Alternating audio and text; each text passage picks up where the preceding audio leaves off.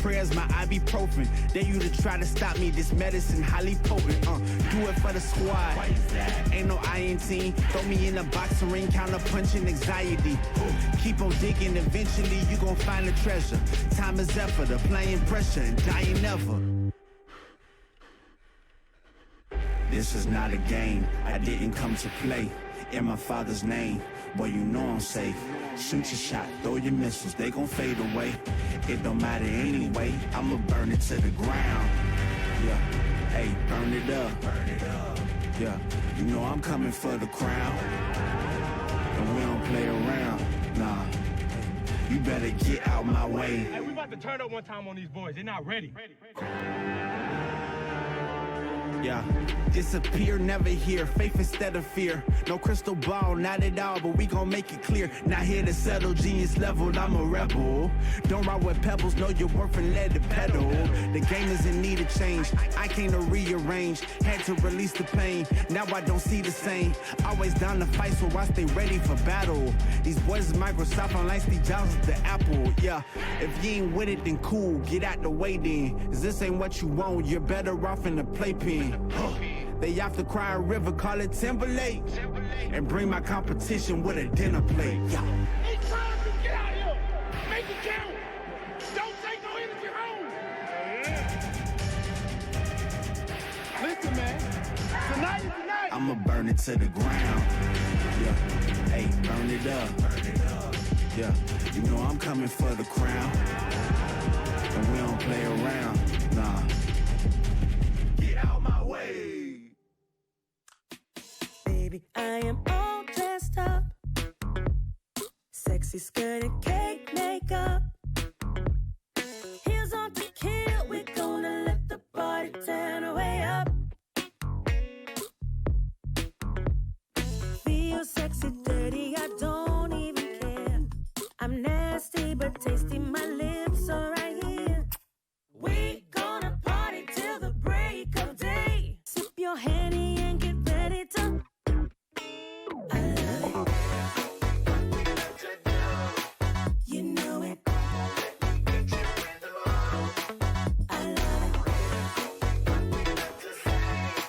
You know it. You'll be calling on my name. Come on, baby, follow me. Way we move is so sexy. Hands on my thighs, I'm gonna move until your nature rise. Boy, you know Thursday, we can get sticky like honey. Friday, I'll make it smooth like butter wine. We gonna party till the break of day. Sip your Henny and get ready to. I love it. You know it. I love it. You know it. You'll be calling on my name. I love it. You know it. You know it well. Yeah. You know it. Feel sexy, dirty, I don't even care. I'm nasty but tasty, my lips are right here. We gonna party till the break of day. Sip your Henny and get ready to. I love it. You know it. I love it. You know it. You'll be calling on my name. I love it. Woo. You know it. No, yeah. I love it. You know it. Anytime now. Monday, Tuesday, do you wanna get down? Wednesday and Thursday, wanna mess around? Friday and Saturday, you're my one desire. Sunday, the fun day, we can start the fire. I love it.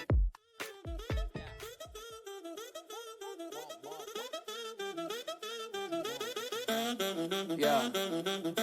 I'm not gonna lie, 다들 하실 뻔한 이야기, her brain fried. My lady papa Zenny, other lady popping Molly, why she waiting on me? 여기 나의 area, 여기 my area. Keep on heading if you want, I drive it like you know. I don't wanna hear you, 지겹잖아 이제 넌 like I'm Bango, cutting my hair. I just keep going though, 소신껏 날 믿고 I fly non-stop, Kelly to New York, 구름 위로 hop on, drive out and riding birds, honeyberry counting gobs. I do what I wanna do, 그게 나의 무늬원. 너넨 꿈꾸지 말만 많지, just do it. Like Nike, just do it. Get to know me and I 내 flow가 작은 눈이 분위기는 chill. Fendi snakes on my barrel, yeah I'm feeling first class. Yo, it don't cash flow. Ooh, pop it on my glass. Ooh, pop that pass. Ooh, smoke that gas. Cash play, blackjack, monkeys on my pick. 100, 200, multiply. Dollar sound, smile, lullaby.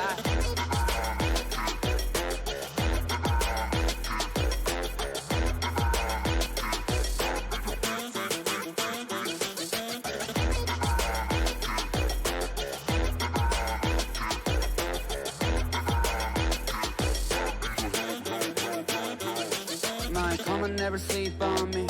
Eyes on my chain, 숙여 너의 고개를 what you looking at? Fool, 너의 눈 허리 멍청했고 find your comfort from another, yeah. I go low like undercover, yeah. Wanna know my name, 죽지 않은 일은 위에 부어버려 기름 gas. You can't even guess me, cause I ain't baby. High low 확실해, not like maybe. Baby, let me welcome to my palace. 찾지 않아 Alice, you just keep on wondering. You just keep on wonder, 찾지 않아 Alice, but 너의 memory. I just pop a bin, Danny have been. 나는 걸어 Boeing 747, I get weak, get ready. Like I wanna get late, 준비해 빨리. We ain't got a lot of time, man, wavy night. Jameson hit the rock bottom. 잃어버린 정신 머리들 약간. Yeah, shot 'em, 모든 problem. 언제까지 기다려야 할래 now gone, yeah.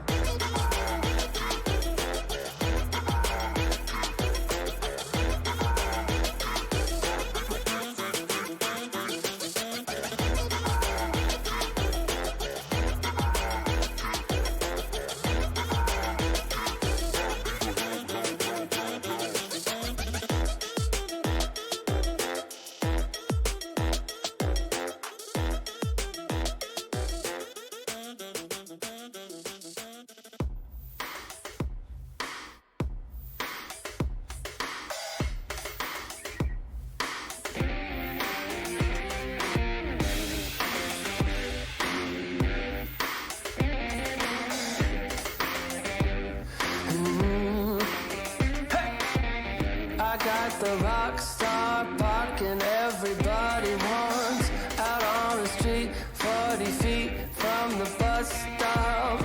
Cause every day and every night I'm smelling the bubbly.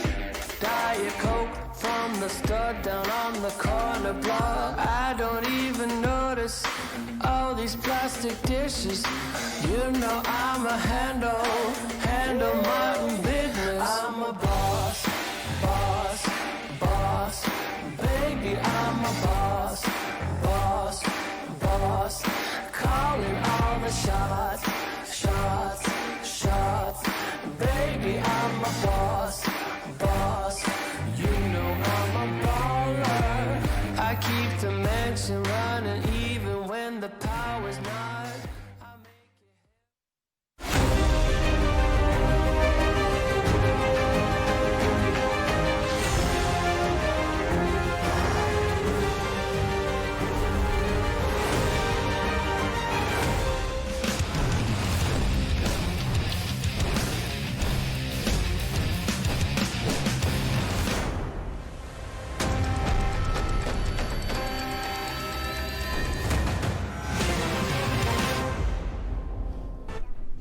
Good evening, ladies and gentlemen. Thank you for tuning in this little bit earlier than what we usually are on a Thursday night. And of course, welcome to week 5 of season 2 of Korean Contenders for 2020. We've got a marathon evening ahead of us. That is why we are here so much earlier than usual. We've got 4 whole games to chug through. Before we get into that, though, I am, of course, Matt Pixie Carroll. Joining me here in just a t-shirt in the late winter is Kevin Averill Walker. I'm going to bring that up every single week. And yeah, 4 entire matches. There's a lot to unwind here, and I think we're in for a pretty intense night. And honestly, there'd be even less if it wasn't for broadcast standards. But let's talk about the game, shall we, as we move forward to the latter end of the regular let's talk season. about closing duck games. Yeah. Well, Closing I duck mean, games. I don't know. Maybe if there were more weeks. But just in the 6 weeks that we do have here, we've reached number 5 already. We're in the lower third now, and we're going to have some back-to-back in terms of week 5s and 6s. It's going to be 4 matches per week, so we've got a lot of games to get through to finish off the season. We already have teams that, as far as I know, I checked the maths a little bit, so if it is correct, I do believe Element Mystic now are guaranteed through. We thought that would be the case anyway, and unfortunately, if the math is also correct, T1 are guaranteed out. We'll take a look at the standings in just a second, but to go over how the format in the season kind of works here, 2 groups of 5 teams each for a total of 10 teams this season. 2 teams came through from trials. 8 were here through from qualification from the previous season. Heap surprise money to play through, of course. Playoffs is coming up. To make playoffs, you need to be top 3 in your group out of 5. So the old school format you might remember from years prior, and there's been some interesting things I think across this season. I kind of want to draw my eye today to some of the more middle of the road things, because just as you kind of said, some of these teams auto-qualified from previous seasons, some of them came in through trials, and then some of them actually occupied slots that had belonged to previous teams. And actually among those teams, the teams that have come in new to the season, either through trials or through taking a slot from an old team, they've actually all done quite well. It's interesting that of the teams that are so far mathematically eliminated, of which we were pretty sure there's only the one, is T1. It's a team that not only was here last season and made playoffs last season and even won one of the weeks in the last season, it's also an organization that has in some capacity existed for quite some time, and also like before it was T1 in the scope of Korean Contenders, this was still a fairly well-established team. So it's quite an interesting situation to find that this is the team that's struggling this season. So you do, when you look at this as well, O2 Blast obviously number 4, T1 is number 5, so even if O2 Blast lose their next game, due to the head-to-head, I'm pretty sure the map differential counts as well. O2 Blast will still be above T1, so T1 at this stage I think are just kind of out. You did see on the other side as well, Element Mystic straight at the top there. They're not going to be playing until next week, so they get a little bit of a break before they have to come back to play their final matchup. Speaking of final matches, I think we will be seeing Runaway's final game today. That happens right at the end. Oh yeah. And O2 Blast as well, we're finishing off their regular season versus Gen.G. And that's a really critical match for O2 Blast, but before we even get anywhere near those, I want to draw our attention to that absolute table-topping bout for Group A. WGS Phoenix versus Talon, 2 teams that are so far undefeated. Talon, they've come in kind of like the young upstart, a bit of a hotshot, well-established organization, bit of a different roster, but still a very well-established organization in the context of Overwatch in Tier 2. This is their first real bout in Korea. They've actually tried to qualify for Korean Contenders at times in the past and have been unsuccessful. So to come and qualify, come first out of trials, and have a hot start in the group is great. But Team WGS Phoenix are exactly the sort of team that could grind Talon's run to a halt here. On top of that, not only are WGS Phoenix looking really good, they've also just got their support Aztac back in the mix on loan from Uprising Academy.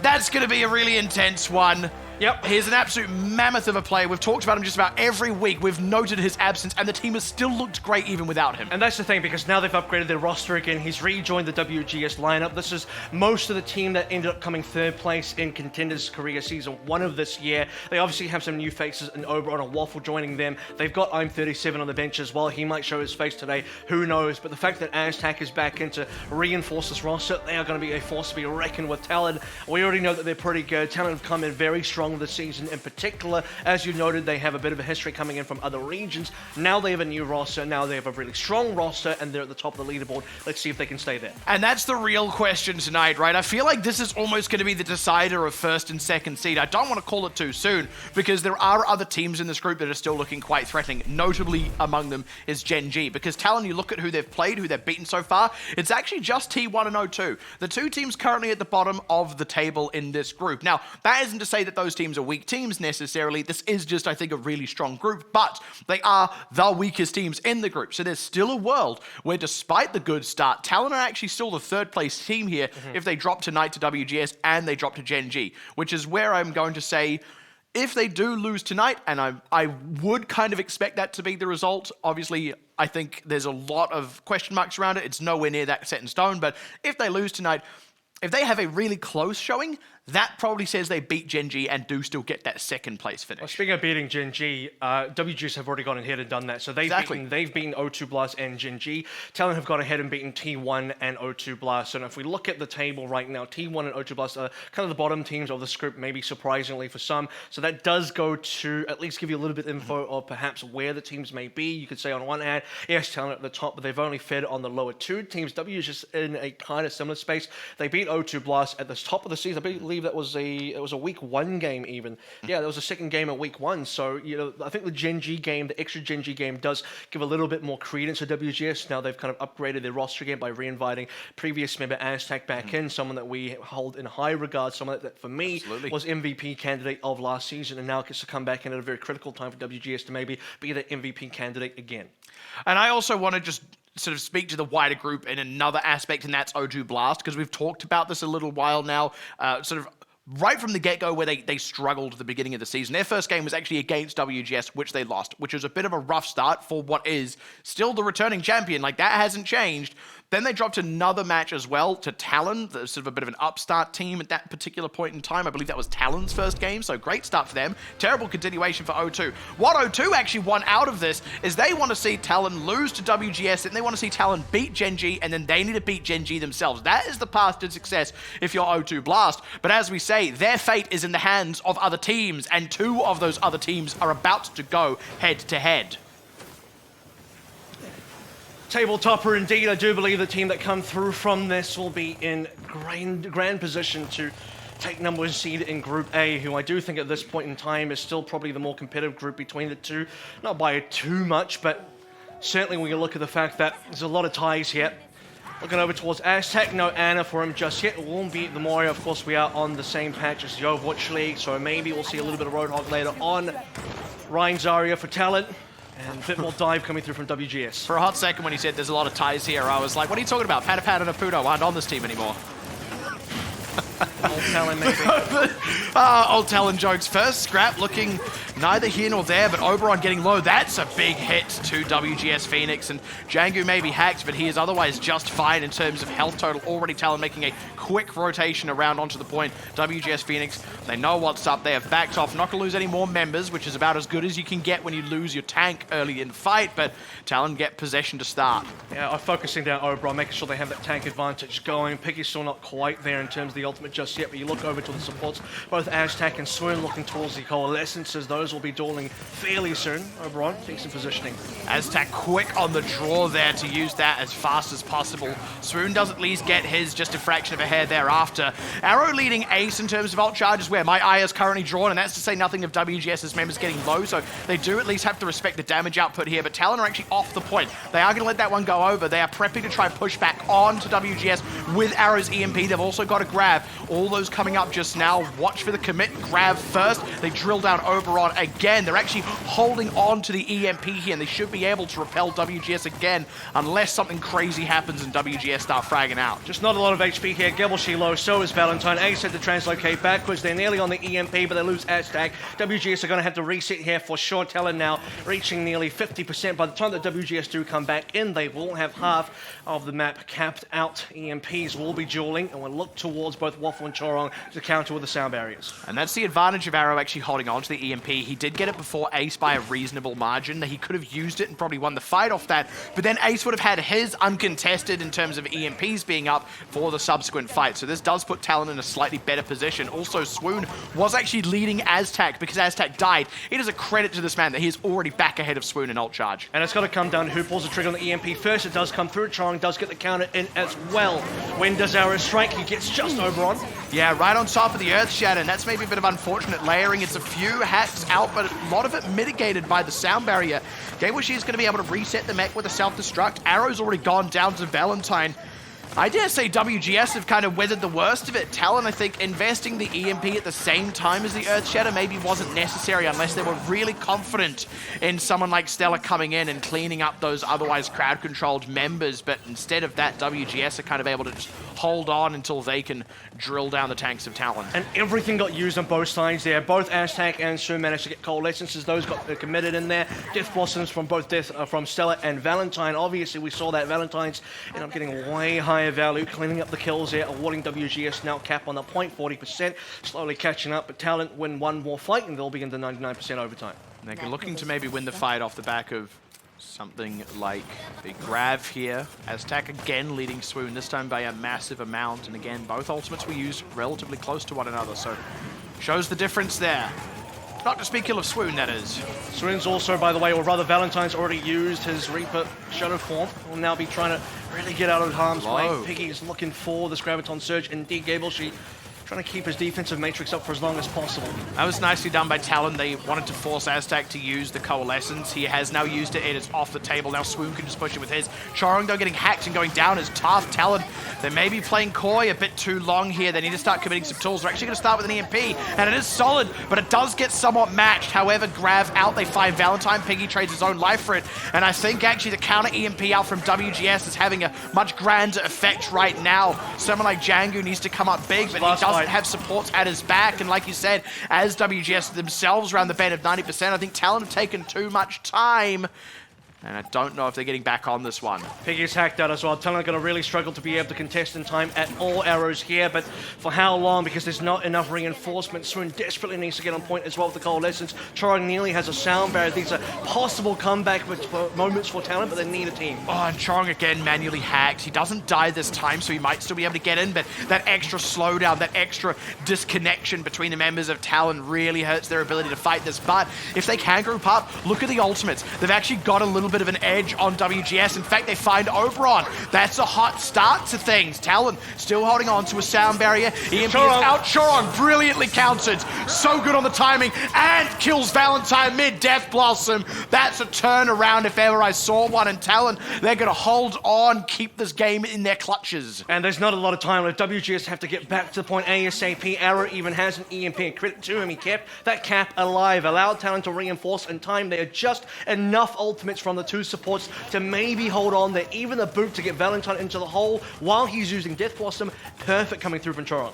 And Arrow's got an EMP. This needs to be the final nail, as it were. It's onto Valentine and Oberon, but they're not in too much danger right now. The follow-up needs to be there. Okay, gonna use the Coalescence to try and push further in. They do get Valentine.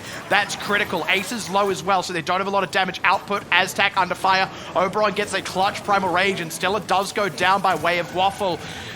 They need to close off more kills here. WGS, they're about to get a sound barrier out of Waffle, and that could give them a lot of extra mileage. Oberon is not able to get the sound barrier. He's too far afield, and he will go down. It costs him his life. Gable, she gets demagged, and he should die to the self-destruct, or if he just dies to a headshot from Arrow, then that'll do it. Stella drills down Waffle, and Talon looking to steer through this final fight. But man, this has been a nail-biter, and this is just the first round of the first map. Complete back and forth there. Talon, credit to them. What a comeback to be able to come through at a moment that is so critical. Just Arrow holding onto the cap itself, trying to get the rest of the members in there. And the previous fight to that as well, you have to look at Ace. He comes through with a huge EMP, 5 members caught. Arrow's own EMP unfortunately only gets Gable, she and Waffle, not enough there. Piggy gets caught in Ace's very clutch EMP and ends up having his entire shield base stripped. He pops the Graviton Surge in there, but it's not enough. Talon looked like they were out, and yet they still hold on.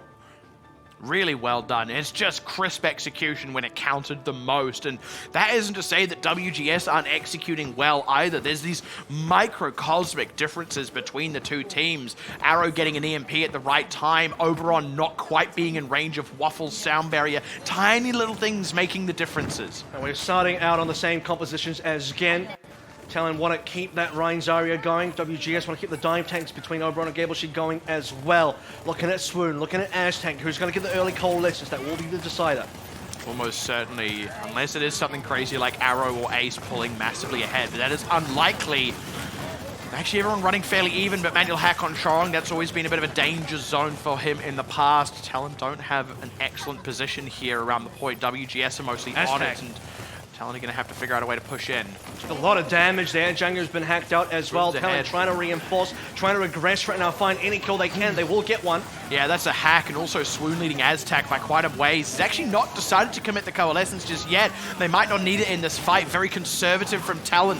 pressuring the man advantage instead of just throwing ultimates into it. So they will at least be in this next fight, even in terms of ultimates. If a little behind, actually, Ace does this with EMP, where Arrow does not. And that's the consolation prize, because this is WGS's opportunity to get in before Choron can counter with the sound barrier available. Piggy will really want to throw into the grab as well. That can be countered by Ace. Strip his shields away once more. Take down Piggy really quickly. I wonder where Swoon will be playing, and I wonder if they know that Ace does have an EMP. At the very least, they're very vulnerable to it. It's going to try and rescue it with the Coalescence, and good thing they had that tool, but it's not going to be enough, unfortunately. Ace, deep in the backline with a quick EMP, absolutely destroys Talon from the inside out, and Talon know that this is a goner. The rest of the members are going to back away from the points. They do only at least lose the 2 and can push back in, but that was a great fight from WGS. When Talon come back, Arrow's ready for EMP himself. Saved a lot of ultimates here for Talon. Plenty of mileage, plenty of fuel in the tank, so to speak, to be able to come back in. WGS will want to really hold on. Waffle has a sound barrier available. Tron hacked out too. Overon actually pops an early Primal grab. Rage. That's not the hottest grab, unfortunately. And Arrow dead to Valentine. Chorong eating a lot of pressure as well. They're just trying to outlast Oberon, who is putting down so much interference. And now in a head-to-head against Piggy, he's going to come out the better end of that. And Talon just not finding any purchase on the point here, losing some unfortunate members in rotation. Oberon getting very quick on the draw with his Primal Rage. Nothing to be gained here. That's unfortunate. Talon would have really liked to have hit something on the Graviton Surge. That was definitely their go button. That was the time to be able to push in, even save the rest of the ults, including the EMP there, so don't feel confident about their chances. Talon now losing a decent amount of time. UGS have breached 50 and exceeded that one, 20% and further ahead.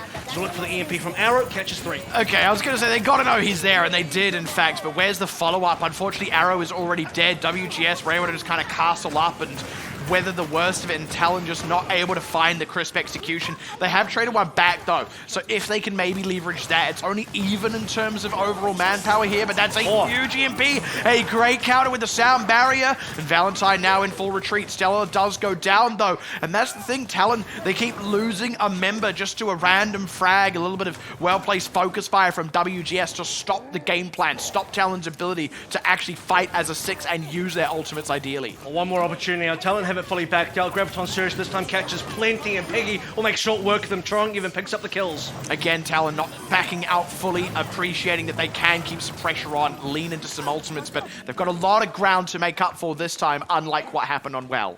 Well, this is it. 96% WGS in good position to be able to finish off well. Bring us to a round 3 of Ilios as Talon look for any advantages they can have. Look at the jungle right here. This is the Earth Shadow that maybe finishes things off and allows Talon to hit their own 99%. He would have to land it perfectly with Arrow down. It is now coming down to Talon for sure. They have to pull out all the stops. And that keeps happening. They're using a Coalescence to try and get Stella in there, and he does actually get enough damage on Oberon despite the sound barrier. Will even find Valentine as well. So it looks like Talon have made it happen, but it was a little bit wonky, losing Arrow early. The trade-off of that is they actually end up holding on to the Shatter, and they will have an EMP. And thanks Stella for that as well, because Stella stays alive there, does a ton of damage, and he's in position now to farm up his next Death Blossom. Holding on to both EMP and Shatter is important, because now you can get rid of Oberon's shield, drop that Shatter for free. Anybody you catch on that should be an instant kill. No sound barrier to protect them. Coalescence won't be healing up enough either. Talon in position to close things out 2-0. This might just end up working out for them. They commit it early as Oberon dives forward, and it might work out. The Shadow's solid. They find Aztec, and that also interrupted the Coalescence that they were otherwise going to pour into Oberon's back to keep him alive while he was hacked out. WGS, though, they're going to back off, wait for a respawn. They might get one last shot at this. Piggy, 82% as well. If there's anything to finish off the game, it will be coming through from Talon's flex tank. Things are getting really dangerous now. Oberon trying to Primal Rage into this one, stall things out as long as he can. This could be quite dangerous. He's tended to get a lot done, but unfortunately this time in the line of fire. Oh no! Piggy ends up off the edge. That's a solid 1-for-1, and that's the grab not having a great effect. Stella, though, coming through clutch again. Disables Aztec. She gets hacked out before he gets themeched. He cannot reset with the self-destruct, and I think that's going to do it. Talon are going to close this out. My goodness. You cannot say that that was easy, but it certainly was impressive. Well, Talon had to come back twice in a row now, you got to say, because WGS have a bit of a lead, even looking over towards Well. Sure, they had to get a little bit of percentage first before they got to that 99%, really force the overtime, but it's constantly time and time again that Talon come through, their backs against the wall, they're severely down a percentage cap, they need one desperate fight to maybe turn things around. Stella really comes through, Ace maybe, or rather Arrow comes through as well, holding on to the point. They just have enough ultimates to maybe get things rolling. rolling. They even completely whiffed one of the Graviton Surges earlier on Ruins there, and they still managed to recover from that situation. So credit to Talon there. Well done for being able to hold on and having the perseverance to be able to win that match. And look, even outside of that grab, and this isn't to say anything against Piggy here, like this is a fairly mobile team composition and they're not going to be really clustered up. He was generally getting like one person in his grabs, right? Often he was looking for someone like Oberon as well, and a lot of the time Oberon was even able to give him the slip. I mean, we even saw getting the solo grab on Oberon rather, there we go. Oberon did go down, but he also bumped Piggy off. So that's just a straight 1-for-1. Like, they weren't getting huge value out of what is, in theory, one of their most valuable ultimates. A lot of it was coming from playmaking elsewhere. And it was interesting, the difference in that playmaking getting disrupted. The fights where Stella or Arrow was getting picked off at the start, or even Chorong getting picked off quite early. Those were the fights that went poorly for Talon. And what I think we can say as well, in terms of looking at these two teams competing against each other and their various skill levels, is, okay, we can start forgetting about some of the previous wins, or we can start looking at this match just in its own, inside of maybe a bit of a vacuum here, and say that Talon so far are definitely competing on WGS's level. This is not going to be any sort of one-sided game. This is the table-topping game that I wanted to see. Curious to see how it's going to play out on all the other game modes, though, because Talon, you can only look like you got your back against the wall for so long. Either you've got to shine or something's got to give, and we'll see which of those it is after the break.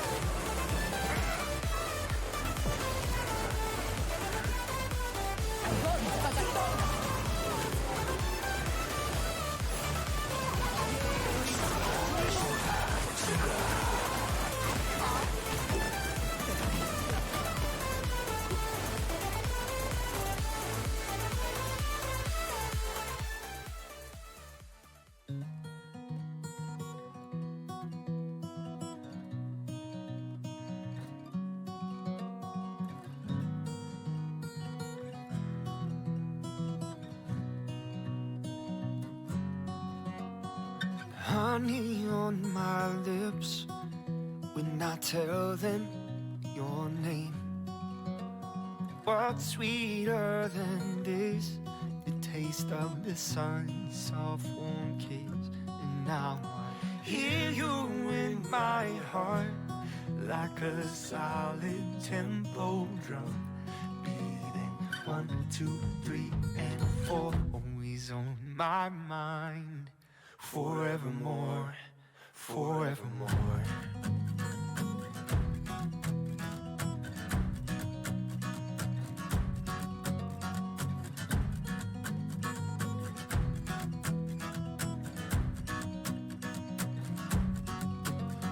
Scars as deep can go are heavy on my soul. And you see all I ever still are letting go. Don't let me go. Don't let me go. Don't let me go. Don't let me go. Was born to run. Don't let me go.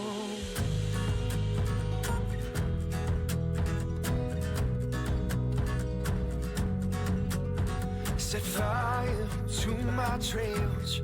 I'm all burned up when daylight comes.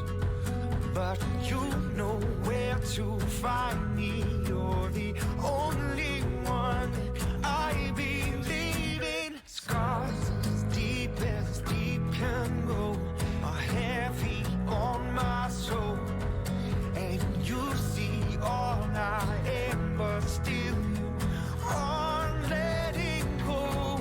Don't let me go. Don't let me go. Don't let me go. Don't let me go. Was born to run, but don't let me go.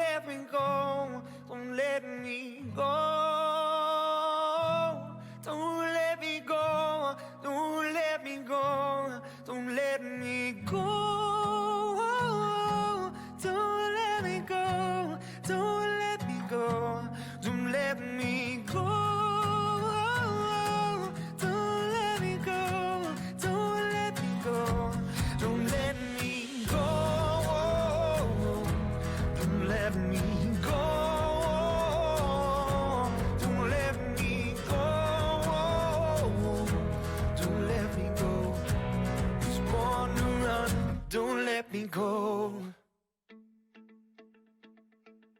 I still remember your number.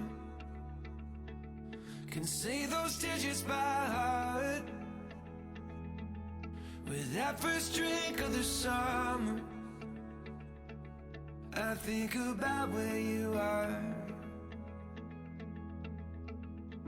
I dialed 235, are you alive?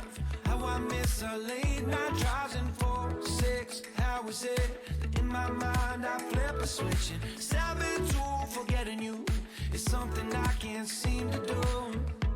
Even though we were just kids, I close my eyes, I'm waiting for the lightning strike to knock me back to 2005.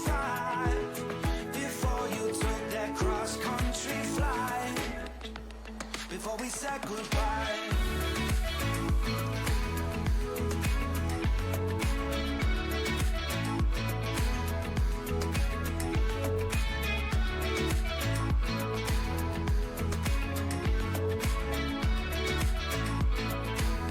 I still remember the house now,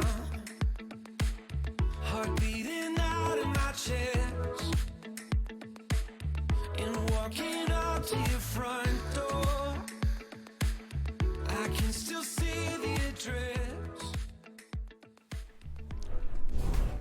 Well, welcome back then. 101 to Talon is not exactly where I think we expected would be. Not that this is all not that that much of a surprise, unexpected. is it? It's not like totally crazy, but it's still like, well, okay, like they are really that good. Okay? I mean, I'm going to be fair about this, but I did think Talon were a really good team, and it was not really, for me at least, coming into this matchup, I didn't think it was going to be a super WGS favorite matchup. I think they're a very good team as well. I think WGS, especially with Aztec, has been upgraded. That's going to be a tough WGS to beat, but this was never a game where we walk into it thinking, yeah, WGS should just come and win this one. This was always going to be pretty tough, 2-0 both sides in terms of map records, or rather match record in the season, in the group so far. Top of the table bout here. It's got to be a close one, and it so far is. It absolutely is, and I mean, the thing that I find interesting about this above all else is there's still that layer of like who these teams have actually beaten so far, because we kind of pointed out before, there's like Talon, they look really good, but also if you really want to get sort of nitty gritty on the metrics, they've actually only beaten the bottom two teams here, whereas WGS at least had that win last week against Gen.G, right? That you'd like to think would on paper put them above Talon, at least in terms of your comparative metrics, but actually in the head-to-head, I mean, I feel like what we're actually looking at here is a world where like maybe Talon is the best in the group, even if they aren't. Gen.G are definitely third, if not potentially fourth, depending on how their head-to-head with O2 goes. Like, I think you can really figure it out now where, later I guess we will have the exact result between Gen.G and O2, but it may just be that Gen.G end up being the middle of the table team here. They could be number 3. Both Talon and WGS end up being number 1 and 2, and they're both better than Gen.G. So, I mean, what ends up actually happening is both teams have just beaten all the teams below them, and that so far has been looking fairly true. We're heading to Hanamura now to see if things turn around for WGS. There has been one substitution, arrow out, feather in, so that means the possibility of a little bit more projectile play maybe in there for Feather and Talon, but so far looking like more Reaper Sombra. Can't say I'm mad about it. It's quite a lot of tension across control, especially between the Sombra players. We saw both were going pretty pound for pound in terms of EMPs, but there were just the odd moment where, one had an EMP and the other didn't because of how the pace of fights had worked out, and it made huge differences in the outcomes. Welcome to APAC meta, by the way. I'm sure that all teams, as the Overwatch League teams head over to Korea as well, everyone will be playing on a similar sort of style. I mean, I don't know, maybe the NA teams will try something different here, but Dive, especially looking over towards Reaper Sombra, seems to be name of the game, especially WGS looking over towards more Dive. They're running realistically the same comp again on this defense as Talon are running their same comp again. As they say, if it ain't broke, though, that does apply more to Talon here than it does to WGS. Speaking of, Oberon. He looks broke. Yeah, absolute pummeling there, and somebody needs to fix him. He will duck out, and Valentine's able to snipe Swoon from in the middle of the group and then sort of Wraith walk to safety. Swoon might just be able to rejoin the team here with the positioning with a well-timed fade, but still a bit of an awkward spot for Talon. Talon needs to now hold up and bunker up as best as possible. This gives Aztec a lot of free time to get this ult charge up. This gold essence will be very deadly by the time that Swoon does return, and he's fairly far behind now as well. Look at the extra damage being laid in, nearly 90%. Ace, very smartly done, immediately pushed out to try and stop Swoon from joining the team. At the very least, try and maybe catch him, farm up some ultimate. But actually, Talon, they're able to bring Swoon back into the fold. They push out hard and fast. It's a 1-for-1 so far, but it's a painful 1-for-1 for WGS, who've now also lost Gableshi's mech, and Talon coming up big into those ultimates. It's a big commitment out of Talon, the grab, and then both support ultimates, but in the interest of answering Ace's EMP, I think it is ultimates well spent, especially when it's looking like it'll result in a cap. Super fast ult charge coming through from Chorong on the Lucio as well. You're probably wondering how the sound barrier gets there in time for the Ace's EMP, and part of that reason is because Swoon was there. Chorong was doing the soul healing for the entire team, so all the other members that were hiding in this right side room over here taking damage from WGS, Chorong was getting all of that ult charge for free. That's how the sound barrier was there in time, and it will be the perfect counter to allow now Talon to push on through, collect A technically in one attempt. You'll say maybe 1.5 because Swoon did have to come back, but plenty of time to work through for B. They do have an EMP here. Waffle, in theory, has the answer, but if he ends up getting caught by it, that could be a real issue. He should be able to hide, though. It's up to Feather to maybe try and seek him out. If they catch him, that's pretty much it. No, not going to quite catch him. Waffle quick with the answer, but maybe not quick enough. Then get Oberon. Oberon not saved by it. That's massive. He was flat on his back to the Earth Shatter as well, so he couldn't get any closer to Waffle himself. It is a 1-for-1, though, between the main tanks, and that is a trade that theoretically favors WGS, especially with the CMP coming up available and Oberon coming out the gate with a Primal Rage. A big EMP coming across. Piggy nearly living, but just not quite. Waffle getting him in the back. It's been a good gamut of kills from Talon, but I think they recognize that they lack the staying power here, having lost both the tanks, and they are going to back away. And they needed to keep Piggy alive. That was the crucial member to have in that next fight. Once the EMP dissipates, you have the Graviton Surge available. You still have plenty of firepower from the rest of the members. Talon could have double capped there at minimum. I mean, maybe they get 1 or 2 ticks. That would have been phenomenally good for them. But Piggy will go down to Waffle. WGS find their mark, and they will hold on at least for now. Oberon, I appreciate being conservative enough to not just throw out the Primal Rage straight away. They trusted that the EMP would be enough, and it was. So now they hold on to a defensive Primal Rage, which can be a real big issue for a team that is trying to isolate members and close out kills, and Oberon already getting aggressive with that. Stella in a lot of trouble, has to be rescued by a sound barrier, and one I imagine committed a bit early than they would like. The Grav has come out. Gableshe can reset the mech though, so this is so far not a lot. Oh, and then Piggy getting caught in the explosion is an absolutely brutal break here. Feather's got an EMP, and they're going to go for it, and it might actually pay off. They've found Oberon, and that is a huge EMP. Waffle's still hacked, only just gets the sound barrier out now, but it finds the pilot form of Gableshe, who then needs means a manual hacker loses that shielding. Ace has been low since goodness knows when, so is well out of range of that sound barrier, and Talon might just be holding on, might just be able to close this one out. Feather clipping the frogs there for Waffle, and the WGS there stifles their ability to hold on with the sound barrier, and now time is limited. Earth Shatter comes through. Talon will cap. Gen.G trying to get a sort of last-ditch charge, maybe pick one member off, and Talon did not come into that fight with an upper hand there, especially when you consider actually the first casualty was theirs in Piggy going down to a self-destruct. The fact that they decided to commit an EMP in when so many members were low and have faith that they could execute was a really brave call, but a very well-founded one. That's the thing as well, because the Graviton Surge, it looks okay. You get both the tanks in there. You don't kill Oberon. You do demake Gable Sheep. He does reset the make. Worse still, he gets a trade onto Piggy, like you mentioned there. It doesn't look great for Talon, but the EMP from Feather is just good enough. Waffle on 99% towards the sound barrier. You got to feel bad for him as well. Getting caught by the EMP, doesn't get to use sound barrier on time. That is a difference at the end of the day, and I still think if Talon just kept Piggy alive in an earlier fight, this could have even been fast. You see 3 minutes 12, could have been 4 minutes, 4.5 minutes, maybe something closer to 5, but Talon will be happy with the 3:12 that they do have. WGS now have the line in the sand that they need to try and reach. Boy, howdy, would I be happy with 3:12, especially against the other table-topping team in WGS Phoenix. So now, like you said, WGS Phoenix, they know exactly what pace they need to match and ideally exceed. And that also means Talon know exactly what they're playing for. They're playing to run down the clock. Even if WGS do cap, if they cap with maybe only a minute, then Talon still have a huge advantage. Neither team wanting to budge on comps either. Talon feeling very confident about how their Ryan Zarya play is going so far. Oberon Gayball Sheet, no, they are going to change. Here it is, the Ryan Zarya themselves. They want to start matching now as WGS push forward, and Talon are going to meet them tank v tank. All right then. Bit of a composition change up for WGS Phoenix, so we will have to see how it works for them, because Talon, I mean, they are the team that has so far been successful. That's a manual hack onto Ace, and Feather's able to confirm that kill, so already a bit of a slow start for WGS, but not necessarily a terrible one. This is recoverable. Spy versus Spy battles ends with a melee kill coming through from Feather now, about 15 or so ahead of his opposition. Both Swoon and Aztec fairly close to each other. And Talon desperately looking for that first EMP or the first coalescence, something to give them the edge. WGS though trying to find a little bit of ground. Just trying to keep jostling for position, but Aztec with a coalescence, Swoon does match. Django's in a bit of trouble, but Piggy's so fast on the charge. If there's one big difference maker, it's been between him and Gen.G. Unfortunately not getting the kills, like you mentioned. I mean, now the shoe can go onto the other foot here. Feather's got to do it with an EMP, methinks. The problem is the Graviton Surge went so long range. Who's meant to damage that when Django's caught up in a 1v1 versus Oberon? He can't go swinging into the Grav, and now the Grav should come through on the other end as the EMP catches through. And Waffle is immediately there to answer it. Now the EMP across out from Ace absolutely finds its mark, and by its mark, I mean Chorong, who did have a sound barrier but was caught in the EMP, and with that, Talon are going to get kicked off the point here. Took about an even amount of time just eyeballing it with what Talon did to cap point A, just a much more protracted fight, so we'll have to see if WGS can preserve some momentum coming into B and maybe win out in terms of the time bank. They have the advantage here. Look, they have 2 tank ultimates. Coalescence up for Aztec as well. Swoon is falling behind now.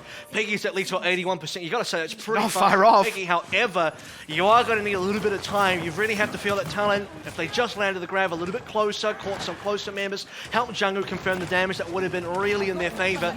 The Gable, she's going straight for it. All right, there we go, the grab, and it's immediately answered by Chorong. I don't know that they needed to layer the support ultimates, and even committing their own grab very quick, smart. Look, it's worked out. They've drilled down Aztec, but this is a big investment for Talon, and they've actually only got the 1 kill. I think maybe either or on the support ultimates would have been fine. Maybe commit the grab afterwards when you're looking to push back into the team, because they couldn't be shot, but they couldn't shoot back either. Piggy's just put out 2 grabs to Gable. She's won so far. He is getting these very quickly.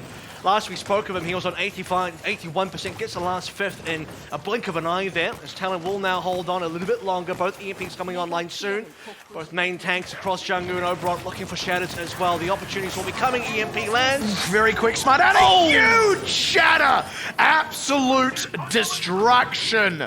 And Talon, they've got nothing left to hold on with here. They will get a full rack of respawns, but they're going to have to make it count first. Need to stall the point, can't get there in time. Feather not quite on it, unfortunately, well warded off, and that is 2:48 to 2 minutes. That is passing with flying colors for WGS. Yeah, it's a lot more time. You can see that originally we did a 3:12 on there for WGS, but we are just going to be rolling back the clock a little bit just to give, for Talon, to give Talon just the 2 minutes. So at the end of the day, WGS kept with 4 minutes, I believe, now down to Roughly 2:48. It does mean that they have a little less of an advantage, just to 48 seconds as opposed to about a minute or so, nearly a minute.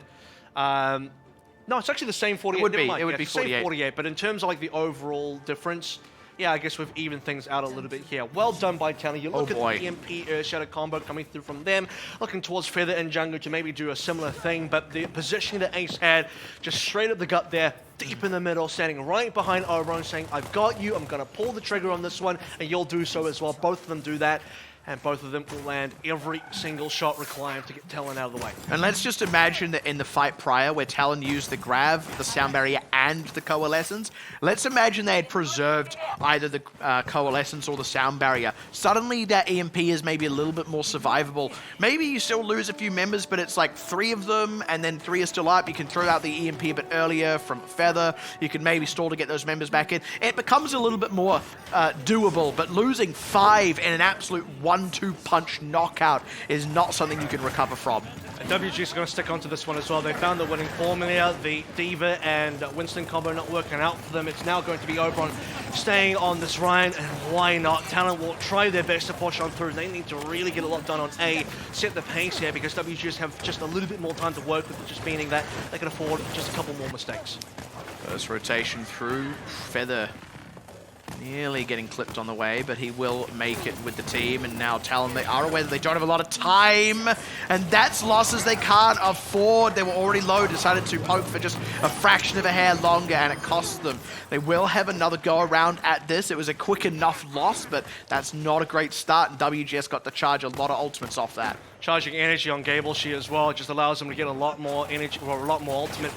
80% nearly, 79 for him. WGS looking towards the victory button now. Aztec is also well and truly here to swoon this time around. And as we get below 1 minute for Talon, really they don't have a lot of opportunities left, and WGS are going to look to close things out with their ults. Kind of just need a brawl long enough for maybe something like an EMP. Also, if Choron could maybe get his Sound Barrier before Ace has his EMP, then that's something.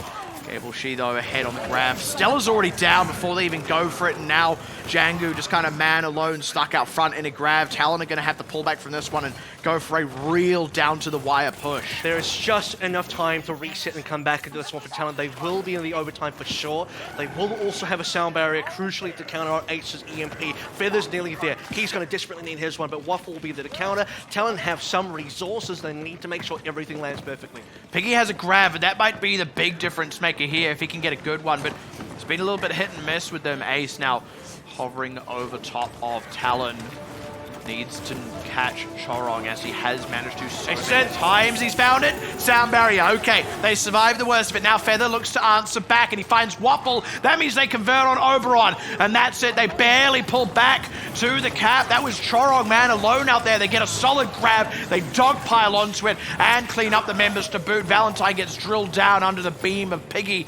That looks like Talon ahead in the fight. If they can finish off Gable-She, if they can finish off Aztec, they need to make sure that WGS don't have a chance of getting back onto this. 2 ticks now as they find, losing Piggy, but trading with Aztec and Talon. They've got some close enough respawns. They've just barely got enough men here with Gen.G coming back. They will confirm the cap. That could itself be the difference maker. And this is what the other side of the coin looks like when WGS, they focus Piggy, but they do not take him down. He got hit by the EMP, saved by the Sound Barrier. He's on 1 HP forever. And then he's manual hacked as well. You look at him, he desperately wants to use his Graviton Surge, but he's not allowed to. He's just consistently hacked, but still stays alive, throws it in there. It's a game-winning play that lets them get A, but can they get B as well? Here comes the overtime once more. It's up to Gen.G. Piggy's moved over to a Diva. If he can catch Gable-She's grab, that could be enormous. That's huge. They find out Aztec. The EMP comes across, but I don't know that it's enough. It shatters either side, but 2 for 1 to favor Talon. Piggy gets D-Megged, but he's actually not dead. He's not threatened, and he's looking hot to get back in that mech before too long. Chorong coming up on a Sound Barrier as well. Gable-She in trouble, goes down to the man I just mentioned. Piggy back in the mech now, and Valentine goes down. Talon gonna pull a twofer here. That's one Sleepy Piggy, but he's not at risk of of dying. WGS is still waiting for members. Here he comes. And now an EMP out of Feather comes across Oberon and Waffle. They kill the latter. Oberon has to pull way back. 2 ticks for Talon and a sound barrier still in the back pocket. I think they're going to do this, Kevin. They just need to finish off these last few members. Even if they don't at this point, 2 ticks is almost guaranteed to close it out. And they've got Obro. They've got Valentine. They hose down the lot. Now Gen.G as well. And Talon, what an incredible passage of play across the last minute. What in God's name is Talon available to do here? How are they consistently coming back from the brink? You thought you counted them out, but there's just that one heartbeat that keeps them going. Talon and Esports still are going to be holding on to this one. They feel like they're out, but they're never truly out. This is, I would say, the most exciting team to be watching right now in Korean Contenders. And that is saying something when you consider the caliber of players and teams in this region. These guys are up against some much bigger names in the context of Korea specifically. We said Talon had made a name for themselves across their years of winning in Pacific, across their solid performance at Gauntlet last year. This is still a new squad, but I've got to say this organization is proving that they are one of the top dogs in the world right now. And outside of Stella, who is Overwatch League clearly material, he's coming through from the Toronto Defiant, Boston Uprising, you name it, the rest of Talon's roster, several overlooked players. You got guys like Feather and Sean coming through from Badlica from last season, a team that was up and coming. A lot of players here like Piggy that's been maybe underutilized in some of his previous rosters. Swoon, who's a bit of a Ricky in my opinion. So Talon Esports are really coming in big right now in Group A. They've already taken down some very good teams. They've beaten the T1s. They've beaten the O2 Blast. Yes, we can say those 2 teams have been struggling this season. O2 Blast are still defending champions. They're ahead now versus WGS. I'm not going to say they've won just yet. They got one map. They managed to make a miracle run on their offense. Can they hold on for the defense? Because WGS now going to come in with a vengeance. Okay, that's a good start at least. It slows things down, disrupts things a bit, but my goodness, I don't know about you. I'm so ready to see something even more insane out of WGS to fully cap out as well. We'll have to see how this one goes. Looking towards, I think, Gen.G versus Piggy on the ult charge. Swoon versus Aztac has been an instant, or really interesting battle as well. I do think Aztac is probably the flex tank, rather flex support of Contenders Korea. Let's see if he can hold on to that reputation. Just ahead by a little bit right now as WGS trying to find some space. Talon, Feather has a huge lead over Ace, and that in itself could be enough, but as per usual, Aztac is ahead in ult charge, ahead of everyone, not just his counterpart, so quick on the draw with that, but Swoon can now match just a fraction of a hair after, and again, Piggy leads Gen.G by an enormous margin and connects an absolutely massive grab. That's a solid one, a huge chunk of time lost, and they get so many kills. That charges up a lot of the rest of their ultimates. And I'll be honest, sometimes, okay, you do have to remember he whiffed the grab on Elias, you do have to remember the previous A defense, he threw it a little bit too far, but that's what it looks like when it connects properly. He gets every single member he needs right on the front line. Changu's there swinging. He's going to get an Earth Shadow as well. I mean, so is Oberon, but Talon at this rate in the game are very far ahead. Okay, Feather's not quite going to be able to get the backline EMP there. He was spotted out and under a little bit of threat, but Stella's still in there laying out the trap. They throw down the EMP. They drill down Oberon. They didn't even catch Waffle, but they didn't need to. They killed Oberon so quickly. Look at his grab, and WGS pulled back. They got a lot of tools for the next fight, but it's still time lost for WGS. And both of the Lucios now will have a sound barrier available. Tron can hold his one for Ace. Waffle can use this one maybe a little bit more aggressively. Looking at the shadows as well. Is it going to be the Ace Oberon combo? That won them this map on their offense just a little bit earlier on. Okay, that's off yonder. Chorong needs to get this off. He was waiting for the EMP first, but that might have been a bit too long because Gen.G was caught in Oberon's shadow. So he's now down already, and Talon have yet to answer that one back. But Piggy with a second grab, 2 for 1 on Gen.G. If he can get another good one, that can do it. It's solid, but there is a sound barrier. How much damage can they deal? They did have a Death Blossom, but it's not quite been enough with the sound barrier in and Aztac at Oberon's back. WGS are going to steer through it, absolutely weathering what would have been an otherwise battering storm. I don't want to say that this could be anticlimactic, but this could actually end up in a draw as well. We're in a situation now where WGS have only 40 seconds to try and get onto B and confirm at least 1/3. Otherwise, Talon's going to stall this one out. We're going to forget about Hanamura altogether. It will be draw Amora. And at that point in the game, we're just going to go back to a 1-0. Let's see if Django can hold on. Feather's got himself an EMP and Waffle has no defense. Aloha, drawer. Doesn't really work. So draw a moment. Anyway, Talon They do have the tools they need here, and that could be enough. Good EMP, damn. 5 members, and a fat shatter on the lot as well. Batten down the hatches, WGS Phoenix, you've got a big storm coming. And with no time left for it, Talon with the full 2 tick, the double cap out. WGS with nothing but nothing the second go around. That is an absolute standout performance to bring Talon to what is match point against one of the most threatening teams in this group. Well, let's see how much WGS can hold on to. Valentine coming through on his signature Doomfist, but I don't think there's enough teammates here. Gable She will use a desperate Graviton Surge, and I don't know how many people will catch, and certainly you hope it'll catch more than what he got previously. It won't be match point just yet. It'll be still 1-0 as Hanamura comes through to a 0 zilch result. Oh, no, hello? Yeah, Talon got 2 points. Never mind, I'm wrong. That's fine. Talon would prefer that result. Guys, clip that, because that's the only time he's ever been wrong, ever. Yeah. It's quite Rest impressive. of my life. It'll be the last of my life. It's a shame to end the winning streak, but at the same time, that was a great match, so I don't know that I'm really that mad about it. What about WGS? They just lost their winning streak. So, well Feeling done. the heat about now. Well done. No, of course, because Talon capped out. Yeah, Yes, that's... in my memory. Remember? Yeah, well, the thing is, in my memory, I for some reason remember that WGS held on because that's what I expected to happen. So I'm like, I'm pretty sure WGS held on, so this ended up being a draw. You just dropped over from the Berenstain universe where WGS held, and What happened was Talon's resurgence there on their attack and time bank was so insane that it just, I don't know, it fizzled. It broke the time-space continuum. My brain couldn't handle it, and I'm like, that didn't happen. You had to rewrite. WGS actually held on. It's like, we're in the correct timeline. No, Talon won that one In for the sure. absence of a reality that made any kind of sense, you had to write a reality that made sense. Yeah. You're like, that's couldn't have been that they double capped. That's not possible. It's like when the aliens finally arrive, I'm like, that's just George. I've known him all my life. Yeah, what are you talking about? There's No aliens. What are you talking A match lot of point. these No, guys, there you George. go. Well done. It is match point. Talon. Fantastic. 2-0 up. That is incredible. And it comes. And by the way, to speak about that moment on the overtime or the time bank as well, this wouldn't have been possible if it wasn't for the fact that they actually did win that time bank. That's why in my mind I'm still like, what happened? It feels like a bit of a blur because it just all kind of just went. 2.5 minutes of just like non-stop action.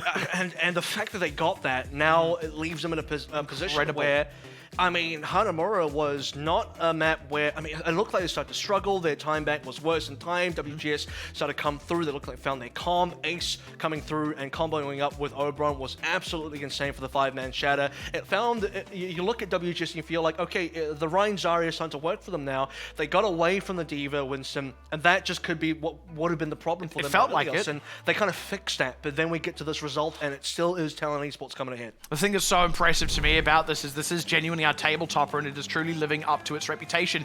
But there is the real potential that it's a 3-0, and it would be a scoreline that does not tell the full story here. This has been one of the hardest fought wins to get to a match point thus far, and I don't even want to say that it is even close to being a 3-0 just yet, but maybe it will be, and that all comes up after this break.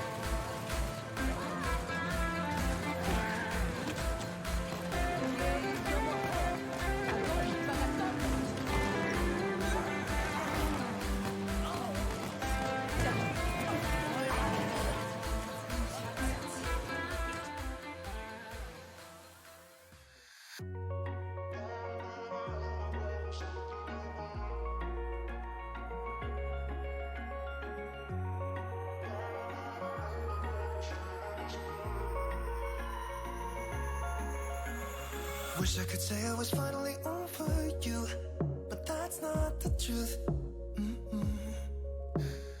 Everyone always keep falling in love again. The fuck's wrong with them? I don't understand. Maybe it will pass by, someone save me. For I pass out, I'm too lonely to be done. I'ma drink at this place. Yeah. Why am I the only one who's left in the rain with nobody to hold on to? Why am I the only one who's feeling this pain when there should be two of us? And yeah, I know we both wanted different things, but letting go just comes easy to you, don't it? Why am I the only one who's left in the rain? If I had an option to be someone else, I would, and let go of you. I know that I'm obvious, fuck it, I'm made this way. But why didn't I stay when I had the chance? Maybe it will pass by, someone save me. For I pass out, I'm too lonely to be done. I'ma drink at this pace. Yeah. Why am I the only one who's left in the rain with nobody to hold on to? Why am I the only one who's feeling this pain when there should be two of us? And yeah, I know we both wanted different things, but letting go just comes easy to you, don't it? Why am I the only one who's left in the rain? Are you ready for like the fastest close match ever? I say that in all fairness, going to Time Bank is never a quick affair, but even then, I like. They made it look fast. It was genuinely spectacular. Like I talked about, like the 45-second kind of like capping A, 30 seconds on the clock, go to B, about 15 seconds of overtime. Like that entire stretch was like.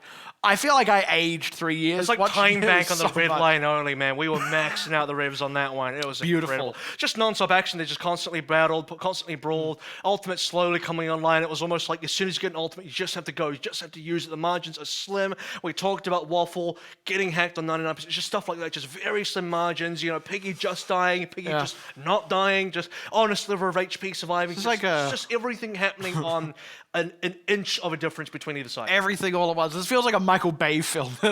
Like all we needed was just like a part of Hanamura just explodes.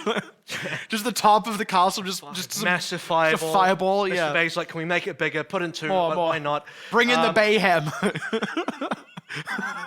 I love that they say that. Oh, it's great. Oh, or the Bayos is the other one, is in chaos. That doesn't really sound as catchy to me. I'm looking at the situation now and I'm thinking, okay, if you're WGS, what do you do about this situation? Are you thinking of changing up comp? I know teams are practicing Reaper Sombra. I know that so far we're going in towards Brawl. Look, you look to the early weeks of Contenders' career. You look at maybe even early matches of APAC Owl, you know, as we got into this patch, you know, we're playing a little bit more dive. You're seeing Ash a little bit more still. You're seeing more kind of dive-ish kind Even of saw the support odd still Gen.G there. and A little bit of things Mercy around. still there. I mean, maybe teams will still force Gen.G, maybe not. We'll see. You know, if teams like Element Mystic are not going to be forcing Gen.G, then I don't think anyone will be anymore. But I guess the point I'm trying to bring up is, are we going to see Ash? Are we going to see McCree? We're going to see any hit scan, because that would be when I'm 37 gets brought out for a team like WGS, and they've got him sitting on the bench. He's probably one of the best hit scans here, especially on the sniper heroes, especially on the point and click heroes, that I expect to really pull out when WGS need the firepower. The bigger question is, does it fit their comp? Does it fit the meta?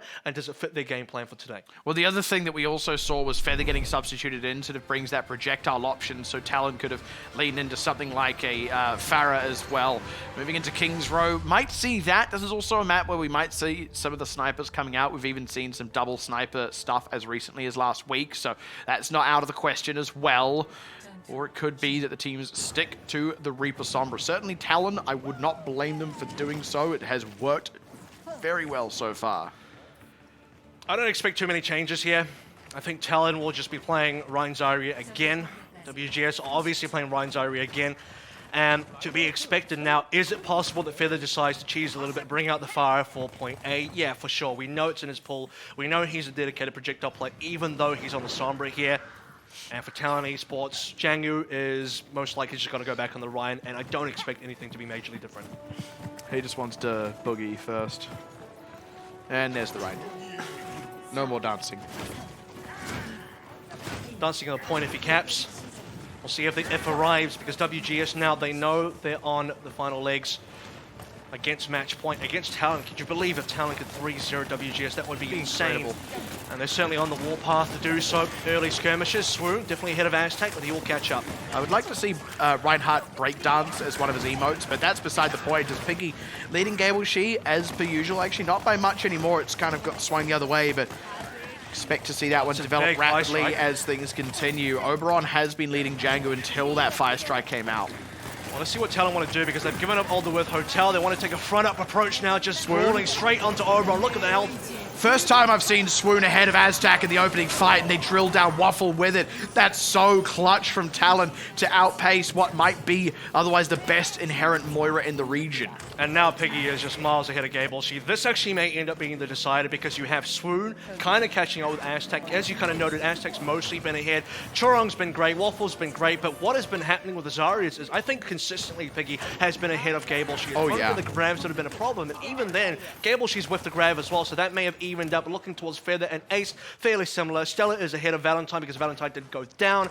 Poor Oberon got focused, but he is still keeping up with Django. I mean, if you're going 2 for 1 in terms of overall grab output, then you only need 1 of every 2 to be good, assuming your opponent's 1 is always a good one. And that's kind of what's been happening with Piggy. Now as Talon look to push through this archway, they've got that grab. So Earth Shadow Days as well. I think Piggy might just want to pull the trigger here versus no Diva. He can afford to go straight for it. It will be slowed down by Waffle, like you mentioned. That's important because Waffle actually might have sound barriers soon, and that could be the counter we're looking for. Ace might even pull the trigger early.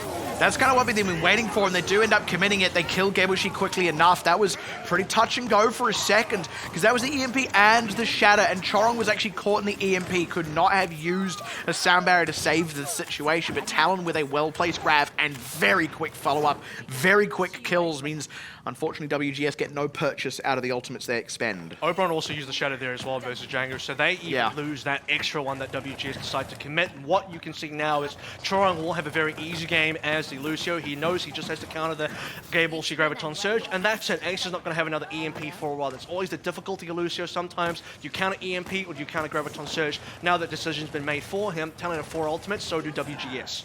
This could still be good here for WGS if Waffle can adequately counter Feather, but here's the sound barrier to answer the grab. So far, all things expected. Talon, again, double layering at the support ultimate, something I've seen them do quite a lot, but this time it is working out. Stella has the extra reach to push forward. They get a lot of damage in. You're not seeing him a lot on the kill feed, but he is responsible for a lot of the damage that was done to result in those 3 kills, and now Talon pushing forward again. And because Feather doesn't EMP, Waffle doesn't sound barrier either. At this rate in the game, WGS are very much playing for C. They've given up B completely. If they wanted to fight for B, they would have sound barrier, they would have used the Death Blossom as well. They've just kind of said, okay, we're gonna try and just complete a hold here and hope for the best. It's 4 minutes and 50 on the clock. Talon are on par to get a really great time for their own time back, but can they get more resources? Piggy's nearly there, and that could be the game breaker.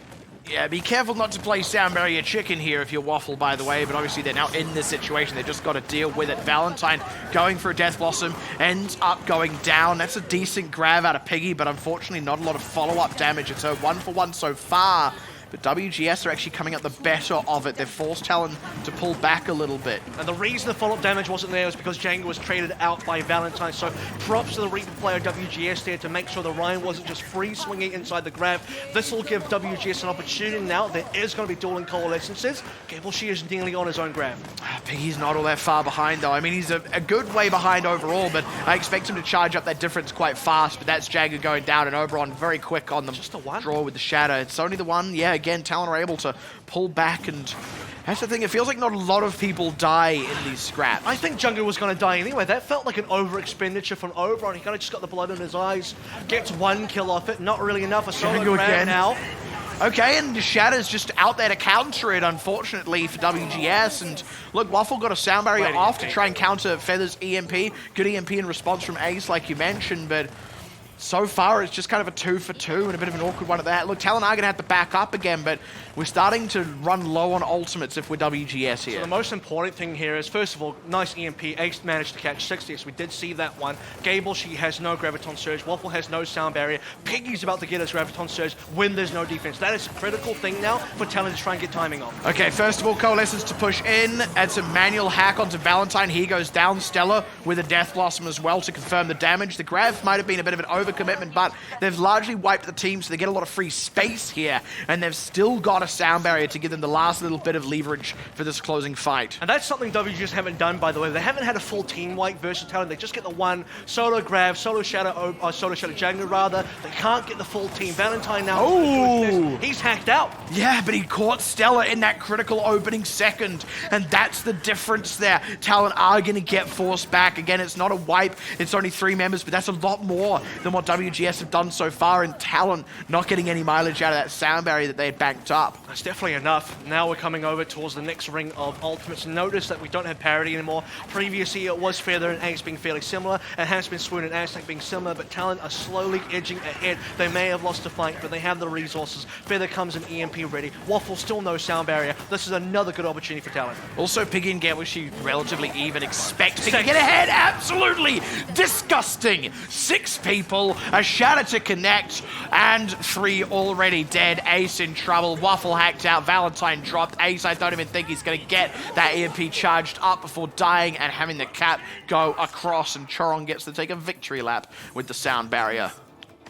And Ace on 99% towards EMP, dying right towards the end there. It's thematically about as accurate as you can say for WGS, where it just feels like they're a little bit short. They just don't quite have the one ultimate that they need. Waffle desperately wants to get the sound barrier, but he's just not charging it in time. You just have, maybe Oberon overextending, overcommitting rather a little bit there as well. You did see Ace get a very good EMP early, but they only got a couple of kills off that one. They just can't get this huge cleanup.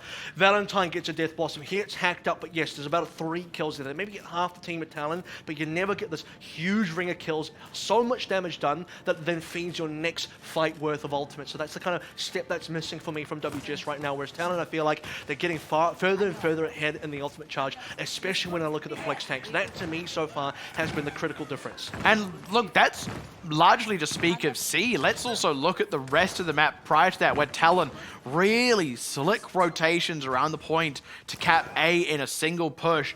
Single steamroll through B. They got stopped up at the arch, but they won that fight in an absolute slam dunk. Slowed a little bit towards the cap. Another absolute slam dunk of a fight to get it over the line into C, and it was only on C that the slowdown started happening. So Talon on their defense, if they can just harry WGS the entire way through and run the clock down, they should be able to very comfortably hold out, or at the very least not let WGS cap until well under 1 minute 55. And I appreciate, I can appreciate that a little bit more. I was going to say, I appreciate that WGS really did bank for C. They lost a lot of time, but they got 3 minutes off. Very quick kill to Feather, and Valentine is off. That's a really brutal start, and I mean, this is uncontested with Valentine picking up 2 nice and early, and Talon are getting absolutely washed off the point at this point, and this is even faster than what they did to WGS Phoenix. Talon still had to move forward, scrap, rotate around through the hotel and so forth. This is just WGS. Quick kill on Feather out the gate, that's one thing, but Valentine immediately confirming 2 more. That's immense. Stella will now be responding on the McCree. Let's see how well he does. And note that earlier on when Talon were attacking, I did say, look, Feather had the opportunity to do the exact same thing. Talon opted not to go for the fire. Understandably so. You are now stuck on this fire for B until you decide to change off, or until you throw in the rocket barrage, whenever that will happen. Valentine onto the flank. Now he needs to find value on this pick, or should be on it, and there it is. There we go. One rocket catches him directly. He nearly even caught him with the splash damage after the fact, but Ace able to get the follow-up instead. They do kill Waffle on the way through, but honestly, that's not that big a blow when you consider Talon lose 2 to WGS's 1, and WGS have the closer spawn. Definitely struggle street a little bit for Talon. Surprised that Stella was kind of just out in the cold alone there. Cowboy out at midnight, that's not quite noon. Talon now need to regroup and make sure they can definitely protect Stella a little bit better. Take down Valentine, they got the kill into Waffle, that's a start. Just McCree looking at his watch like, oops, wrong 12. That sun looks really different. Why is the sun white and pale? What's going on? What's going on? That's what my parents say about me. I was going to say, what's going on is Valentine now has a rocket barrage, and where he lands, this one's going to be very important. Note that there is no Diva, no defense matrix, no Sigma, so no real good ways for Talon to prevent the damage from coming on through, other than Django trying to hold the shield, and that is if he has shield available. How Talon survive the rocket barrage is going to be very interesting. There is stuns, there is going to be the fact that the flash is available, as well as the EMP and, well, hack. Oh, man. Straight in. Very long range there. It only gets partially blocked out as well, so it's enough to get these kills, and Valentine immediately swings back in and kills Django. This is looking like it'll result in a cap most likely, and does mean that Valentine will probably have to swap. I don't think he can really feasibly run the Pharah on C. We haven't really talked much about it, by the way, but Aztec is over on his Ana as well, one of his strongest picks. It's definitely his strongest pick. That is the one hero for Aztec, those MVP caliber. No questions asked about it. So if he's still good on the Ana, which I'm sure he is, that's going to be something that Talon need to contend with. But now that we get on towards C, Valentine, his value should be really, really dipping now. I don't suspect that the fire will be very good here. He will eventually have to change, but as long as he isn't shut down, he'll be fine. EMP for 2, Oberon down. I was going to say, one of the great ways they can shut him down is with an EMP to sort of ground him and also waffle, but actually they only find Oberon. They will at least demec Gable-Shi. He was enough, though. Close to getting a self-destruct, but like you said, it's enough. And actually Manual Hacker waffle means to get him. It's kind of a bonus, and there is enough to get a full reset. Now let's see if Waffle respawns on the Mercy again, or whether he goes on towards the Lucio or something. Valentine could be going back to base as well. Do they want to hold on to the Pharah? Answer so far is going to be yes. Notice that there was a timing there where they did see that Waffle used the Resurrection onto Aztec, so despite only getting it one, that was fine. 5-man EMP. Okay, Django. All right, he's the only one, but that's been 2 ultimates invested, and Talon can push back in now. They've still got a sound barrier. They've still got a grab, depending on where they look to throw that. They do also just have the opportunity to back up and wait for Django, and that looks like the route they want to go. So the problem here is, if you do throw the grab out as Piggy, you do have the possibility that Valentine counter-ults you with his own rocket barrage to stop you from following up on the damage. So unless you actually catch Valentine in the grab, this might be difficult. That was a bit of an awkward shatter from Django, and WGS are able to just dogpile on top of Talon in the corner. Good couple of critical trades back. The DMAC on Gable-Shi, the kill onto Ace. Oberon is low, but he's alive. They can res one of them, and Chotrong is going to try and keep these members in. If Stella can maybe get a Deadeye while members are low on health, that could help out, but they're actually struggling to keep members in this. That being said, WGS are also running lean on ultimates and are themselves respecting that Talon have a faster respawn. They didn't keep up the pace in kills, and they have to back away. Stella needs to do a little bit more here against Valentine. You just got to pressure him out a little bit more successfully, or maybe even Waffle, who was on critical HP there for a small while. EMP nearly available. The Nano is in. Okay, sleep for just a hot second, or rather stun for a hot second. Deadeye out now. An EMP has come across into Oberon and Gable-Shi. Nothing much from it just yet. Django goes down. It's a sort of 2 for 1 in a sense, and there's still a res on Waffle potentially. So Talon, they need those close respawns. They need to not lose anyone else. Piggy desperately needs to stay alive and get a grab, but WGS are starting to come up on threatening ultimates. They got to deal with Valentine. He's such an issue right now. He's going in for free. He's taking a lot of damage. And finally Stella takes him down. And that's with an EMP on Stella, so he couldn't just throw a flashbang up at Valentine, who was almost right in his face. He does kill him off, though, and Talon have been able to survive that EMP, but that was touch and go for a second. But it's starting to be that WGS, despite a lot of unchecked members, aren't getting enough value out of those unchecked members. And I feel like at some stage, maybe Stella needs to play the Ashe instead. Maybe he's got to go on the Widowmaker. It just still feels like Valentine's getting away with a little bit too much. Not going to change off just yet. Barrage is now finally available. WGS are finding some value still with the Pharah even on C, but they are running out of time. In about 20 seconds, they will have less time than Talon. So no matter what, Talon will at least have a small advantage in the time bank. And I expected Talon to maybe slow down WGS on A and B compared to what happens to them. They've actually managed to do it so far on C, and so far they've done it better than WGS have. That's a Nano who's committed to Valentine just to keep him alive and push him forward. And they do get Stella with it, but the Grav comes out, and they might just be able to finish off Oberon. No, not quite. He gets enough healing in his back here, but it's a 1 for 1, and it's a close respawn for Talon. Once again, EMP nearly available on Feather. If WGS don't win these fights quickly, they slowly but surely get ground down and forced off. Piggy's doing a lot of damage as well. He's nearly got full energy charge. Stella on the Deadeye. This is going to be very critical now. WGS have a little bit more space to work with. They'll be giving this up now. Talon get the rest of it ultimates. Nearly 6 of 5 ultimates confirmed. Once Chotrong does have his self-destruct in. Gable-Shi trying to dislodge some members, but it just catches the crook by the stairs, and they're not threatened. Stella's able to fully get the charge on Oberon there with the Deadeye. And speaking of charge, Django even finding Valentine, able to catch him on the ground. So overall, Talon have forced WGS off in what is a far more resounding defeat. Gable-Shi not even quite able to land back. It's a quicker way to get back to spawn at the end. Yeah, maybe you just reset. If you want to reset, you just fly straight down. I suppose. Either way kind of works for him at this stage in the game. He'll be able to respawn fully chart, or rather, he'll be able to respawn as Azari if he wants to. Valentine now even on an Echo. This kind of says a little bit of desperation for me coming through from WGS, and they are on their final legs. 50 seconds left. Match point for Talon Esports. 155 in the time bank. WGS are now just going to even struggle to maybe even make the time bank. They have to get this in overtime if anything. Okay, here's the thing. Waffle has been unable to get a lot of high-value reses. He has to stay in Valentine's pocket on the Farah. Now that Valentine's on the Echo, there can be windows where Waffle can move into somewhere else to get a res off, especially if he's got something like a bubble from Gamble-Shi to keep him alive. That could be a bit of a difference maker here. Ace nearly on the EMP. Nano's going to go, and that's on Valentine as well. They want to charge up the duplicate, and Django is down. That's a good start. That grab from Piggy, he's going to go down. Valentine gets a second. Chorong gets the two main tanks. Chorong hatch in that EMP. He's still alive, but Swoon is not, and the cap does go over. I will say, though, that is not a hot time. 1 minute to 2:47. You've still got to solidly favor Talon here, and this is, once again, at match point, but WGS have kept their series alive, if only barely. And it's just off the kill onto Django as well. The nano boost onto Valentine. Dives in, gets the main tank out of the way. Chorong's hacked out by the EMP as well, and then Talon are finally stifled. They just don't have the answers available, and they fail, unfortunately, to force the overtime too. I think W just kept with something like 5-6 seconds remaining, so they barely dodged the overtime there. They'll now have a little bit more to work with. 1 minute going into this time bank. It's just enough to give them an opportunity.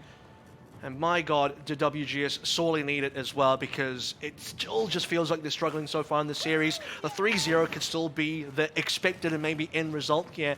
WGS on this next attack, do they force this Valentine Echo? Do they go back into the fire? Talon surely are not going to be ready for this one, because they're not going to be playing McCree yet. They're not going to be playing Ash. They are banking on WGS, maybe relying on the same ground-based composition, and that may be the wrong read, because WGS are going to be desperate, and when you're desperate, you're going to pull out the cheese. Here's the thing, WGS, they need to pull off the same thing twice. They only have that 1 minute, but if they can do that, then they're in the money here. They just need to have a better defense than what they pulled off. And like you said, they kind of have the drop on Talon here. Coming out the gate on the Echo. Actually, no, back on the Farah again. Immediately eats the fire strikes. They do know it's there, but Talon don't have the hit scan. Well, Feather won't die instantly this time, so that's going to be a plus for Talon straight off the bat. They're hiding in the Alderworth Hotel, so they're at least knowledgeable. They have expected this to come through. Can they execute, though? WGS's composition is still favored in this specific matchup. Notice that WGS are not thinking about the long game. They just want to cap A right now. That's a DMAC on Piggy. That's already a great start. And now again, Valentine rotating around, raining the shots down on towards Chorong as Piggy has been confirmed. Feather in trouble, Stella slept, and it's Django getting battered on all sides. Eventually, the levies have to break, and now as Feather goes down, Valentine feels confident enough to dogpile on top of Django. He will collect that kill, so WGS, Lightning will strike twice. They will get the cap, and that keeps them competitive in the time bank. Piggy is a critical member here. I do have to say, Talon, to their credit, did at least prepare a little bit for the possibility of fire. That's why the Diva was on the playing field. But unfortunately, Piggy is picked out first. That's your only defense against Valentine. Gone. Overtime now has been confirmed. Talon don't have ultimates just yet. Looking towards the Moira ultimate, but it's not quite there for the Coalescence. Nano Boost may be nearly online for Aztec, and Oberon is actually over towards the Rhine now. All right, this is going to be a long overtime push for WGS, but do have the tools needed to make it happen. This is probably the most touch-and-go fight for them just before they get those ultimates available. If Talon frag out somehow, then WGS are in trouble. It's all about momentum right now. Ace got a free hack on the Django and found a little bit of EMP charge, 85% now. Coalescence, I have to say, is probably going to have to be used very soon. Telling them to find something. They know they only need to win one fight. They've got to pick that fight carefully, though. All right, Valentine's looking to push forward with the nano boost in his back, knowing that he's got a rocket barrage, throws it down into Django, gets that one confirmed, and now they push on forward. They find Feather as well, and that was with the Coalescence used out of Talon. This is exactly what WGS need, and now they come into an EMP as well. They should be able to get more distance yet. And there's a possibility that WGS can get beat off this overtime push. Talon now don't have a lot of resources. They gambled the Earthshatter into that last play. They gambled the Coalescence as well to try and keep the team alive in that rocket barrage. But Gamble-Shi held out the umbrella, kept as far as safe, and WGS get to walk forward. Chorong does not have a counter to Ace, and Ace will be ready to strike. That's going to be the critical one. The only thing that maybe stops that out is a critical flashbang onto Ace from Stella, but the odds of that are slim to none. The location's at least going to be revealed here. Stella forces him away. That's actually a little bit of time awarded. Deadeye does come out. All right. Self-destruct forward to disrupt things, and an EMP laid over top. Feather's already down. They can't really stay around this cap. They have to let it go over. This is so brutal for Talon. They're still waiting for Feather to respawn, and it's a slow one at that with that overtime wick burning. WGS are getting extra distance with, honestly, what is no ultimates left for now. I think WGS have really figured this out. I mean, in terms of finding what can work for them, knowing that Talon are kind of weak to this right now, I mean, this is getting them a lot of distance. Even if WGS fail this next push, they've made far too much distance for Talon to maybe recover from. Feather now in position to maybe do something. It's got to be big. He does get Oberon, who is also manual hacked. He clips the wings of the 2 airborne birds, one of which takes a bomb to the face. And that's going to be 1 dead Farah. Talon, man advantage for now. Oberon, shatter out, not good enough. Gable Sheet out of the mech as the res did come through as Django and Stella go down. This is Tooth and Nail right now, or should I say Tooth and Talon, as WGS Phoenix have held on. They're continuing to push. Oberon should have died there, but there's a clutch nano boost coming through from Aztec, saves his life, gives him a lot of HP back.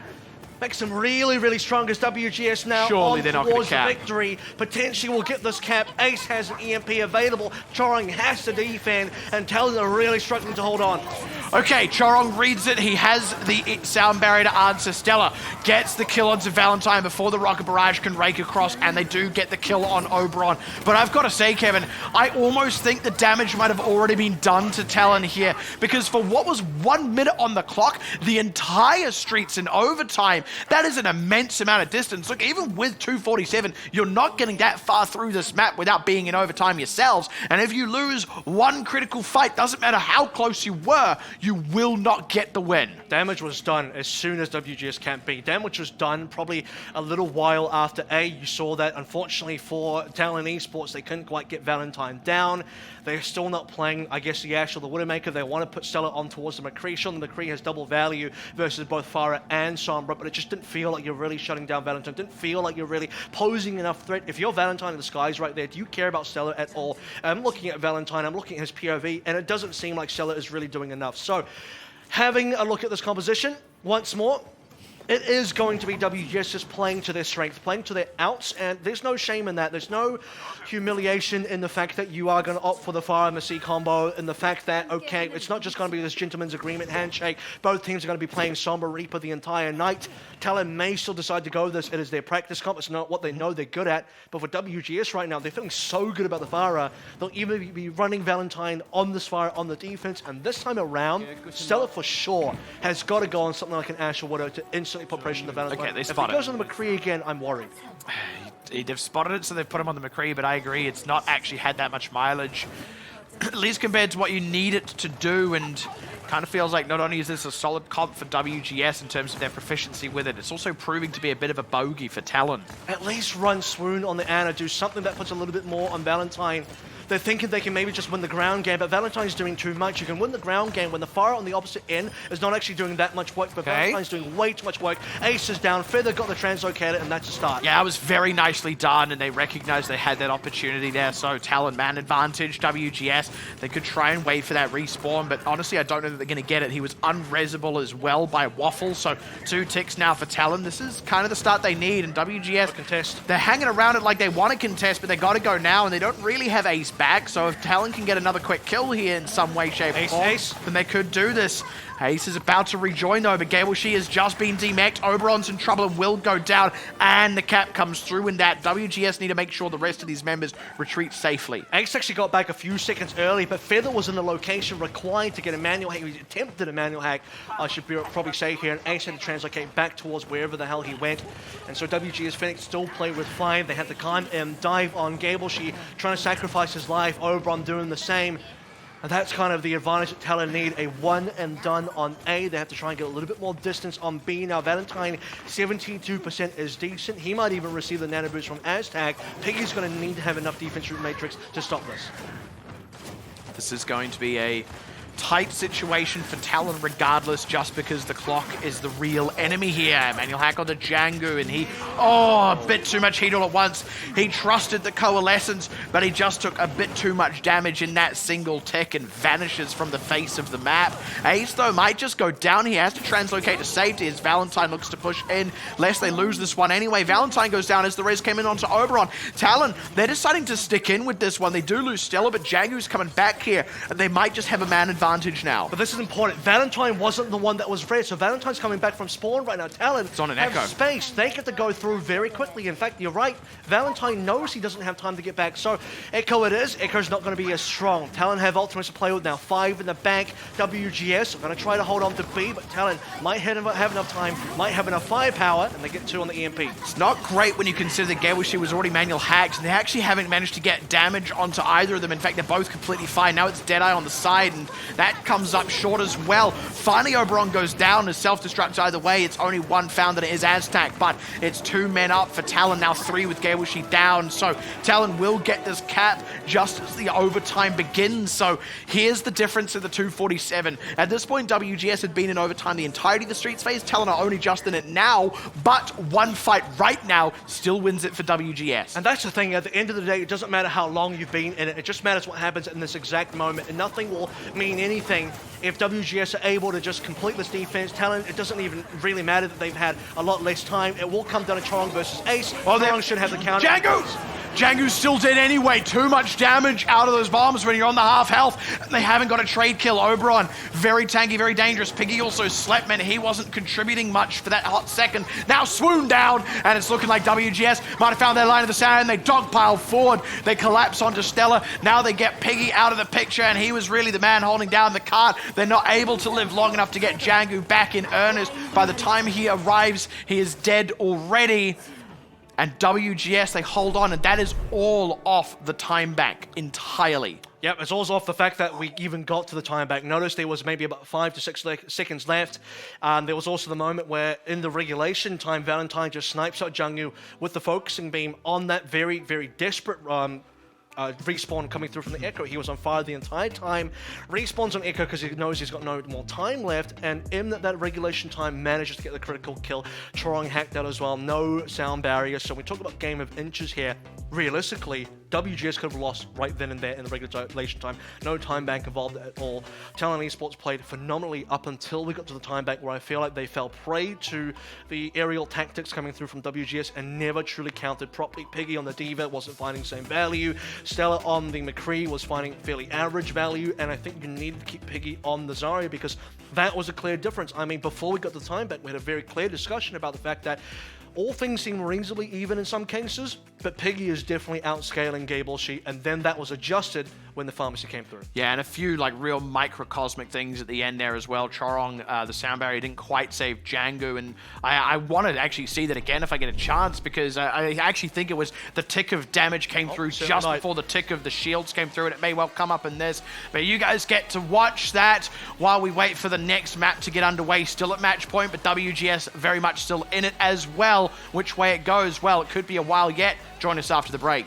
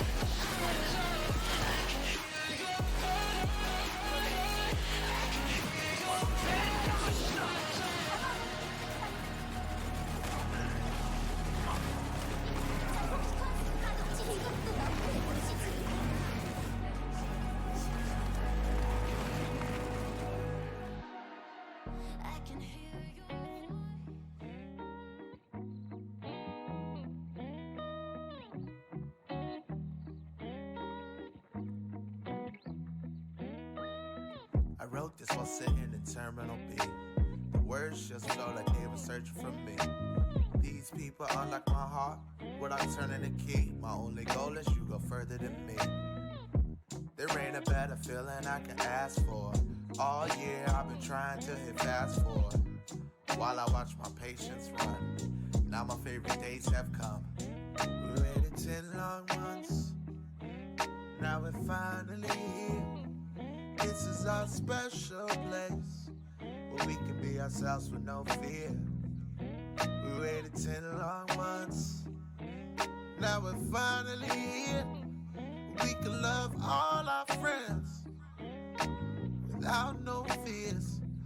This one's for you and you and you and you and you and you. This one's for you and you and you and you and you and you. This one's for you and you and you and you and you and you. This one's for you and you and you.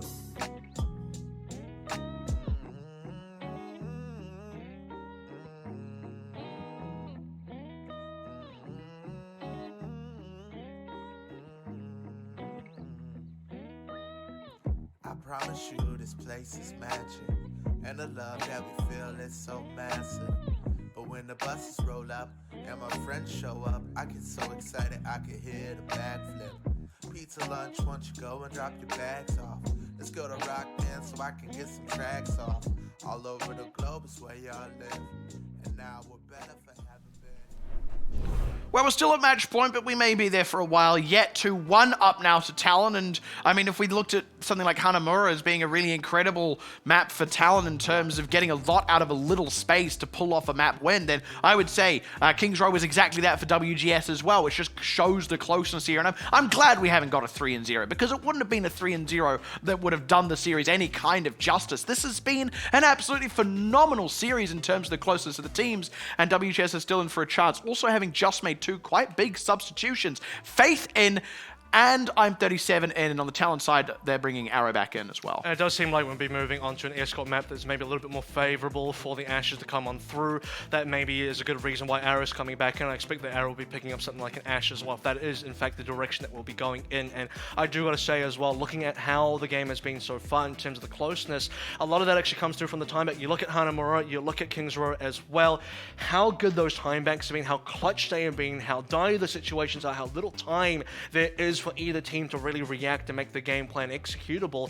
That has been what has been a blessing to watch so far. You look at Talon's miracle time bank run in Hanamura, and the same happens for WGS on theirs. And it just goes to show that, like, even with 1 minute and 47 seconds extra, like, actually, because of how well WGS played, and we talked about this at the time, like, you're always going to hit that time bank eventually, even with the nearly 2 minute lead that Talon had, and it's what happens in that time bank that matters the most. So there's the two sides of it. It's not just WGS getting a mile from their inch of 1 minute time bank. It's also then making good on the situation they'd set up for themselves and actually stopping Talon once Talon hit their own inevitable overtime. And across that entire passage of play, like, that's the thing. It's not just this one dynamite moment that makes or breaks it.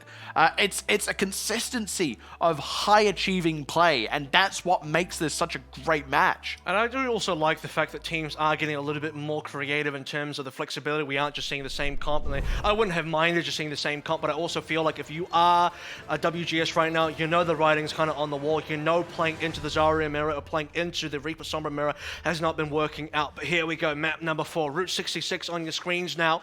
And WGS still trailing by 1 talent, still on match point. Arrow straight away onto the Widowmaker. And I do wonder, I'm 37, that's not going to be a fire. There it is, that's what I'm talking about, the Ashes coming out. All right, Valentine may actually go onto the fire. That's not out of the question at all. Faith does have the Mercy available potentially. So overall, still everything to play for here for both of these teams. This, though, might just be where Talon could close it out because they lost the last one. This is their map pick, and you've got to believe that they are ever so slightly more prepared for this. And now let's take a look at where Talon defend early, and this is what I'm talking about as well. When we saw Route 66 a little bit earlier in the season, teams were holding very close in this wrecked train area. Typically, they will be holding on big earls, but not right now. In this particular meta, on this particular patch, the owl patch that is for anyone asking, this is where Talon want to play, and instantly Arrow's like, yep, that's the only warning shot you're getting from me. Yeah, big hits on Valentine, who's going to think twice, I think, and rolling out on the Pharah. Indeed, looks to go over to an Echo. Faith may want to stick to the Mercy, but he is still quite vulnerable potentially to Arrow. Faith, by the way, is one of the new players from WGS at one point. Did play in pack Contenders, so not a total rookie, but definitely new and has to step up. He's probably the dedicated Mercy player for this team, has a lot of work cut out for him. Oberon wants to go deep. Didn't eat a headshot on the way in, it was just a body shot, and that can be all the difference in terms of kicking open the door, in fact, barely staying alive, really trusting the supports, having faith, as you might say. WGS slowly but surely getting possession of the car, but Arrow is making them fight for every inch of it.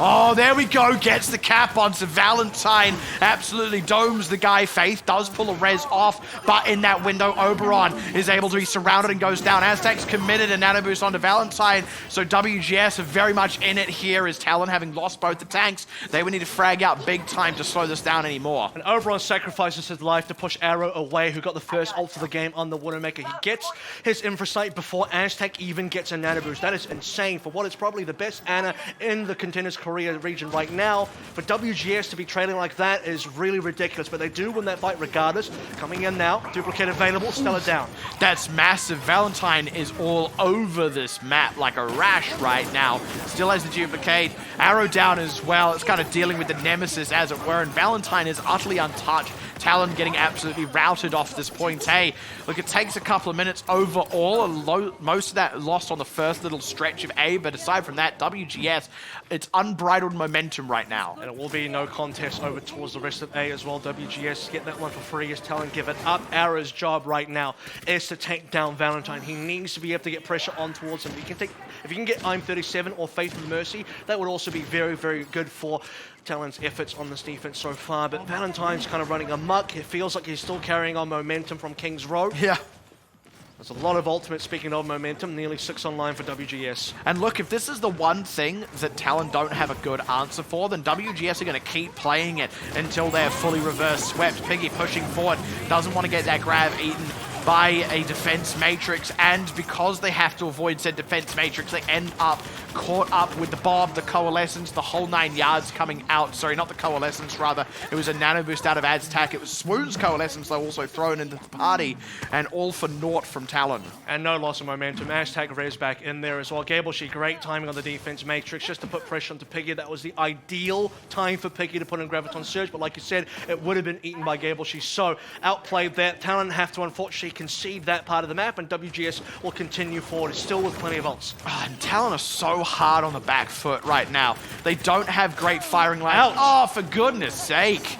Yeah, look at that firing line. It's not existent at all, and WGS just keeping Talon on the back foot. It's always one man down. It's always one ultimate behind. Talon have yet to get any kind of purchase, let alone reset WGS in any kind of serious fashion. But this might just be the one. They need to finish off Faith, maybe, who does still have a res. They found an Oberon, and that might be enough. Valentine with the copy, with the shatter. He does find one, but there are some trades still. I'm 37 back in the mix now. And second one. Valentine is going off right now on the duplicated Reinhardt.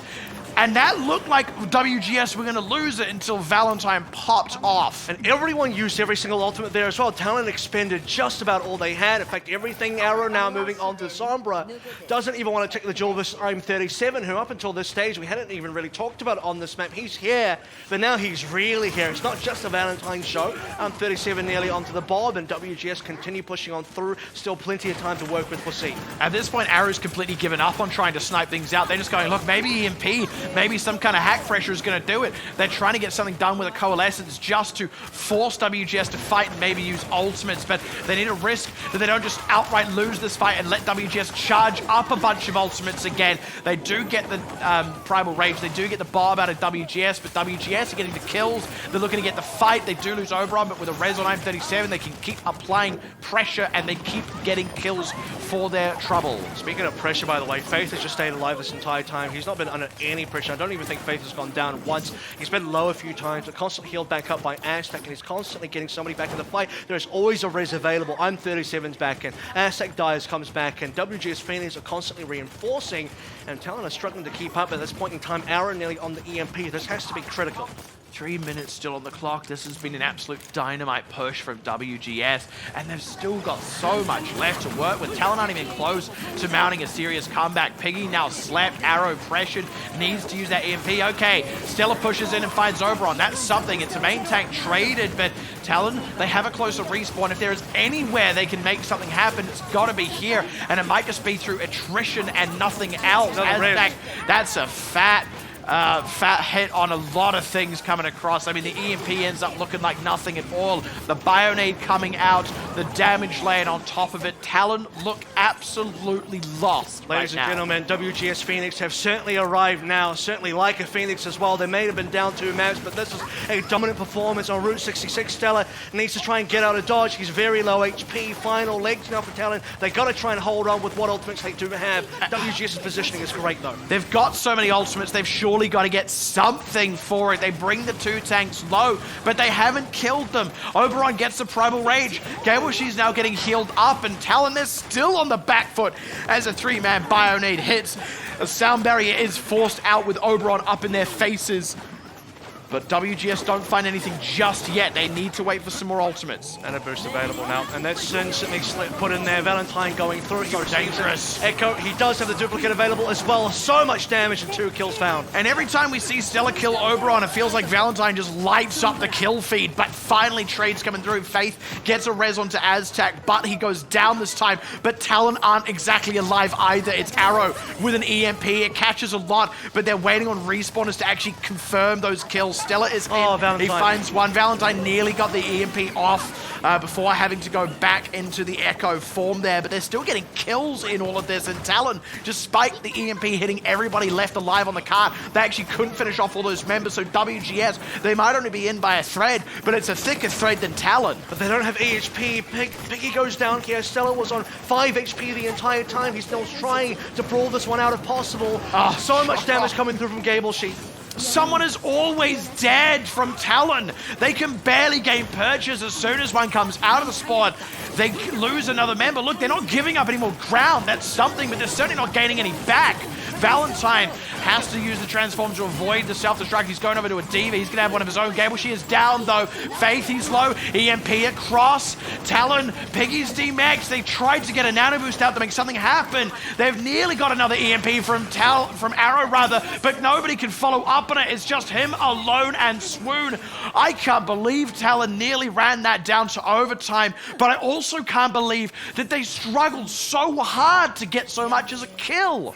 What it looks like there for Talon Esports is there's about 4 rounds left and they're constantly on the ropes. They're constantly having to hug. It is constantly WGS that are pushing Talon back, even though Talon made it really competitive. 0-16 here. That's a really, really good time to finish off with if you're Talon, considering that WGS entered C with nearly, 4 minutes? They had 3 minutes plus for sure. So that is a lot of time lost for WGS. Talon held on for dear life. They got there eventually, could not stop the cap. I don't think they were ever really going to stop the cap unless another miracle came through, which Talon aren't short of miracles. I was waiting for it. They had enough respawns and enough ultimates. I was waiting for it. I was waiting for like a great EMP or a great self-destruct or just something from... Exactly. They never had enough numbers. I'll tell you what. Speaking of numbers, if you look at WGS, I'm sure that Faith and Aztec had nearly flawless games. Aztec did go down a couple times. Faith died once. So Faith did actually die 1 time. That's okay. That is really not good for Talon Esports. Brilliant for WGS. But if you're both Faith and Aztec right now on the back line, you're receiving basically no pressure. That is an excellent game for you. They're having the best games of their life. You're already one of the best flex supports in the entire region, and Aztec is just not even going down at that stage. If he does, there's a free resurrection. The resurrection is always there, and Faith is untouched completely. WGS consistently have numbers advantage. They'll be holding reasonably far forward, not as far forward as Talon were, as Talon now move on to another comp, Piggy, on the Sigma. Look, I'm going to throw a desperate bone to Talon here because they held on for such a long time.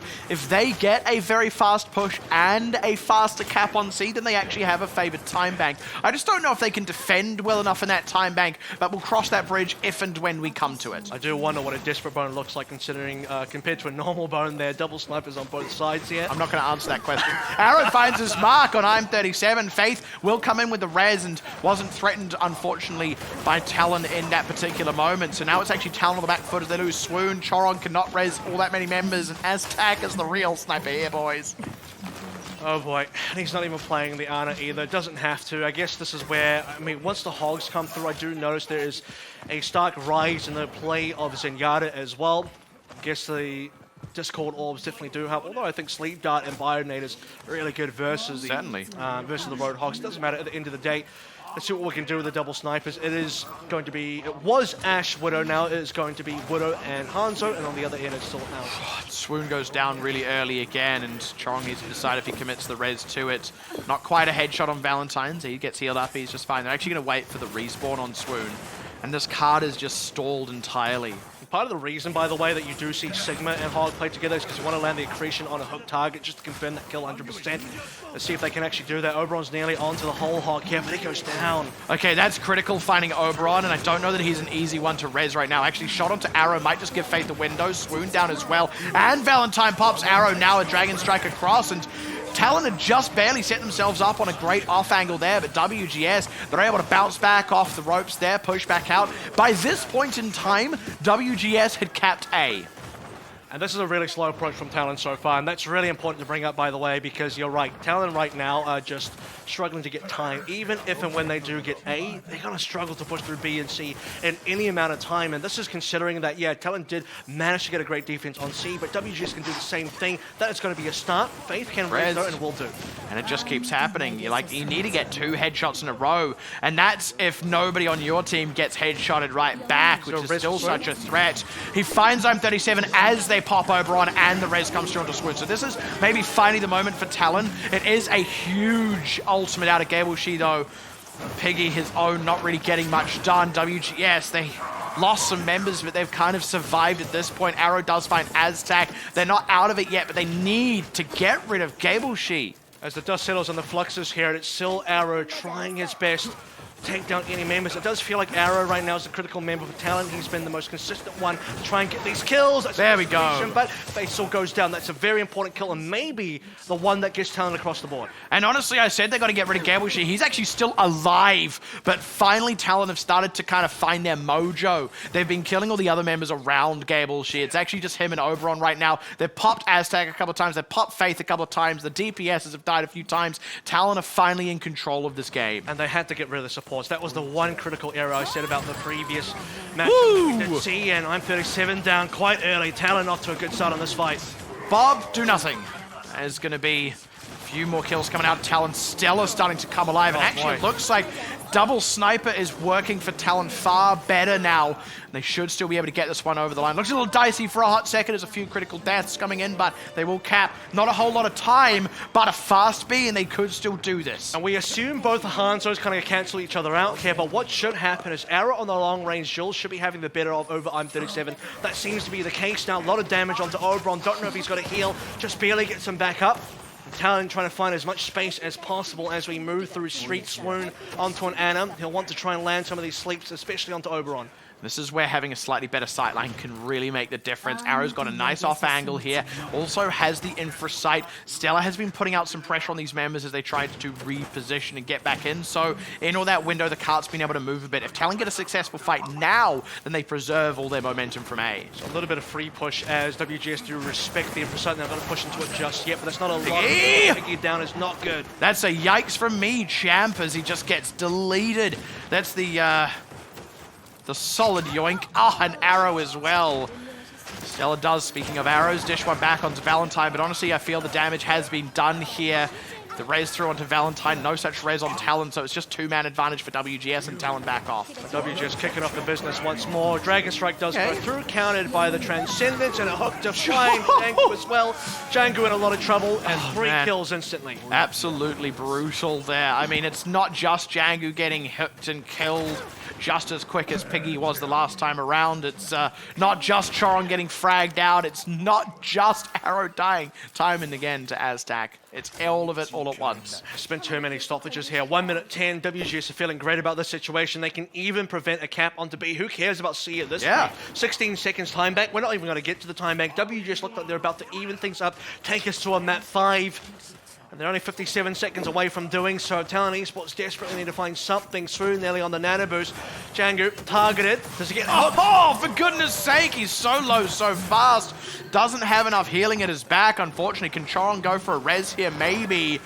They need something. I've seen so few reses out of Choron as it is. Too dangerous. I mean, this is the problem. WGS have such advanced positioning. They can punish Choron if he goes in. The opposite has not been true. Faith gets so many free reses, and maybe that's because a lot of the kills coming out from Talon are not hook kills. They're actually coming through with sniper kills, and the sniper kills are long range enough that they can find the res. This is going to get res, so it's not a problem. Speaking of sniper kills, but if they get Oberon as well, and they do just before the anti-heal runs out, Piggy goes down to the trade though, so if you assume a res comes out, actually Valentine didn't get res, they get Oberon back in instead. Now Django gets finished off, and Talon are constantly tankless. They have ults though. They're not going to get a res onto Django. They have to get Piggy on the line. Piggy's got to pop down that flank. Oh, no way. Oberon survives and kills off Stella, and that's already a sour start for Talon, who aren't even going to get close to capping out B. That is the first map in this entire series I can firmly say was one-sided. Conclusively, indeed. I mean, I would argue that maybe Ilios, you could say, was a little bit more further in favor Talon at least of did work for it. It was 99 to 99 that's both the thing, times. right? Yeah, that's the argument that you have to make for WGS's side in their favor as well, that despite it going 2-0, WGS really made it difficult. And you will say that Talon made things difficult on C, but we didn't get to C, so that argument doesn't hold as much water at the end of the day. You look at 16 seconds, you say, hey, that was a close phase attack and defense, but if you don't get to the C, you don't get to the time back, we don't even care about the 16 seconds at the end of the day. So WGS now, they're rising like a phoenix really brightly. 2-0, or rather it's 2-0 start that they have to recover from, and a possible reverse sweep now in their hands. Absolutely possibly in their hands. Match point either way, but look, that does mean we go back to control. And it means we have to have the inevitable conversation we always have in control, where you go, okay, the team that won it the first time around, you've got to believe is the favored one to do it the second time around. And we were just talking about that. Both of those maps went to 99 to 99, but both of them did also go the way of Talon. We didn't get 3 maps. You could argue that it was close enough that maybe they could go to 3 maps. Also, I think we go to Oasis, which does mean that maybe there are some of those aerial options that do seem to be a bit of a bogey for Talon. I don't know if they will be. It did feel like Arrow hit its stride a bit more on Route 66, even though they still lost it. But overall, I think I could maybe still just favor Talon in this very last one. What I will say is I think Talon will keep Arrow in for the final map. What they can do there is if there's any sort of pharmacy shenanigans, any echo play coming through, Arrow will instantly go into Widowmaker. Otherwise, they're going to stick on to Ryan Zarya, get Piggy back on the Zarya. That's got to be the game plan, the win condition for Talon Esports. As we're about to head into map number 5, we'll have to see, I guess, how things happen. Yeah, not a great fan of Piggy on the Siggy. Hope to see that man back on something a little bit more Russian, I dare say. But that does bring us to match point either way. WGS on the cusp of a reverse sweep, but both teams equally against the ropes. Which way does it fall? Find out after the break.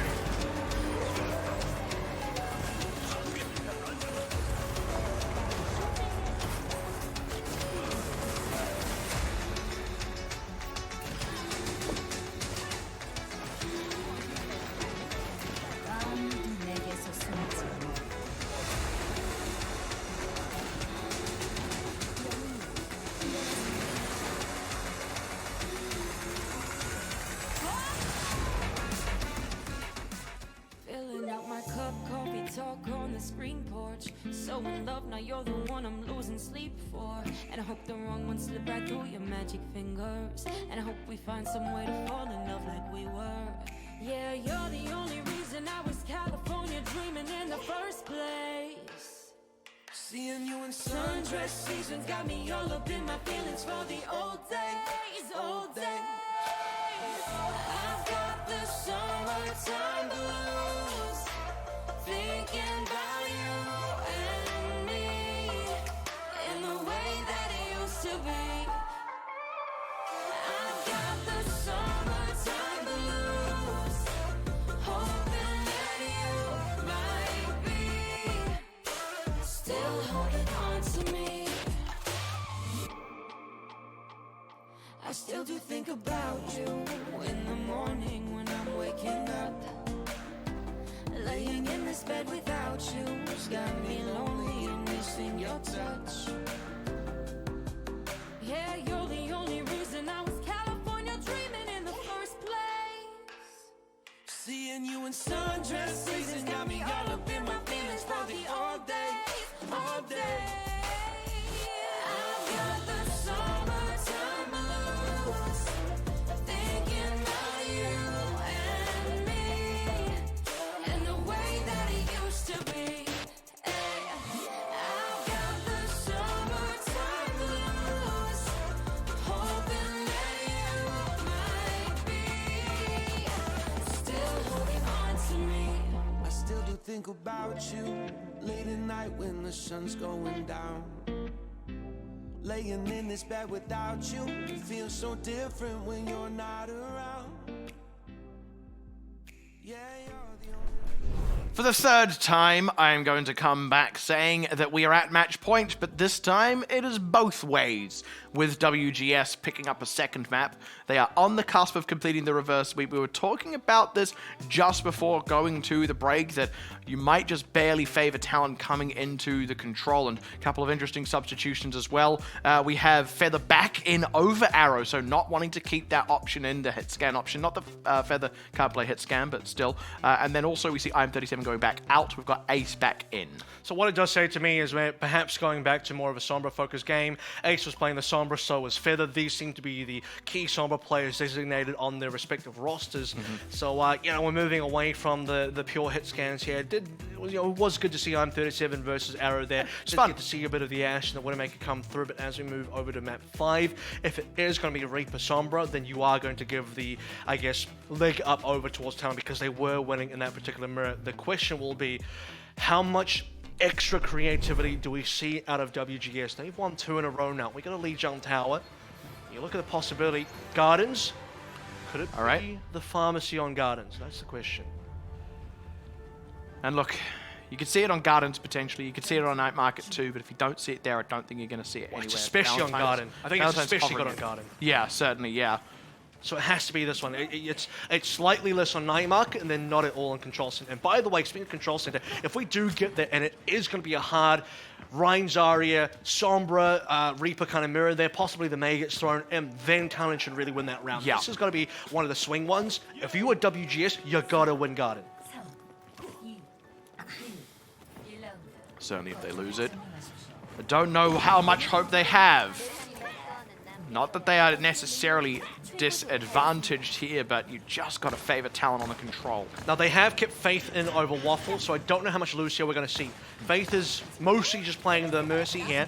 Maybe he goes on the Lucio a little bit later. We'll see if that ends up happening. Stella is going to be playing the Tracer to start things out with. Yeah, WGS's coach is actually George Michael. It's like, how do we win? Well, you got to have faith. That's already going to be a dive onto Oberon. He's in trouble and will get dropped. This is Valentine not getting the big mileage early as Chong even pops Aztac over to the edge. Gableshi looking to meet a similar fate here. At the very least, going to get DMAC'd and dropped. So, Talon, solid opening skirmish. And Valentine, the Pharah not getting enough done, immediately swaps to a Reaper. And that, kids, is why you run a Lucio. You get to the point so much quicker. You get to the other side of the bridge so much quicker. And you knock everybody off the map. The timing and the pacing from Talon was just that much better because WGS did not have a Lucio. That was so critical, and this is a critical start as well for Talon, having that lead and on what should be such a good Pharah map, forcing the swap off. Talon can feel a little bit more comfortable. Again, not that Control was an easy win the first time around. It was still 99-99 on both points. Okay, Cap. 99-99, And there's here an comes the EMP, catches 5, Ace, no response. Obviously no response from anybody else, but where's the cleanup? Who goes down? Oberon low but alive. Yeah, and that means Aztec gets to put a Coalescence into him. Swoon is there to match, but Stella had a pulse bomb. He threw it out, it went wide. You've got to imagine if he'd maybe been able to do that while members were EMP'd, he could have picked up a kill, but still Chorong certainly makes his presence felt, and Stella will still confirm a kill on Oberon just by way of pistol shots as Valentine takes a swim voluntarily. Cool off a little bit, champ. Talon's still in control for now. And we'll see if the Tracer difference makes the difference at the end of the day for Talon Esports, climbing back up now nearly 40%. 59 for Stella and on the way towards the Pulse Bomb. No Reaper here, so no good brawling, but everything else is fairly similar across the board. Sound Barrier alive and well for Chorong. And that's okay. I was going to say that's going to be a difference because he can counter Ace, but you know what also counters Ace is just killing him outright. Chorong is here to fight, honestly. WGS looking to get aggressive with Oberon now, but he is at risk of going in the drink there. He's going to be just fine for now, but didn't get much out of the Primal Rage, really just buying time, and now Talon can lean into the ultimates. They got Chorong in with the answer with the Sound Barrier Stella. Nice Pulse Bomb. This one gets a little bit more of a mark. They get a bit more damage done. They're not going to stop Gen.G from remeching though, but they've caught WGS still on the back foot in terms of kills, and Talon have been accruing percentage the entire time. Faith, that's a two-man Sound Barrier, and they're not exactly in possession of the point, nor are they ahead in the fight. WGS are throwing things into what feels like a lost fight. Chorong's winning this one for Talon for sure. He's one of the key members for Gardens. He's got so many boot kills off the edge of the map. He's been critical for winning that first fight as well, making sure the Lucio difference has been heard and really truly felt by WGS Phoenix. 98%. Who's even going to be here to challenge? It's not looking good for WGS. I mean, they're going to jump in right into Feather's EMP with nothing to counter it. Another one. Even going to jump in. He's going to take a swim in the digital sea there. Valentine hacked out. That's a cancel on the Death Blossom as well. Feather did go down for his trouble, but you will trade your life for 5 others at this point. Gen.G looking to get demeched as a solid Pulse Bomb connect comes out of Stella, and I gotta say, I'm feeling the Tracer difference tonight. All the other controls went 99-99. This is looking to go 99-19. Talon looking like they are back in their element, and they may have been 2-0 up for so long, but I think they're finally gonna find their mark to close this out. Still though, at least one more map to go.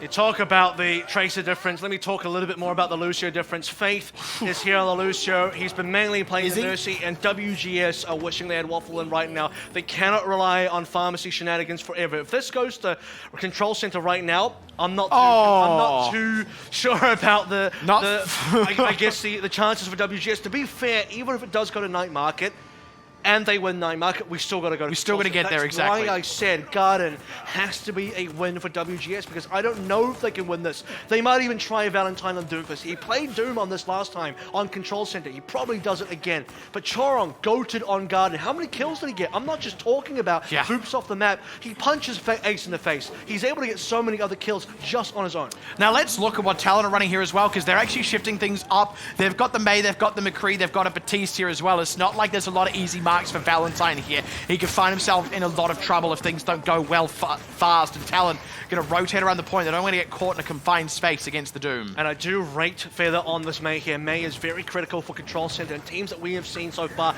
this season that do not run May for Control Center have not done well on this particular round, the lead junk. So WGS have to navigate around Feather, see if they can really get in a good position without getting caught by the wall. Oh, Stella was feeling that one to the side, gets the flashbang on Ace. He's able to duck away, but it only does so much for him as the Immortality Field did go down, but because you've got that there, it's that dying instead of a teammate. That means Talon are going to be able to clean through this opening fight. Only Faith and Aztec getting out alive, and maybe even not at that.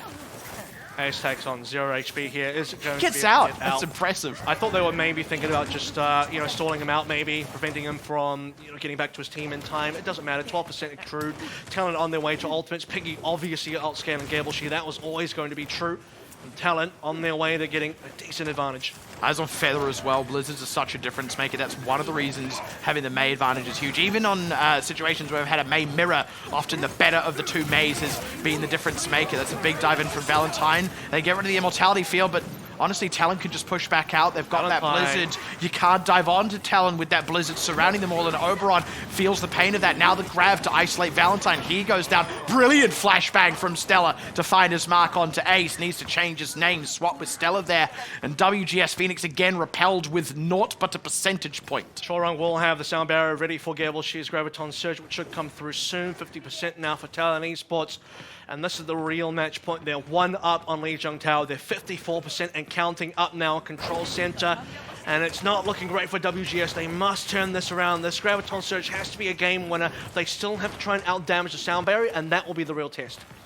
This is going to be WGS, I feel, having their last solid chance. Everything after this point feels like it's going to be a real hard one. That Deadeye Gable She, okay, quick on the barrier, but Oberon not so lucky. Can't point that shield in all directions at once, and Valentine, unless he comes up big on a meteor strike, and even then if he does, who's going to save him? No, he's straight into a shatter. Absolutely scooped up. 80+%, rounding the bend of 90. Talon, oh my goodness. There's just not a lot of win conditions left. You rely on the coalescence here. Is the shatter enough? I've seen Oberon do well with this, but where's the setup? You don't have Ace EMPing everybody for you to get you a 5-man shatter this time around. You have to play against so much. Swoon has Immortality Field. Swoon nearly has Ant Matrix, Aztec! and Aztec is down. And that's a coalescence that they sorely needed. They need to keep Oberon alive long enough to get a shatter in. Something's got to happen. Some magic out of Valentine. No such luck. Gable, she's down. Talon looking to make the 100-0 shut out a firm finality, and they've only gone and bloody done it. Fresh out of trials, now topping the table in the group of death. And it doesn't matter. It doesn't matter where they came from. They might have been from Pack. They might have been first place in that region. People doubted them. People said, there's no way this team could be good. There's no way a team coming from Pack can be the best team in Contenders Korea. #1, baby, is where they are right now in Group A, the harder of the two groups. I still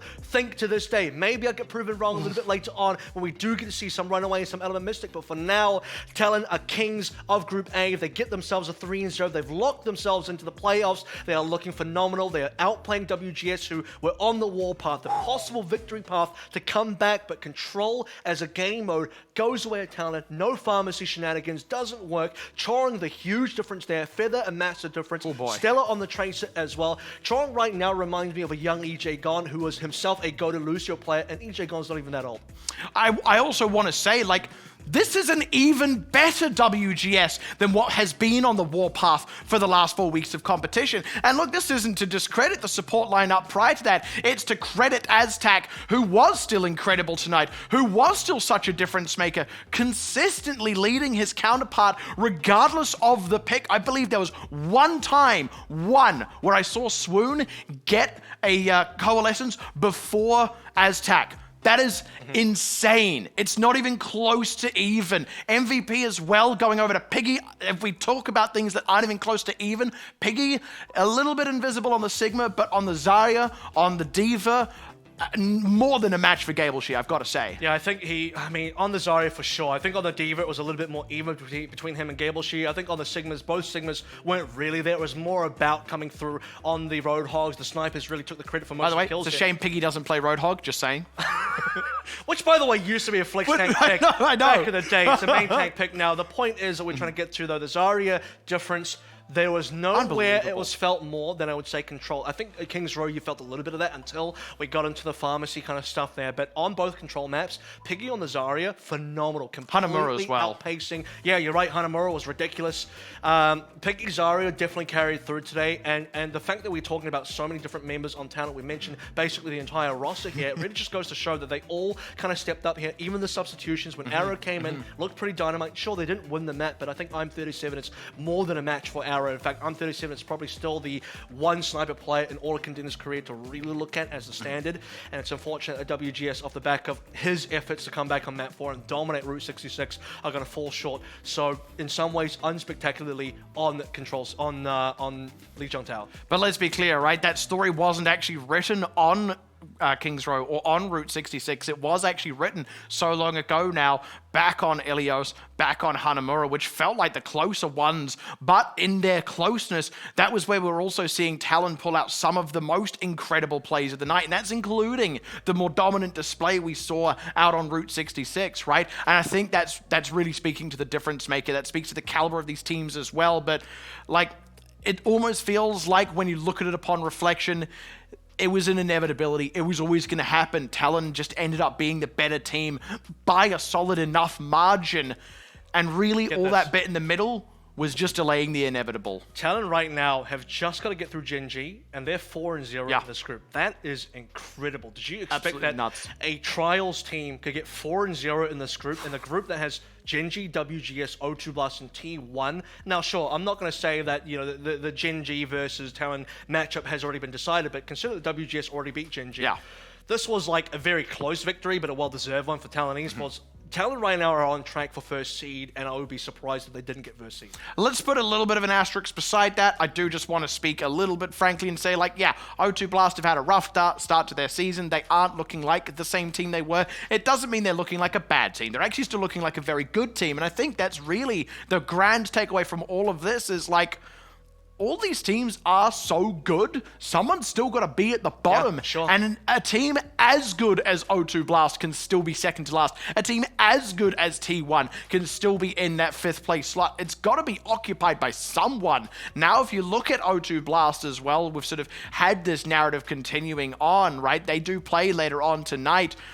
Look, maybe you feel a little bit less bad about losing to WGS when you consider Talon beat them. They've still got their match against Gen.G. They're still very much in this.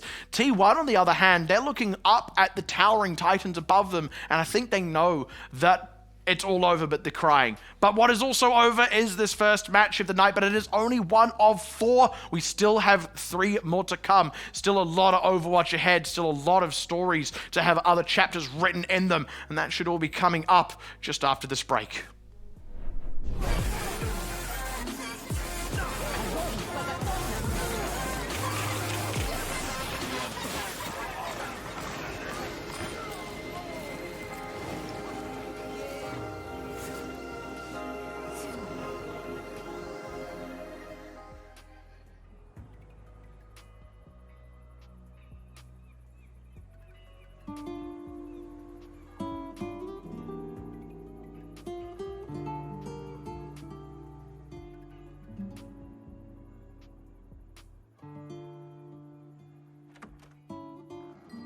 엄마는 아직도 내가 앤 줄 알아?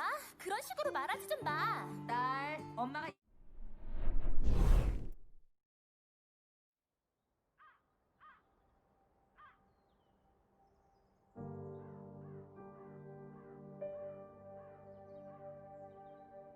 I thought we talked about this.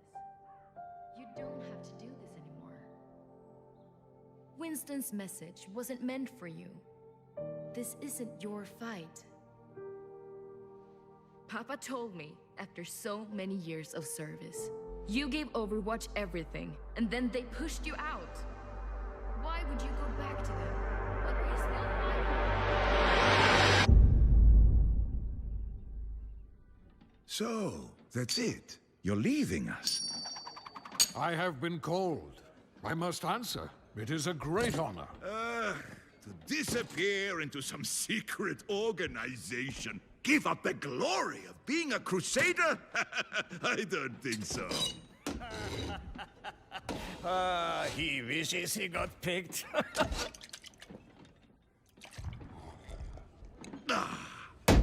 The Crusaders are immortal defenders of Germany. People will be singing songs about our legacies. Our legacies are our deeds. And this war is bigger than all of us. Drop pods to the east, they're coming! All right, people, they're playing our song. Stick with your dance partners. Let's crush those rust buckets. Here's your walking stick, old man. Live with honor. Die with glory.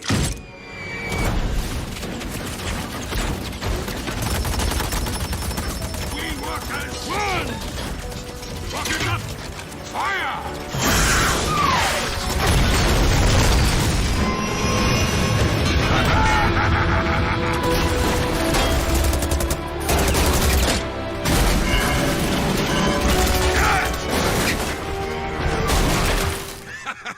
I love the wind in my hair. Get back and protect your team! Ah, they're just slowing me down. Ah! Besides, they're fine! Where is Reinhardt?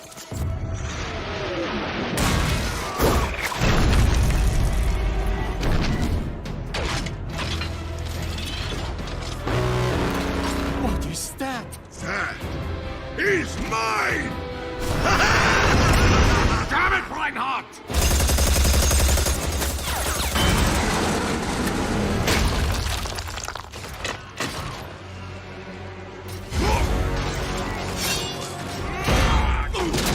Reinhardt! More of those things!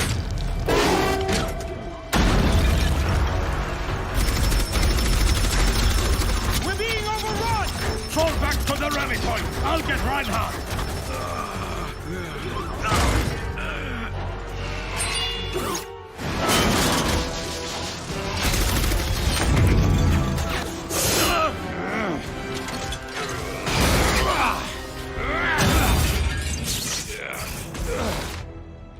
I had this. Obviously. They're cutting us off! Let's move!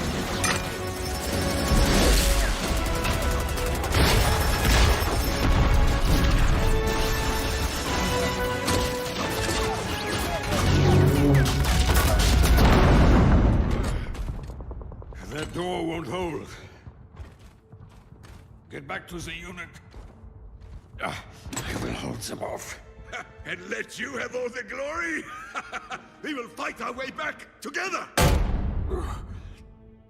No, I'm staying here. But without you... Lieutenant! You took an oath to be a crusader. Now, keep it.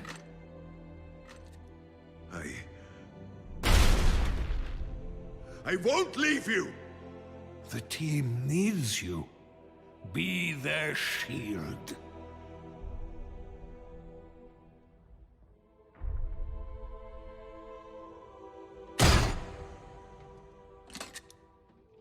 Reinhardt, live with honor.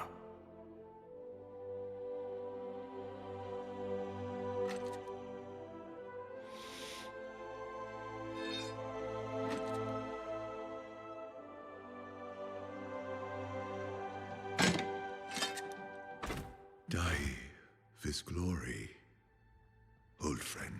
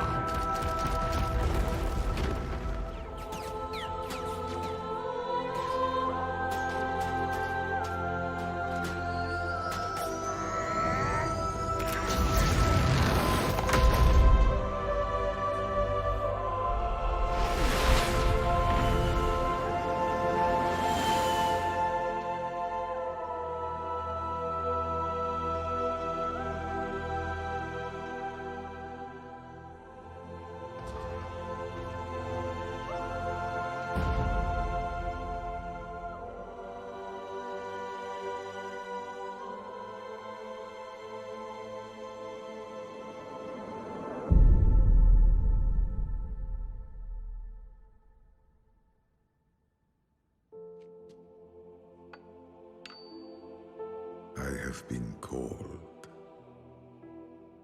I must answer. Always.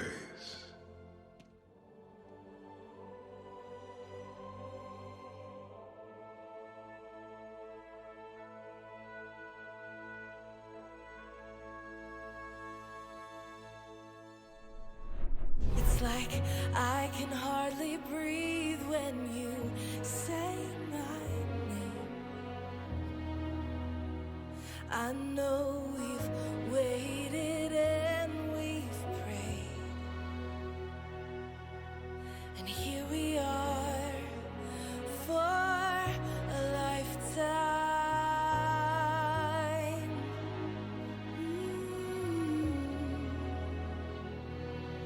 for a lifetime.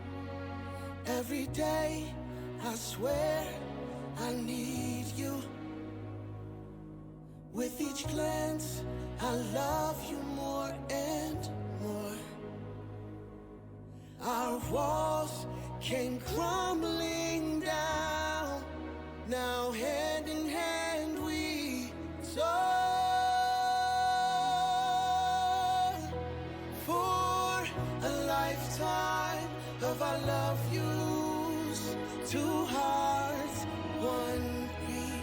You whisper to me, be mine for a lifetime. It's the little things that make our hearts meet. It's like I can hardly breathe when you say my name. I know we've waited and we've prayed, and here we are.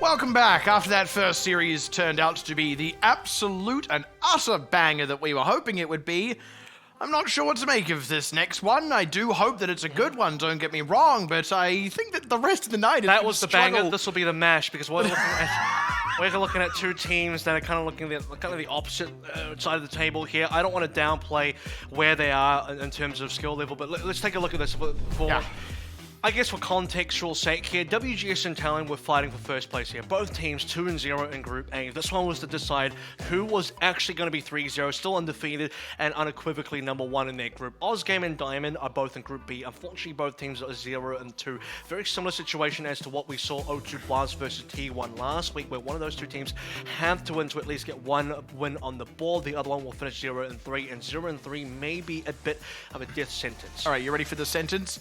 Develop Zest, another Silver Coin Friday. Skewed. You don't want to hit the last one. More like doesn't fit. Silver Coin Friday. Skewed. Skewed. Like, and you're not allowed to swear. It's also in capitals. Yes. You do have to kind of get that. You've really got to emphasize it.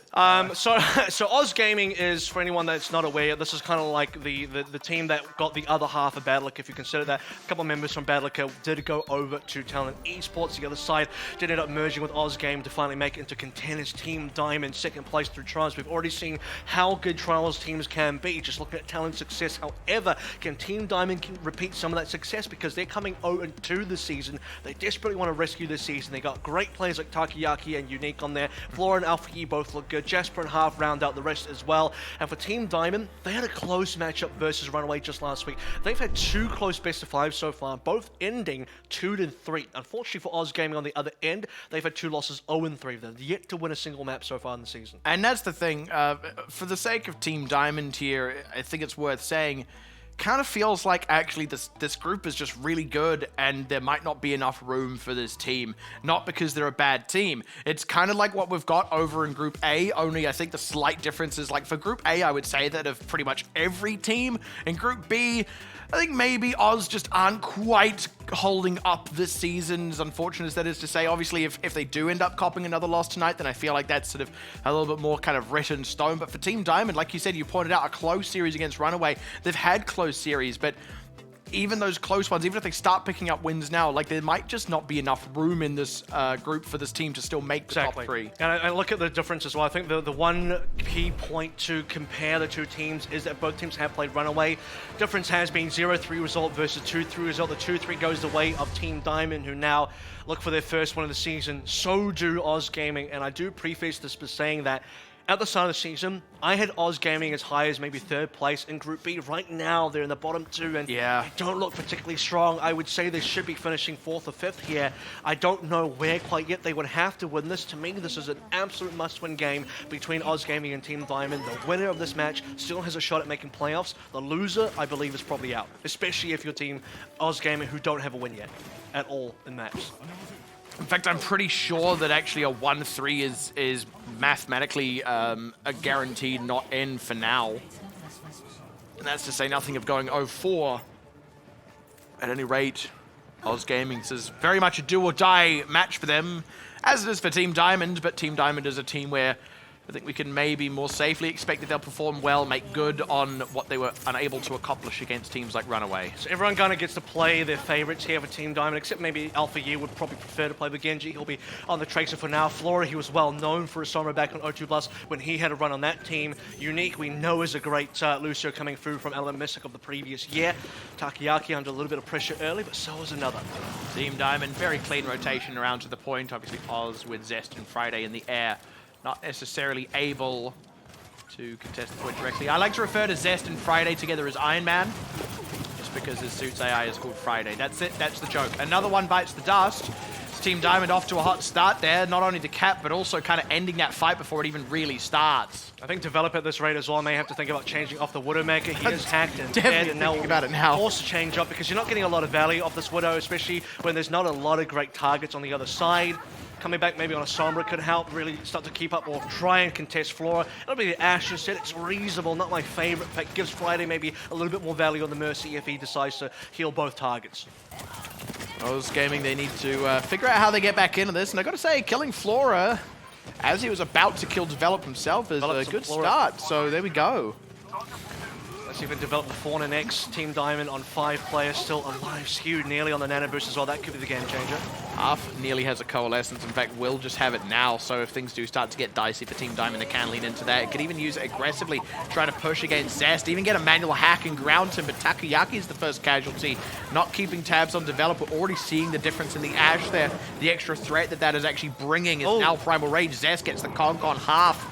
And now Team Diamond getting dislodged with a bit of a whimper. They haven't really dealt many a blow back to Oz Gaming. Even Friday manually hacked isn't actually at threat of dying. All right, well, Develop back on the Ashe is certainly paying dividends. Instantly has a Bob available as well, and he gets those picks critically onto Takoyaki and the rest. And Team Diamond, like you said, on a whimper, they have the ultimates, they have EMP Sound Barrier to play with, but if you're just constantly down one member, you're always thinking, hey, I mean, are we going for this one? Do we try and make a fight happen? Do we just try and recover members? What's going on here? And they were always at a deficit, courtesy of Develop, and now, return kill. That's absolutely massive. Friday can't really go in for a res here because Alpha Yi still around the area, and they've got Jasper diving onto the same spot. Zest also going down, so with that, Team Diamond, I feel like this is maybe why they chose to not commit ultimates in that last fight. I think they just felt confident that they could push back onto the point without too much issue with what they had. Now they capped the point, they committed EMP, looking to pick up even more kills as some respawners were coming through for Oz. They want to ensure that this re-grab can turn into a 90+%, possibly even a full cap at this rate. Develop's not done. Cap. They actually do have to get the cap here. Oz Gaming need to do something more here. They do get half so far. A lot of low HP members for Team Diamond. Not quite cleaned up yet. Takoyaki's finally gone. And maybe now the flip. Okay, they can get back on this. Team Diamond get what they were hoping for in the 99%, so they'll certainly take that, but Oz Gaming are going to be able to wrest this one back from them and are very much still in for a chance. And I mean, it's night and day, right? Develop dead versus Develop alive on this Ashe is the difference clearly between losing and winning these fights. And I like to see Zest on the Tracer as well, going off the fire here. It's not quite working that well for them. It's okay. Friday still has value, as mentioned earlier, because the Ashe is on the table. You can still pocket Develop here, who is still doing plenty of work and certainly worth pocketing, especially for the damage boost. Big hill to climb, 52% and counting. Team Diamond just need one fight, one good opportunity to get ultimates. Friday is donezo though, and now skewed as well, manually hacked. Unique going hunter killer. There's another. Will find half. That's the only trade back though, is the critical one Develop going down. Zest needs to get a lot done. Silver coin. All right, they're not done just yet here. Team Diamond now with Jasper D-Mac just starting to look a little bit worse for wear. No supports here. It's just these two DPSs, and they decide, nope, not going to happen. We've got enough time to reset and have one last go, and they're going to try and lean on that. Silver coin flips it heads for sure. 2 kills coming through from the self-destruct, rescues the day for Oz Gaming. Now it should be 99% confirmed on both ends. What ultimates do we have available? It's EMP to maybe close it out. Flora has to find some decent value. Zest could go down here. Oh my goodness! What on earth? Alpha Yi! You thought getting developed with a stick was something? Look at getting developed and Friday in the same pulse bomb, and then one clip skewed. Dude just opened that up and is going to slam dunk the map, indeed close it on Oz Gaming as quickly as he opens it for Team Diamond. Team Diamond feeling confident. I have to say, this feels like a surprising 99% for Oz Gaming. Not that it's undeserved, just Team Diamond have felt like they're doing better on the whole. It's just Oz Gaming have had some really dynamite moments. Alpha Yi just clothesline Oz Gaming. That's what it felt like to me. And then the EMP to come through after. Just a kicking them while they're down, really. 2 kills in the pulse bomb, 3 more EMP. I thought the EMP was going to be the game winner, but ends up being Alpha Yi getting the 2 biggest members. Mercy gone, developed the real big carry so far of Oz Gaming on this Ash. He's taken out of the picture. We'll see if they can do better on Ruins, because this will be a better sniper map. Certainly develop, maybe staying on the Ash would be correct here. The Widowmaker, also a very valuable pick. And Oz Gaming, if this is going to be where they can bring it back, I mean, I would expect it to be on Ruins, because if we go back onto something else where you can't really put Develop in a great position to carry on a hit scan, then I don't know how much Oz Gaming can really do. All right then, Team Diamond. If it ain't broke, don't fix it. Actually, they will make the change with Alpha Yi setting up the teleporter, but that is all for now. Just trying to get first movement to the point. That does allow them to get the health pack, so solid start. And Develop's back into spawn. He's not going to have a bar this one at all. He wants to go on towards the Ash. He's obviously late to the party in terms of trying to hack that early health pack. Again, that's going to be the Lucio difference. Unique sets Flora there so much quicker. And as that cap does open in a few seconds, now Team Diamond should be in position to really start capping as Flora did take a bit of damage, but he's okay. They are respecting the Pharah, and I do like that. They're also giving Alpha Yi a bit of time to set up on a wraparound. So yeah, they end up giving that one over. Again, just respecting the Pharah, and they're looking to set up for a successful fight rather than just stand out in the open on the point. And as I say that, they now stand out in the open on the point. But they have actually set up some good positions here. Hafters have to fade away to stay alive, but Zest needs to stay alive here as well. Doesn't have the Mercy in the pocket for a hot second. Silvercoin D-Max and Team Diamond were able to pick the cap up, so it's a slow burner, but it's one that's just barely starting to favor Team Diamond. Zest is doing a lot of damage. Look at his ult charge here. About has the rocket barrage now, but he's not confirming kills, and that's the issue. Team Diamond have ults now as well. They don't quite have great defense. Jasper has to be the one to shut down Zest. And it does look like Oz Gaming are trying to pull a page out of the book of WGS. Is it going to be successful, though? They need to do something more. They're trying to get aggressive with this Coalescence, and it doesn't quite pay off. They thought they could maybe just kind of pounce on Oz before Oz could pull back, but Oz were actually moving back a little bit anyway while they were waiting for Silvercoin. Now EMP to try and cut off the thumb, and the whole hand will ache as Oz absolutely dismantled there. Team Diamond, they weren't able to get it off the back of the Coalescence, but they will get it off the EMP. It's only 2 kills, but it's approaching the 50% mark now on the point. And honestly, I don't know about Silvercoin on this hog pick either, because now you're just feeding EMP charge over to Flora. Any manual hack or just any real damage onto Silvercoin where it can't be mitigated, that's just free EMP charge. No questions asked. If you want to stay on the Diva, you at least have a little bit of counter pressure versus Flora and Alpha Yi mitigating their damage. Ooh. Certainly being able to eat maybe a pulse bomb, considering what happened last round. Big sound barrier instantly being popped. Doesn't actually find Alpha Yi. He was looping back around to the team.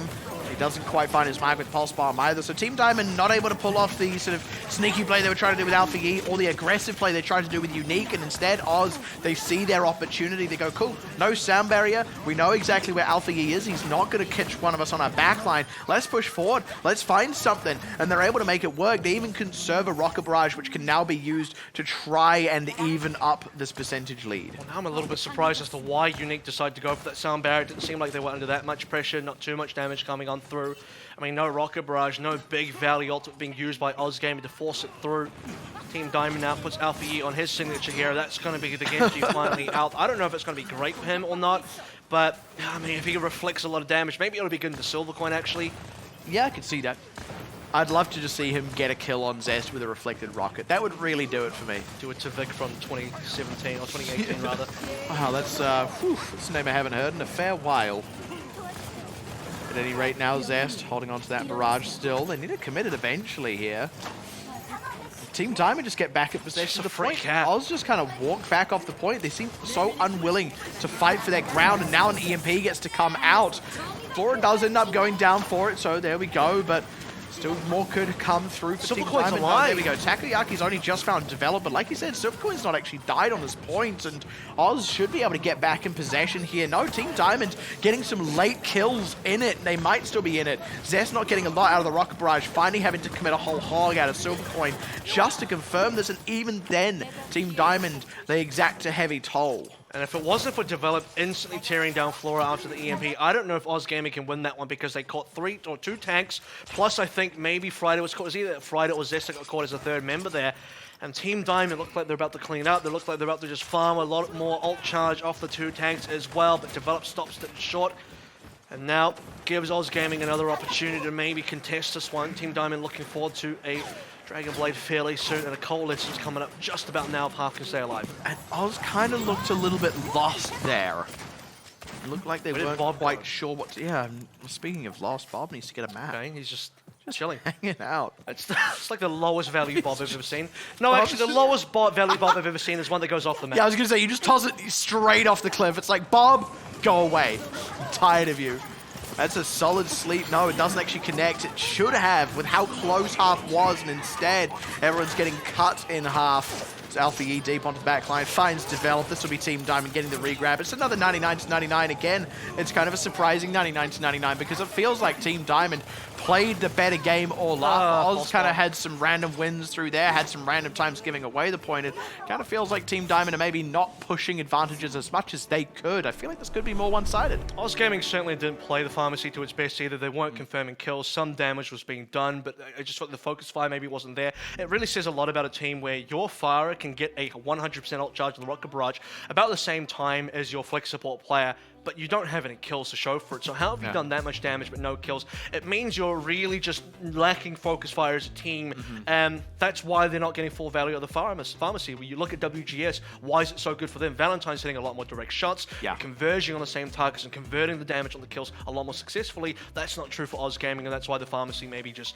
a lot lower value. One of the other things we see often if you've got a Pharmacy and also an Ash as developers playing for a lot of it, you know, you get a Rocket, you get a well-placed Dynamite, and maybe there's a low tank, and if you've got dive tanks or at least a more mobile tank, then you can finish off their main tank. That's one of the other big things you can pull out there if you're not necessarily just landing, you know, a solid shot that gets followed up by a Sombra or whatever, right? Like, there's a lot of ways you can make it work in theory, and Oz weren't really making any of them work. In fact, like, again, I've got to revisit. I actually feel, and this feels kind of mean, but I feel kind of surprised that they actually got to 99% on both of those points. And even then, I don't know that I ever particularly felt like they had it in for a chance, because it felt like in the quote-unquote serious fights, Team Diamond were just a mile ahead of Oz Gaming. But look, because it was 99-99, I also don't feel comfortable counting out Oz Gaming, and there's still a bit of series left ahead of us, still a fair bit of runway to go. So we'll see if the Oz plane can take off.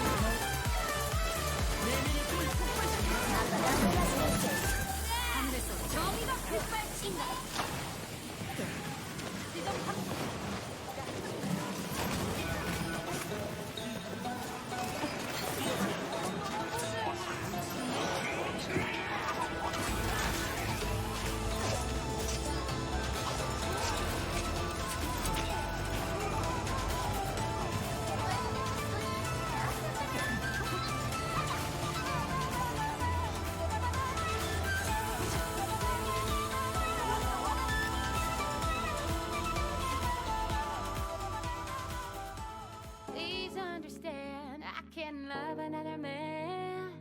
I can never be anybody else's baby. When you slip away, every cloud turns to gray, and the midnight messenger comes around to tell me why. Tell me why the story always goes like this. The owls only fly at night. If you take off into the sky, I'd learn to fly so high, and I'd make you dance again.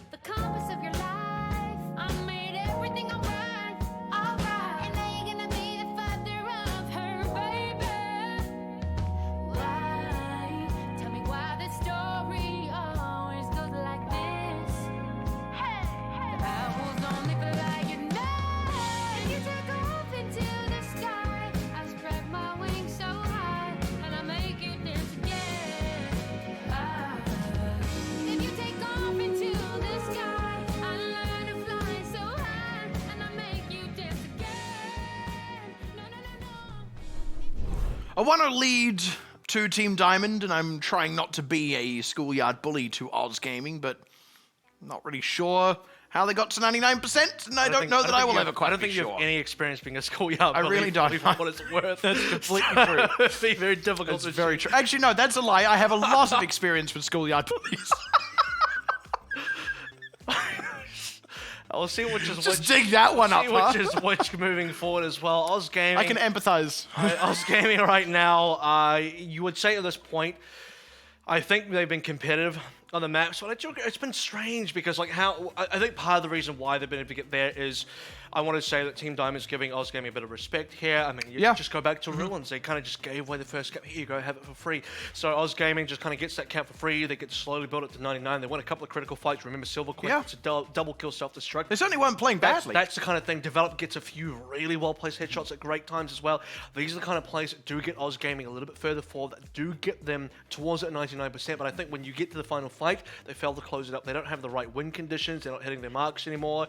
A Pulse Bomb wipes out both your Mercy and your Ash. Just something goes wrong at the final hour, and Oz Gaming can't mitigate. It kind of feels like Oz don't always sort of see the clear path to victory, like both in the micro sense and in the macro sense, right? The micro sense being, what do we have now? What do they have? How do we use our tools? How do we mitigate their tools? And then in the macro sense of like, what's the overall pace of game? I feel like Assault will be a very different breed compared to Control, though, in that macro sense. The macro on Control isn't always as clear. On Assault, it often is. So we'll see if Oz Gaming can start to perform a little better in that regard. Develop back onto a hit scan sniper. Probably the best pick Feels for him good at this stage in the game. Team Diamond as well. Alpha, you would love to be on a Gen.G, but the other Shimada brother will do for now. Hanzo, Flora on the Ash as well. Double sniper into Roadhog Sigma. Where have we seen this one before? Team Diamond going to be pulling out this comp unique on the Mercy. And we'll round things up with the Ana as well to make things interesting. So no Zenyatta for the extra Discord damage output, but I think the extra Bio Nade and Sleep Dark Pressure will be fairly well worth it. And going up against Oz Gaming's Pharmacy again, we're running this for a second time in a row. Can it actually work for Oz Gaming? Because like we sort of mentioned here, there were just a few pieces missing. Still waiting for the third Shimada brother, Jeff Shimada, the family accountant. If you've got a criminal empire, somebody's got to cook the books for you. Just saying. One was good with a bow, one was good with a sword, one was good with numbers.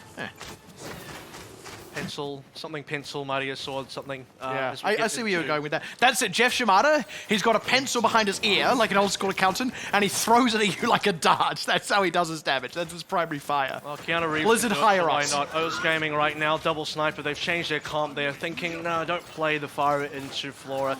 Don't play it into the Hanzo either. Let's go through with our own Roadhog Sigma comp. And again, it's Roadhog Sigma. We're not seeing Roadhog Zarya anymore, popularized by the Washington Justice. Well, that means, you know, obviously, I think the teams also don't have a player like Decay on their team to play the Zarya, so that makes a lot more sense as well. We are going to be mostly mirrored here, except for the Widowmaker and the Ash. Hey, Kevin.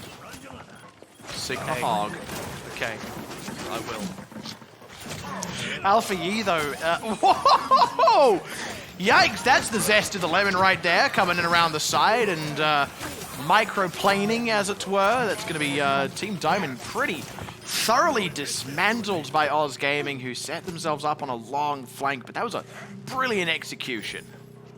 Be a cap as well. Not on their first attempt. They'll make a good run of it. Come back on a new comp. They'll be a little bit behind on ultimate charges, and still, it's enough for them to push forward. Resurrection coming in for another as well. So Oz Gaming, plenty to work with going on towards speed. Dragon Strike available. Selvs and Nano half moves onto the Zenyatta even to try and, I don't know, make things a little bit better for their own snipers in terms of the extra damage output with the Discord. But let's see if something can be found straight away off the back of Nano, which I think is what they want to use. Oh, that's a huge shot. Can't raise yourself, Sonny Jim.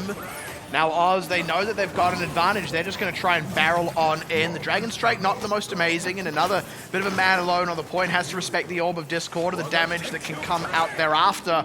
As the Dragon Strike comes across to try and cut the members off, and it's a shame that was just shy of a third, but Oz having not picked up any other kills, and now at risk of getting repelled by a replenished Team Diamond. I think part of the thing here that's difficult is the Nano doesn't have full value. You don't have a Ryan, you don't have someone that can just walk that Nano forward. Sure, you'll put it on your Hog, but another can only do so much there. Flux out from Jasper, does it catch enough? Just one maybe? It's definitely going to find Friday, and again, can't res yourself. Silver Coin in trouble, likely to go down. They will trade back. In fact, they'll trade back hard. Even with Friday dead, they might still still have enough. Unique gets his res in, but if Oz can keep the pressure on, maybe pick up a few more, with Flora finding Zest, it's looking less and less likely. Will be a reset now. Oz Gaming, yeah, they've lost plenty. I mean, they still are sort of hanging around. You can see on the right side silhouettes there.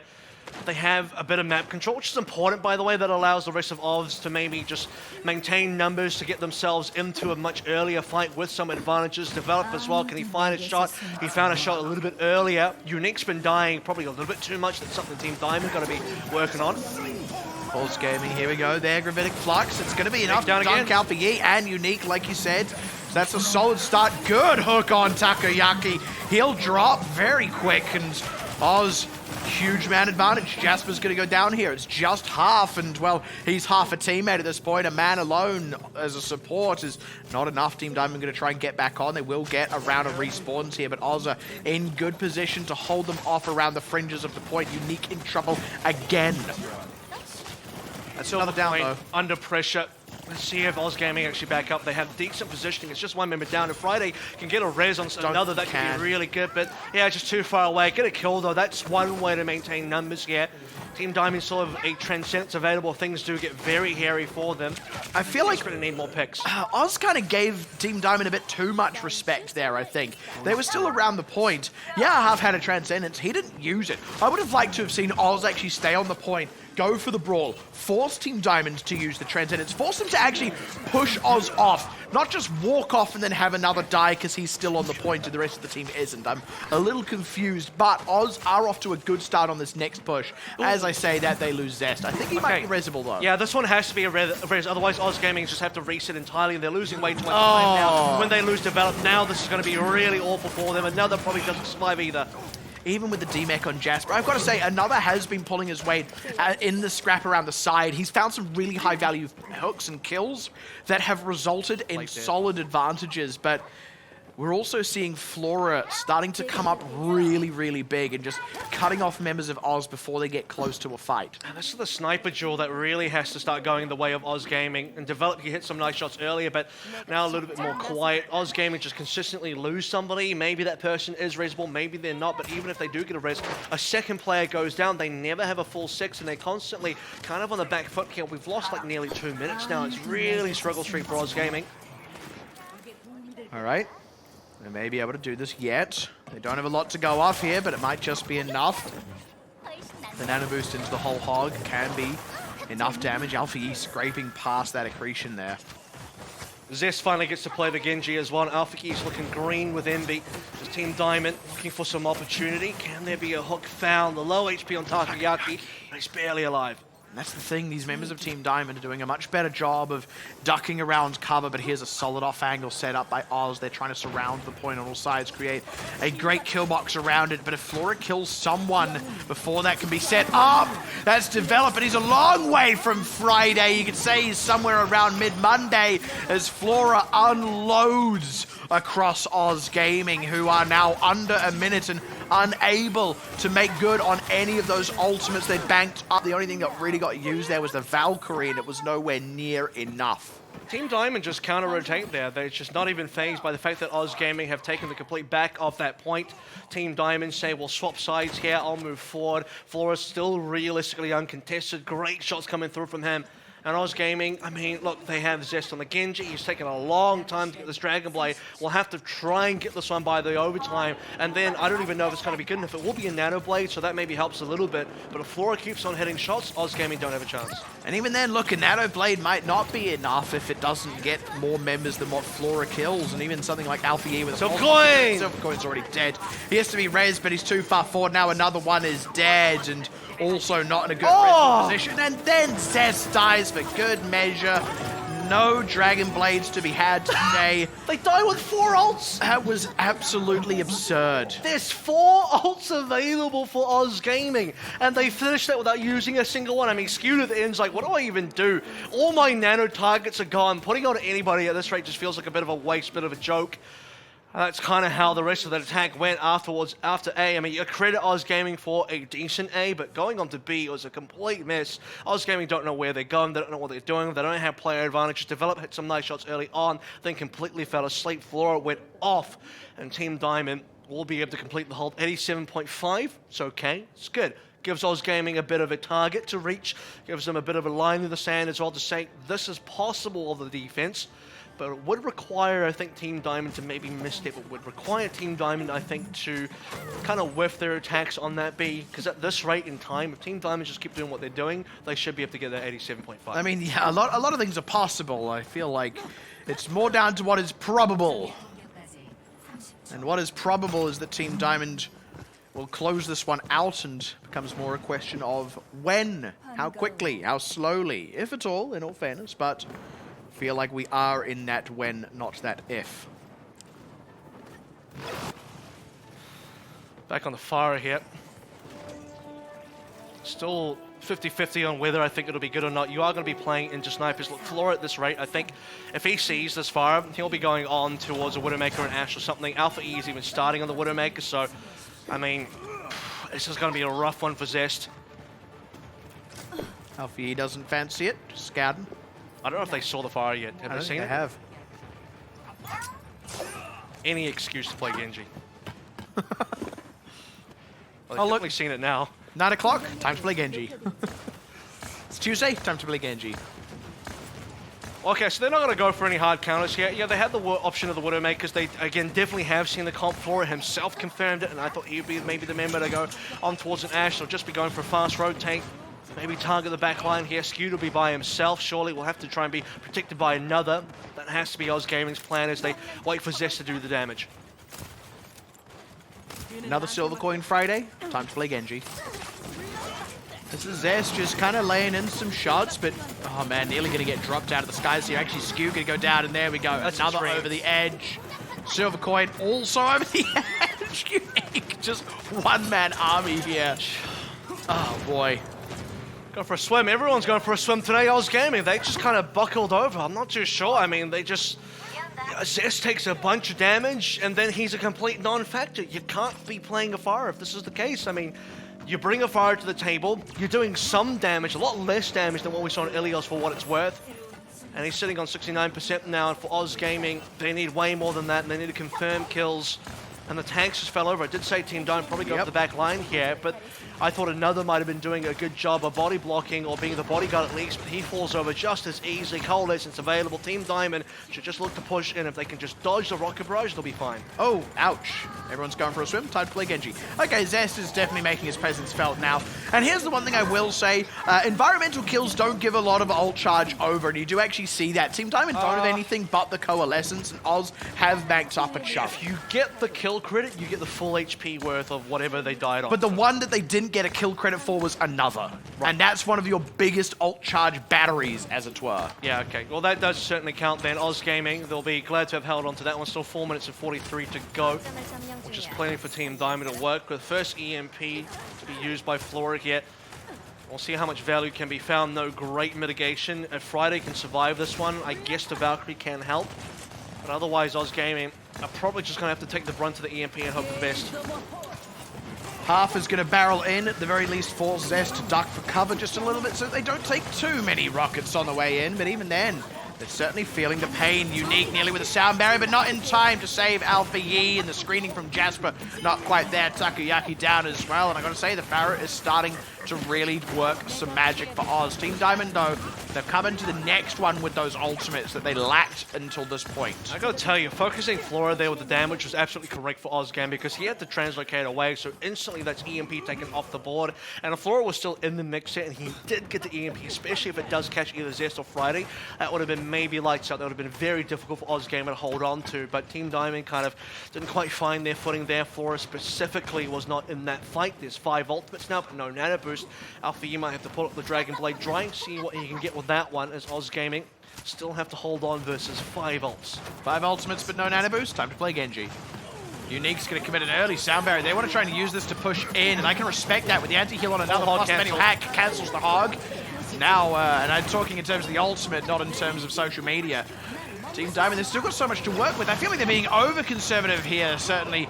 I mean, Alpha E doesn't have great targets. Their sides, sure, but like, pull it out, get aggressive. Takoyaki is going to push inward. There we go. That's an EMP. They're going to layer it up with the blade. That's Friday and Zest both done for, and that's your ideal targets to start things off. Now the Hog looking to go down. They've managed to find that one, and I think this is going to be the one where Team Diamond get it over the line. They're already most of the way there. Oz Gaming still losing members as quickly as they're respawning, so unless Zest gets the craziest rocket barrage you've ever seen, I do think this is going to be Team Diamond bringing us to match point. And nope, entirely cancelled by the defense matrix, and I am not talking about social media again, but there should be Team Diamond taking it out over Oz Gaming. Oh, that'll be all over now. Team Diamond, this is what you get to see when Flora is not heavily targeted. I mean, there's maybe an opportunity here. Double binary caught though. Flora on his way to the next EMP, might even get it for the spinal stretch of the leg. Probably. Develop will come through. Friday Scooter still alive technically, but for how much longer?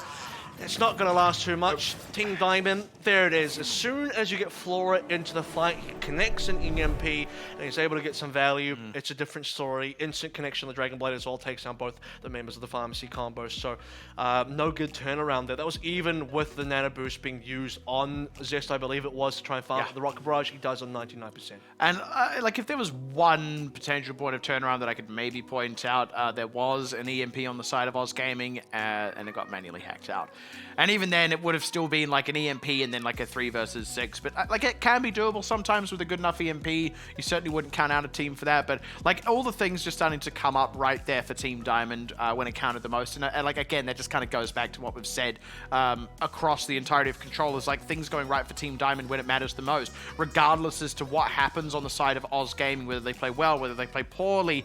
It's just Team Diamond are performing at the correct moments where Oz Gaming unfortunately aren't, and that does bring us to match point now in favor of Team Diamond, a solid 2-0. Once again, it will be Oz Gaming's map pick. We've got to see if they can maybe pull out some magic, or whether this is going to be the quick and brisk 3-0 that the Diamonds in the rough are looking for.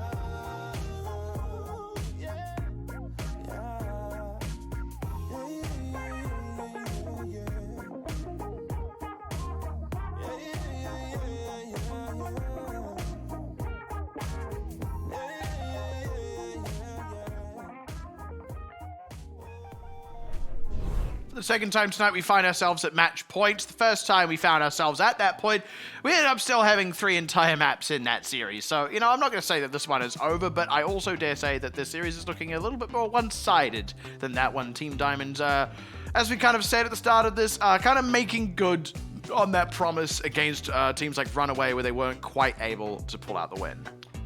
And also I think Oz Gaming is kind of running out of time and space here as well. There's not a lot of games that they could possibly play. I mean, they haven't won a map yet still to this day. They've gone 0-6 their last 2, 0-3, you know, each to make 0-6. Now it's another 0-2, possibly a 0-3 on the board if they can't make a major comeback happen. Look, 0-9. WGS did that, but I think WGS have the capability to pull something extra special through. They have the roster, the capability, the proficiency on those heroes as well. They brought out the Fire, and it looks phenomenal. The Fire being played here, it's already been brought out, and it doesn't look phenomenal. So what else do you really have under the sleeve? Like, unless they're wearing, like, some overly trendy jeans with a lot of pockets, I don't think they have anything else in the back the pocket. stuff in the pockets has to be good. That's what I'm saying. They don't have anything like... It still has to be it's, like... Exactly, it's quantity over quality, right? Like, I've got, like, 2 back pockets here, so if I put something in it, you know it's special. Also, it's probably not that special because it has to be something I'm not afraid of sitting on by accident. So I don't really know why there's the saying, what do you have in your back pocket? Because it's like, I don't know, a squished up banknote? The ring. I have the one ring. The one ring to rule them all in my back pocket. Oh, no, it fell out while I was sitting on a log earlier.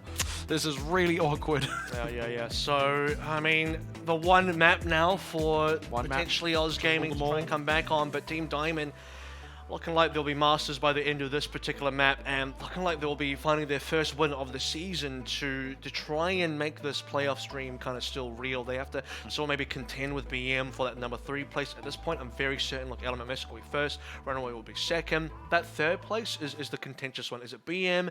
Is it going to be Team Diamond? Could it even be Oz Gaming? It would require Oz Gaming to reverse sweep here, but let's, you know, just to keep the hope alive a little bit, between those 3 teams, we're still trying to decide. I've always kind of wanted to go to a wedding, by the way, and when they're putting the rings on the fingers, stand up and go, but they were all of them deceived, for another ring was made, and put one on myself. Just go to a wedding dressed as Sauron. That's one way to... That'd be a great way to ruin a wedding. You'd never, ever see those friends again. I feel like you'd be escorted out of the venue. Oh, I absolutely would. Who's going to escort the Witch King out of the venue, though, really? Like, if you're dressed in, like, the full plate armor. Dude, that security guard better be armed. I'm talking like a mace and a shield, maybe, because I'm not going down without a fight. As they say, no man can kill me, so the bride's got to do it. One thing I have to say about this, maybe a bridesmaid, is that Oz Gaming have lost to Runaway and Element Mystic, so if you give them any bone to throw here, it's the fact that, okay, their 2 losses where they went 0-3 were against the best 2 teams in this group so far. But at the same token, that does mean you have to be doing better against teams like Diamond and BM. Look, they still have BM to play a little bit later on, but if BM end up being the only team you can beat, and even that feels a little bit questionable now, I don't know what kind of chance they really do have. Let's see if Zest on the mid-creek can make the difference here. A little bit of a different comp. I do believe another's just scouting. He'll be going back to spawn. Team Diamond. Let's talk about their comp, though. A little bit more standard. Keeping Takoyaki on the hog, but otherwise they'll be playing their standard kind of like sniper and tracer combination for their 2 DBS players. And I'm liking Alpha Yi on that tracer. In fact, I'm liking tracers a lot in general in this meta. I feel like, the teams that are willing to play the tracer tend to have a very good tracer who makes their presence felt. So it's always satisfying and entertaining to watch, if nothing else. And Alpha Yi, certainly one of those more entertaining tracers to see. And as they all kind of dogpile on top of Team Diamond here, another ends up going down. Team Diamond just weather the worst of it, and they do get Flora in the trade, but honestly, I don't know that this is too bad so far for Team Diamond. Flora's not resible, though. That's the big thing to consider here. Team Diamond have to make do without him for now. Alpha Yi has got to get the damage done, and EMP is already available. Develop, that's just insanely quick from him. Catches 5. Ooh, that's solid. There we go. Oz feeling finally like they've got that micro down. They've got that game plan of, all right, we've got the even trade. And actually, I will even say Flora is technically closer to respawn than another, but they have the EMP. They have the ultimate advantage. They leverage that. It's still not done yet. Team Diamond are trying to push back in, but it's a little bit wonky. You saw Alpha Yi have to duck off to the side. They're kind of juggling aggro on the point right now as members are getting hacked out and pressed on, but oh my goodness, look at that, just demolishing members under the guns of Zest. And now Team Diamond fully routed. And Zest even got cancelled there in terms of his ultimate, so Oz Gaming, even without the Death Blossom, get to walk across the line there. Props going over to Flora, or was it, who had the Ashley? Yeah, Flora to put the Bob on the point. That's all they had to try and contest. They were desperately trying to make sure the Cat wasn't going to go over, but they still couldn't win the fight. They didn't have the damage. And Oz Gaming will confirm that cap. 4 minutes 30 now to push on through. Unfortunately, they won't have the ultimates just yet, outside of maybe just the one for another, and another coming online for Friday. Team Diamond, though, far less to work with in terms of their ult bank. Sometimes talking about these player names feels like that who's on first gag, but Develop nearly on another EMP. Could be the difference maker here, in all fairness, if this ends up being a long fight. And Friday's committing a sound barrier. They want to try and press this advantage, and Team Diamond are respecting it. They have to back away a little bit and even lose Alpha Yi as they back out. So man advantage now means they can get deep into the backline, and Zest absolutely unleashing hellfire on Team Diamond. And there it is, Oz Gaming now get to continue forward. He's nearly got another Death Blossom as well. He's probably the one player to watch so far for Oz Gaming. He's opened up both A and now the entrance of B on a bit of an off angle here and a bit of a journey to find the backline of Team Diamond. Develop also doing a bit of scouting. And where is Diamond? They can't see anything. Yeah, they're just chilling. They need to get on this. They do get on it in time, but there's still so much. I mean, the trap has been laid, and Team Diamond just kind of waltz into it. That's the thing when you go at the last minute. You do also give the other team the maximum amount of time to anticipate your movement, rather than moving in a little bit earlier, maybe trying to rob a little bit of the momentum from the attacker, but no such luck here for Team Diamond. Nice execution by Oz. And again, Zest had his Death Blossom cancelled, so he still hasn't had a good ult yet, but he doesn't need it. He's just been doing a lot of damage as he is in the regular Reaper form. And for Oz Gaming as well, it doesn't seem like they're really hurting off the back of it. They are still pushing on through. Plenty of time now.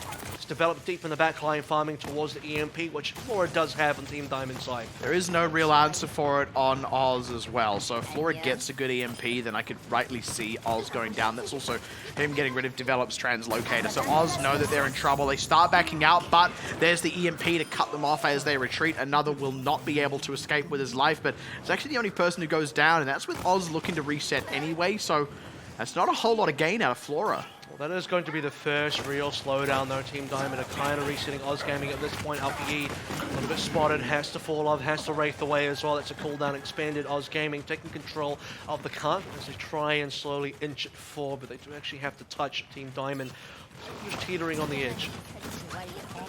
So now Oz just looking to push back in. Nearly on another EMP from Develop, but a while to go. And speaking of another, he's pushing forward with Primal Rage. Gets hacked out, but he's still a pretty beefy boy. Still disrupting a lot of members around that backline. Takayaki's own Primal Rage, only just starting to get in the direction of Oz Gaming now, but Silvercoin could be in a bit of trouble here. I've still got my eye on Develop. That EMP about to be available, and you need to see Unique counter it. Oz are backed out. 3 minutes still available. I mean, Oz are definitely losing a bit of time now. It's starting to become a little bit more noticeable. Look at the cart positioning, though. That is really, really good. So if they can work on that, that'd be great. Unique on the side, just waiting to receive the EMP encounter when appropriate. Few low members for Team Diamond. Develop almost feels like he knows it. They're kind of playing EMP chicken here, but Flora's nearly got his, and Friday has to hide as well. And there we go, double EMP. Ooh. Great one from Friday. First of all, the second EMP out from Develop for one thing, cancels a chunk of Team Diamond's abilities, and Friday is able to get the higher value sound barrier. So very nicely executed by Oz. Great read, and again, it starts to feel like they're starting to get a better feel for the pace of this game. And Zest finally gets to use an ultimate. What a guy. They're uninterrupted. No one's there to stop him. He's just celebrating on the cap, dancing on it. And that'll be the only good ultimate he's done all game. But again, it doesn't matter. The fact is, Oz Gaming get to push through. The Hellfire Shotgun's damages have been confirmed. EMP Chicken won by Oz Gaming as well. They get the better EMP. They get the better counter from the sound barrier as well. And for Team Diamond, could not find a real winning matchup there. Couldn't really find a great place to get some major slowdown, force a huge reset. Even the one minor reset you saw where Oz Gaming kind of had to back up, they weren't fully gone. Team Diamond couldn't take advanced positioning at all. This is the first time in the series you have to say that Team Diamond look like they're at least kind of struggling here. 2:31 is a decent time for Oz as well. This needs to be a turnaround now for Team Diamond to try and get a good time on their own offense. And it starts with A. They need a very good time on A. So, what you got, Oz? This is where I want to see them make good on what was honestly a very solid attacking half. I do not want to discredit them at all here. They've got a lot of work ahead of them if they are going to make this series competitive, but, you know, if they are able to make this defense good, maybe even close out this map somewhere along here, then, you know, avoid going to the time bank, I would start to believe that there is perhaps some mileage still left in this series for them. If anything, the Sombra Reaper comp has certainly been working out for them. So this will be something they can bring forward if we make it to a further map. This could be a winning comp for them. And for some teams, like, you know, you may have the reverse sweep, but it starts with finding a winning composition for yourself. And Team Diamond will try to match. This will be a perfect mirror between both teams. Every single player having a counterpoint on the other side that is playing the same thing. Early scouting by Flora confirms everyone on the high ground. If you've already zested one lemon, zest another. Sounds like a very citrusy kind of drink there. I don't know that you'd really put zest in a drink. You put like a twist of lemon is what you do, or an orange. You just push forward, you absolutely destroy Develop, and Flora off to a hot start. Oz not really putting up much resistance here. No counter trade so far as Flora's able to translocate to safety. And Oz, they got close to respawn, but they're also on the wrong side of this to regroup with Develop. At least Develop on the Sombra can kind of come in the backside unassisted. But that is what he's going to have to do at this point. It's now Silvercoin is in trouble. He's down another low. He ends up going down a lot later than I expected after Zest and Silvercoin both get dropped and demexed respectively. But that is, at any rate, Oz Gaming forcibly removed from the point. Team Diamond just aggressively walking onto the cap herself, and Oz Gaming gives that one away. It was like 2 ticks before Oz Gaming even decided to really contest. And for Team Diamond, no real counter pressure there. They have full confidence to be up to cap. Now they have full confidence walking onto B as well. Half is the first ultimate of the game, skewed a little bit further behind, but he'll be there soon as well to match as the EMPs are starting to come online, and Friday does not have a sound barrier. Cos Develop went down as well. He is a long way from his EMP compared to Flora. It's not a massive way, but like you said, you also consider that Unique has a sound barrier. Friday actually might by the time Flora commits this EMP, but still, a lot in the pocket of Team Diamond. Trendy Pants again. Friday doesn't quite have it. Okay, he commits it. He gets it just in the nick of time before anybody had gone down, and just lucky that nobody had gone down quickly enough for that to be a danger point for him. Now Develop looking to come in with his own EMP. Again, Unique does have the counter, but this could be an opportunity for Oz still. And there it is. The timing is within like a second or two there. It's inches here where if the sound barrier doesn't come through, that could be a really rough fight for Oz Gaming, but they do hold on and they have their own opportunity now. Unique should be able to counter. We're back into the EMP versus sound barrier game. One coalescence is gone. Skew still has one. Oz Gaming are probably still giving away a little bit too much space, but they have enough of that. They're taking so long to commit to fights, but as soon as they find an opportunity, they push in, they dismantle Takoyaki, and now even holding on to the EMP. Look, I would say that that's a good thing, but what I'll also say is Flora's nearly got another EMP. Friday's still a long way away from a sound barrier, so this actually gives Team Diamond a huge opportunity to kind of rob the momentum of Oz without letting them use this EMP from Develop. Yeah, Team Diamond is certainly outpacing in terms of the ult bank right now. 5 available. Flora goes in. This will be big. Catches Flora, and there's no response. No survivors either, as Alpha Yi gets 3 just with the Death Blossom alone, and then Silvercoin shortly thereafter. Now Friday over the edge.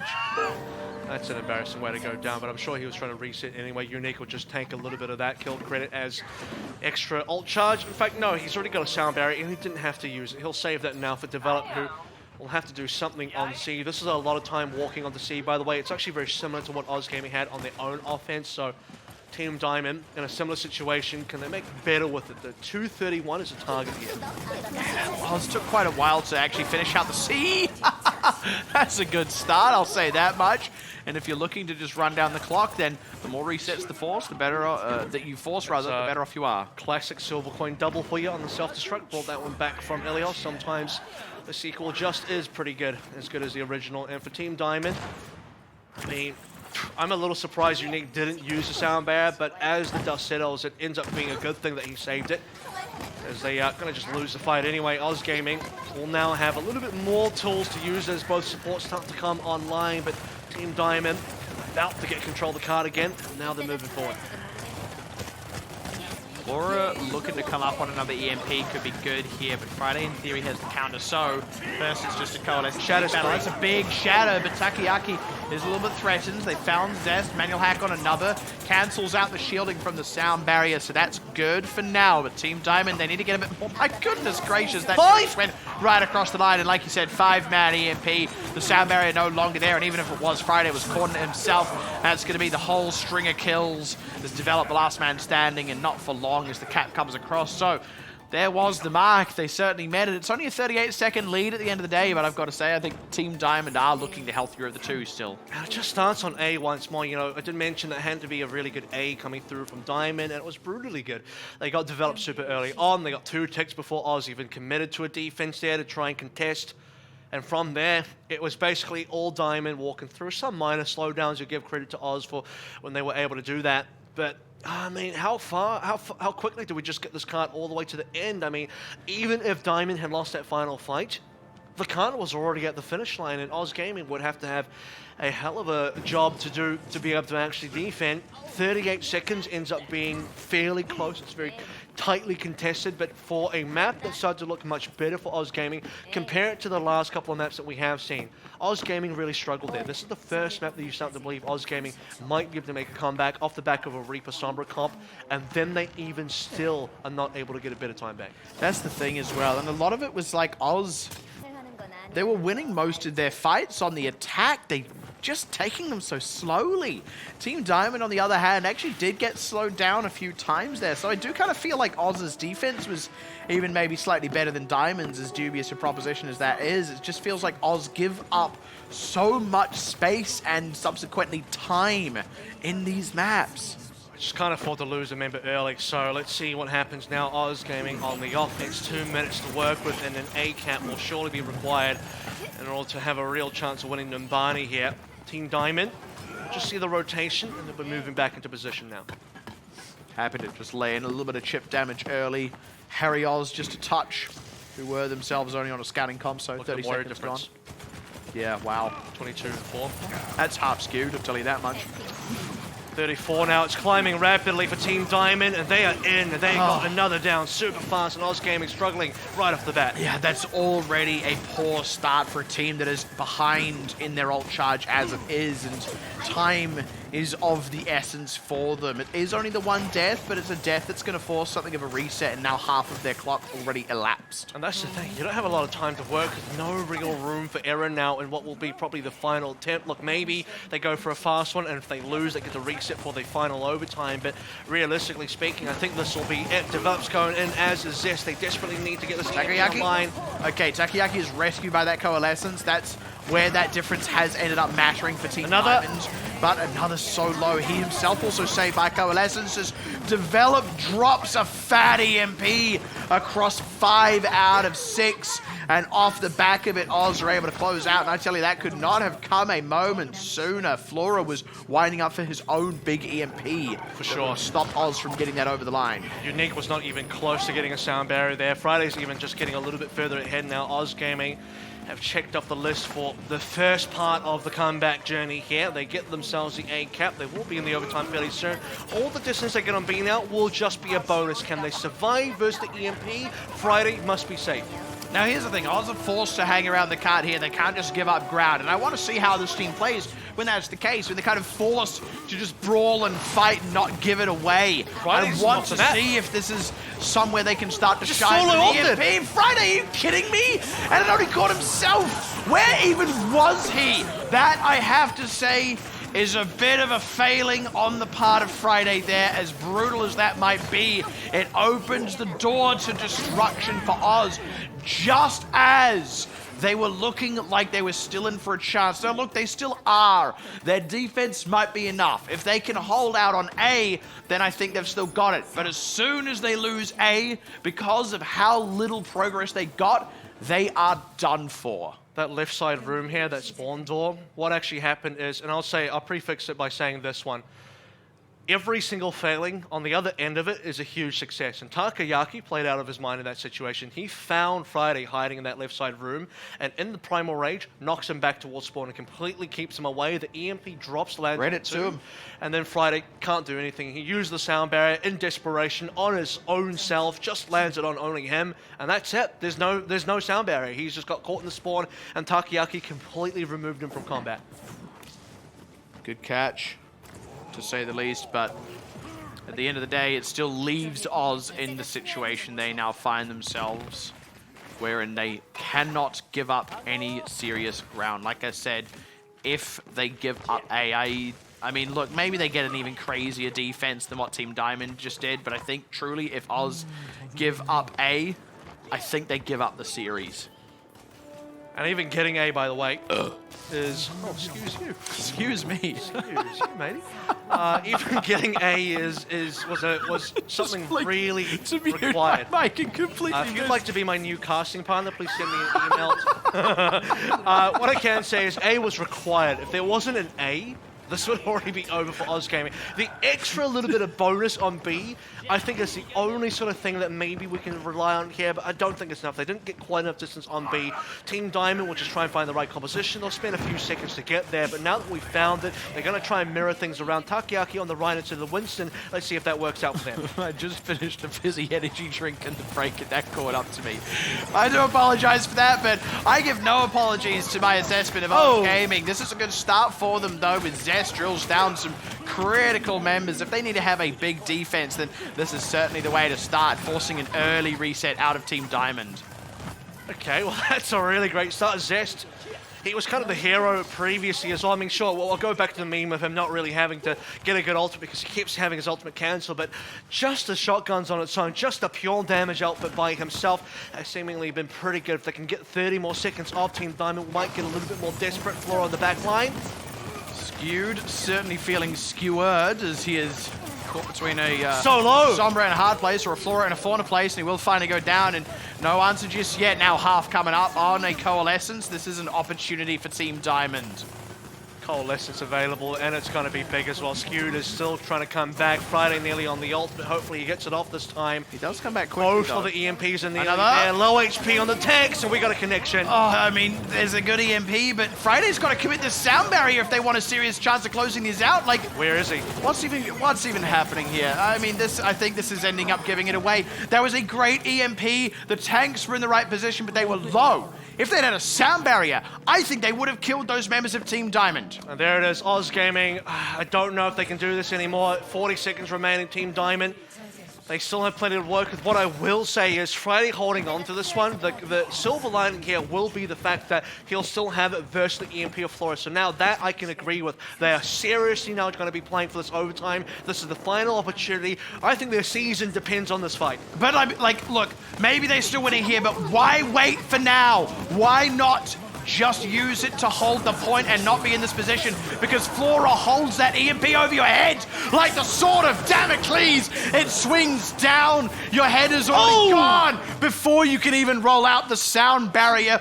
That was an utter misfire, but I think the damage was done long before that passage of play. It was done on control. It was done on assault. It was done in the regulation time. It was all but inevitable. And still 0 maps won by Oz Gaming, unfortunately, for the season so far. At this rate, they have one last shot to get a win on the board, but at 0 and 3, I'm afraid, I'm pretty sure in the same category as T1, they're just going to be out at this stage. And T1 even has a little bit more maps to play with, and they're mathematically out at this stage. I just don't think at 0 and 3, at an 09 map record, there's going to be enough. Even if you are looking at a crazy sort of tie break here, you just don't have the maps. You need the map recall to be able to win those tie breaks. So, yeah, there's not really a shot anymore. Oz Gaming, good run. Some bad looking players there that I respect. I think they're a team that I want to see a little bit more of in the future. But at this point in time, I think they just fall short this season. And Team Diamond come in as another strong Trials team. Trials team so far, Talon, we've already seen what they can do. Team Diamond are looking fantastic. I'll give them the Masters rating for that one. And Alpha Yi gets an MVP.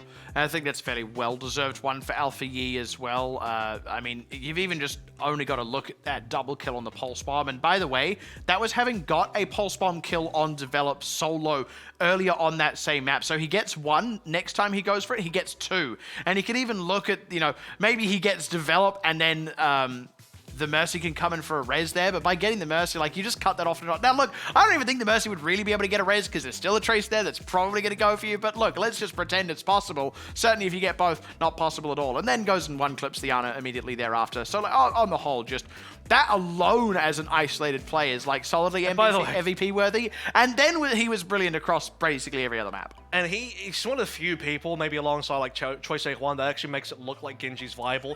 Gen.G's not really viable. No. Like, I mean, outside like niche cases, it's kind of like Fire where maybe viable outside, you know, in some niche cases, but you have to have the right player. And I think it was no more evidence than by the fact that, yeah, Oz Gaming tried the Pharmacy. It just didn't look, I mean, it looked okay. Some moments looked alright, but you'd never had this real threat that a player like Valentine on WGS just held. And I think for a lot of teams, they wouldn't dare try the Gen.G either, because unless you have a player like Choi Se-hwan or Alpha Yi that is really proficient on the Gen.G, you will never have that level of threat where you really feel like the Gen.G can actually work. And I mean, yeah, I think on the whole, Team Diamond just kind of played to their beats. They even played, I think, quite a patient match, if I were to speak candidly. I think they could have afforded to sort of press a little bit more aggressively at times. And just sort of rely on some of the playmaking, but I actually really respect that they didn't just try and go all out and risk any misfires. That's what it feels like. They played in the most patient, low variance way possible, feeling confident they were just the better of the two teams. And I feel like that is the result that has been realized here, because it was still a 3-0. I think there were moments there where you could argue, when you look at the score, Oz were in for a chance, you know, the 99-99 on Control, the time bank on Hybrid. But actually, at the end of the day, I think Team Diamond were always the better of the two, regardless of circumstance, regardless of like numerical closeness in terms of looking at point percentages. They were just way better. I think it's one way. It's one thing to get to the 99, it's another to actually win and get the 100. And I think they were never really within, you know, real shooting distance or within real, I guess, any point to be able to get that full 100. You always felt like they get to 99 and then, you know, they will fall short, because Diamond are going to have the capability where Oz do not. And that is the difference between a team that keeps their season alive with a 1-2 record and a team that is all but out with a 0-3 record. But we are only at the halfway point of the night. Still so much more to play for. We'll jump back over to Group A after the break for O2 Blast versus Gen.G. Definitely a match you don't want to miss.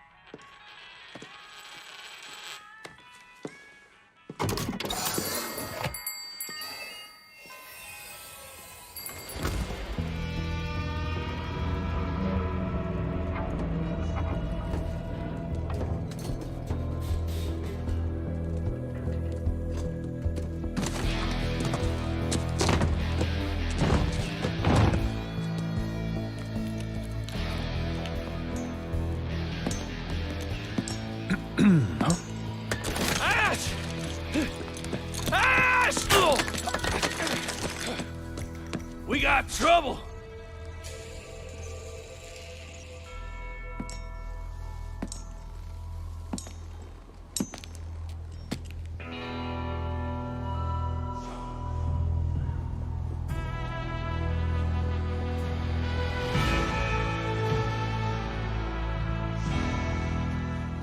Jesse McCree. Been a while. You promised you'd write. Well, Ash.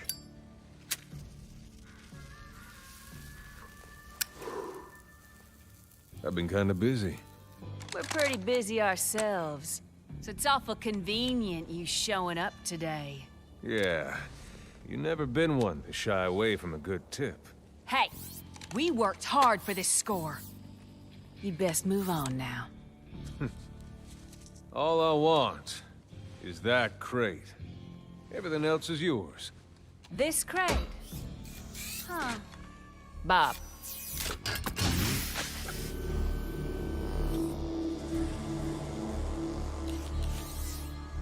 Well, well. Now you got my attention. What is it? That's none of your business. Well, as I see it, now it's very much our business. Doesn't always have to be this way, Ash. Apparently, it does.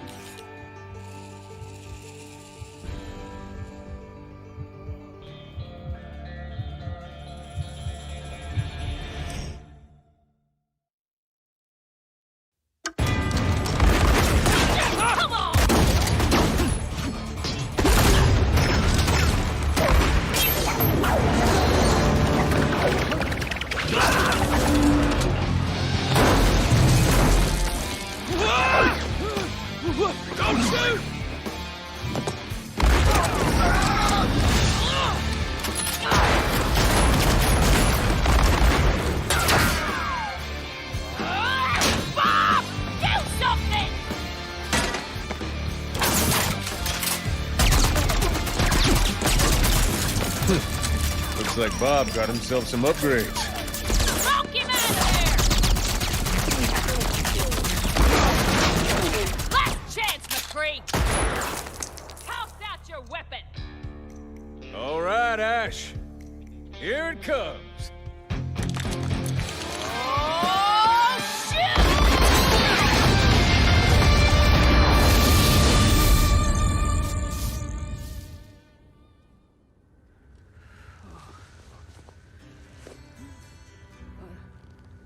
What the... McCree? Sorry about that, Bob. No hard feelings. McCree? Hey!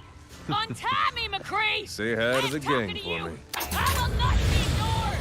I'm gonna rebuild Bob, and I'm gonna have him rip off your other arm!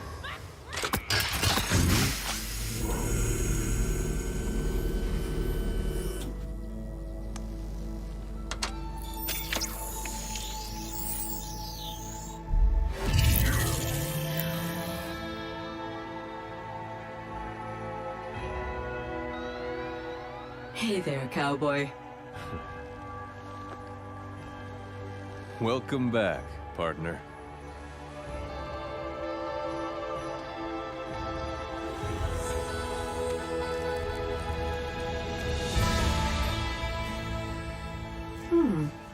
How long have I been gone? Far too long. What happened? Well, that's a story for another time. But I got a call. They're getting the band back together. They want me. But really, they need you.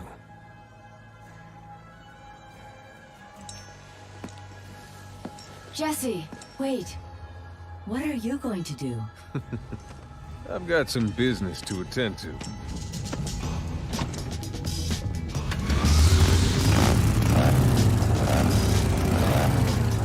Say hi to the monkey for me. Monkey? Scientist. Whatever.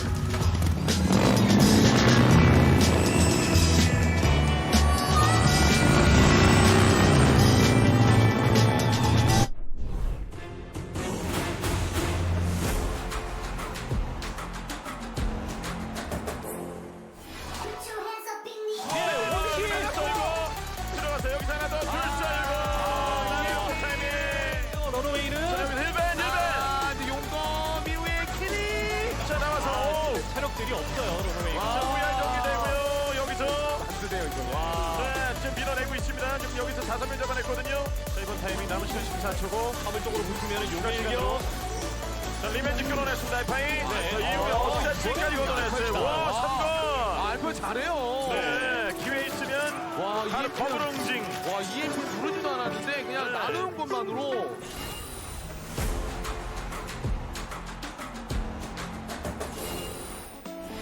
유니크를 맞추면 나눠 들어가요. 막을 수 있어요. 네. 자 막기 위해서 계산대로 힐맨 들어가고 이번 공격은 공격까지 결국은 나가는 배그가 들어가서 이거는 비트를 누르지 못하죠. 네. 들어가서 지금 6명 배그의 사냥터예요 여기는. 앞라인에게 맞은 바로 나눠가가지고 살려야 되고 먼저 그냥 썼어요. 야, 비트 좀 쓰면서요. 자, EMP 들고 있는 상황에서 자, 매그가 원시 분노. 네. 밀고 잡았습니다. 네. 공격력이 매그 다 하고 있어요 지금. 네. 지금 거는 이것도 막으면 지금 왜냐면 예. EMP가 있는데.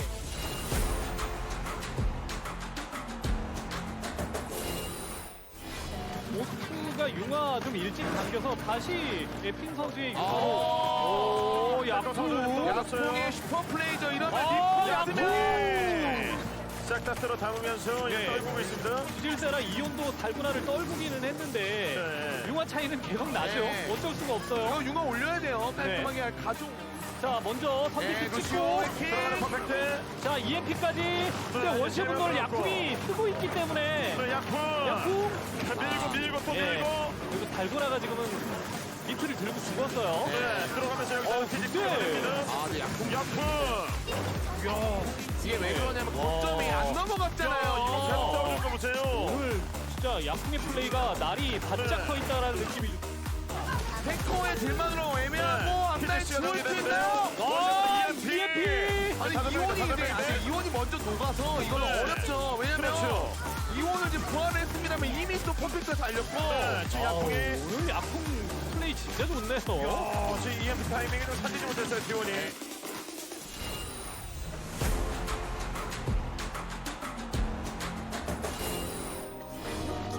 자 오지마자 퍽!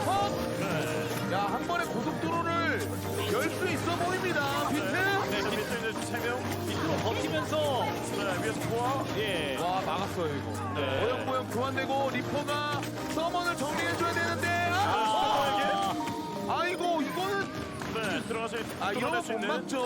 네, 5명 좀 끊어냈고 위에서 거점 게이지 올리고 있습니다. EMP가 있는 상황이라 한 번은 비벼서 뭔가 연기를 했는데 오면은 바로 잡혔고. 네. 숫자도 그렇고 공이 있어서 원래는 막거나 이렇게 한 번에 뚫릴 건 아니었거든요. 이로 들어가면서 다시 거점 쪽으로 가야죠. 그렇죠. 들어온 사람. 나도 도망가 보고 있자. 네, 지금 여기서 스토커. 융화로 나정리 스토커. 나노가 이제 바닥 때문에 가능했죠 이거. 네, 굉장히 정교하게 좀 들어가면서 선수들의 의지를 꺾습니다. 네, 나노까지 받은 데다가 2층 기둥지로 이제 쏘면서.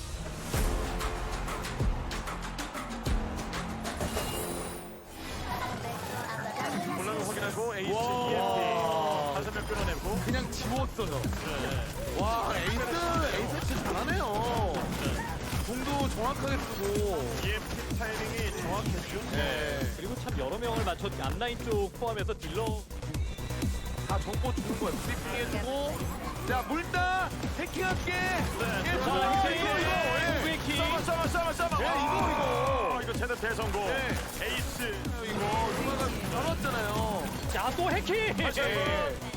자, 서버 또 정리됐습니다. 아주 중요한 턴입니다. 지금 상대에게 큰 힘이 리포고리, 없었을 테니까. 리포고리. 네. 플랜텐 다시 회복. 자, 이거 사인 줍니다. 나눠 들어왔어요. 예, 달려들 상대가 없어요. 같은 팀이 없어요. 해킹으로 시간 좀 아니, 끌고요. 나노 턴을! 아니, 이게 지금 에이스가 자리를 킹해가지고 나노를 못 줘가지고! 그리고 이제 에이스의 콜에 따라서 달려들겠다라는 각인데 여기 있다. 네. 야, 들어와! 뛰었죠. 그래서 자, 위에서 터치를 끊어내고요. 진짜 에이스의 정보전 역할 EMP 빨리 걸쳐야 돼요. 다시. 자, EMP!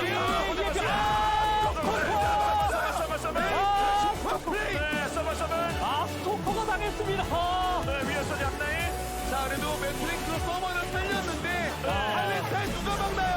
자, 여기 발렌타인 위에서 자, 공격기가 쓰면서 내려온 상황이고 추가 시간입니다. 추가 시간. 자, 메카 터지면 메카 깨지고 좀 써머니. 니코를 누가 막나요? 자, 막아내야 되거든요. 니코 못 막자, 이거! 지켰어요. 비스까지. 자, 위에서 이거 벗어내야 되는 위에서 또 없나요? 예, 부피 이후에 부활까지 지금 일단은 블리츠가 진짜 열일하고 있어요. 자, 이제한이 이걸 무조건 들고 한공 타나요? 자, 서버 부활. 서버 정리 찬재. 기대만 깔죠! 오지마. 여기서 마무리. WGS 승리. No more talking about it. The way it is. It's no mystery. There's no getting around it. When you're here, we got chemistry. We light up when we ignite. We're stars in a darkened sky. When you leave, don't forget to remember. Don't forget to remember me. When you leave, don't forget to remember. Don't forget to remember me. Remember me. I'll fight for you every second. To keep your touch in my memory. I try not to regret it. What could have been, should have been. If you would stay with me. When you leave, don't forget to remember. Don't forget to remember me. When you leave, don't forget to remember. Don't forget to remember me. Remember me.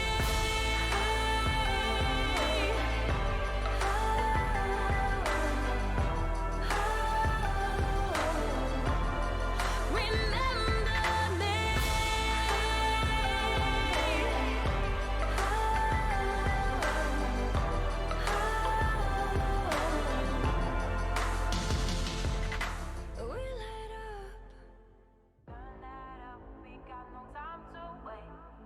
Dance floor's waiting, go and get a taste. Take off the edge, go ahead, get loose. It's there for the taking, you got nothing to lose. The DJ's done, but I've only just started. You stole my heart with your curvy dancing. I found the person I've been dying to meet. So cheers to dancing with your two left feet. So join me, baby, let's have a night to remember. 'Cause I just want to be young forever. So join me, baby, let's have a night to remember. 'Cause I just want to be young forever.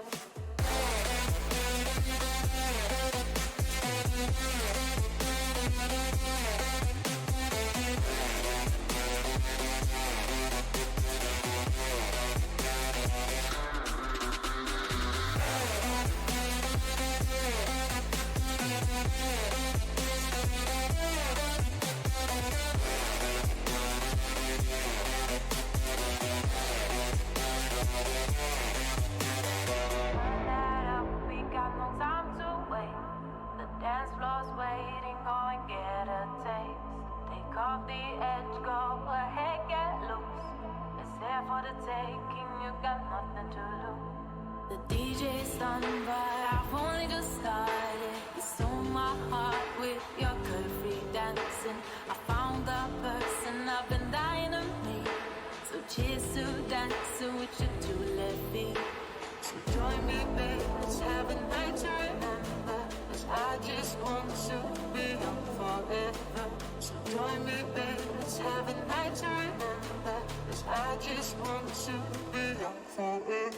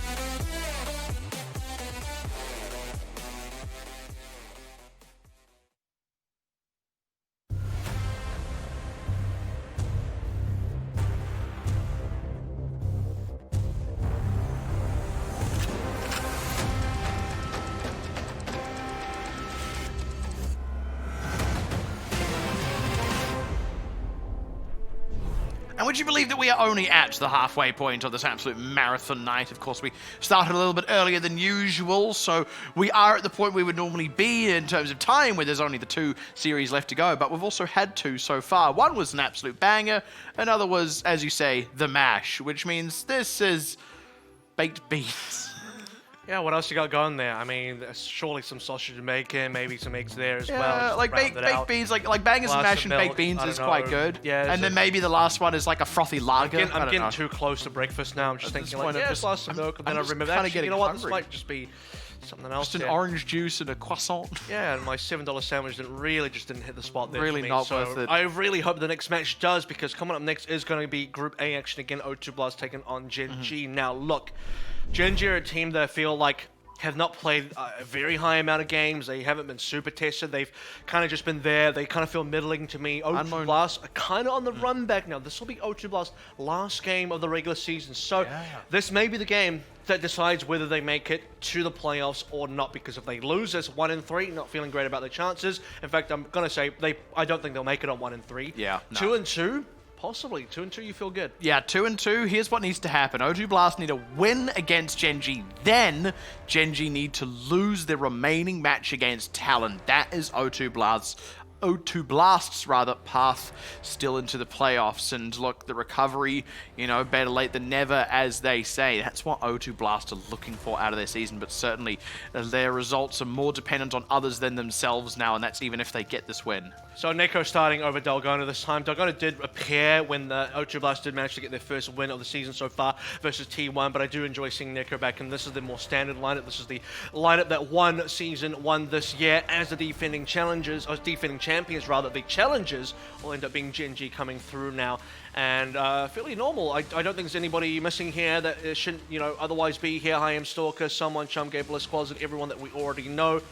And Gen.G, so far this season, they have beaten T1, and I do believe they lost to WGS. So they played the 2 games. It's been okay. It's just kind of like, yeah, these are okay results. I don't know how the rest of their season will go. And that's the thing. Like, there's still quite a bit of an unknown quantity around Gen.G, because you go, all right, look, both of these teams have beat T1. Both of these teams have lost to WGS. The only extra result you actually have in there is that O2 Blast have also lost to Talon, but they've just beat WGS. So I don't know that you really get much out of that. And actually, that was a relatively close game on the whole.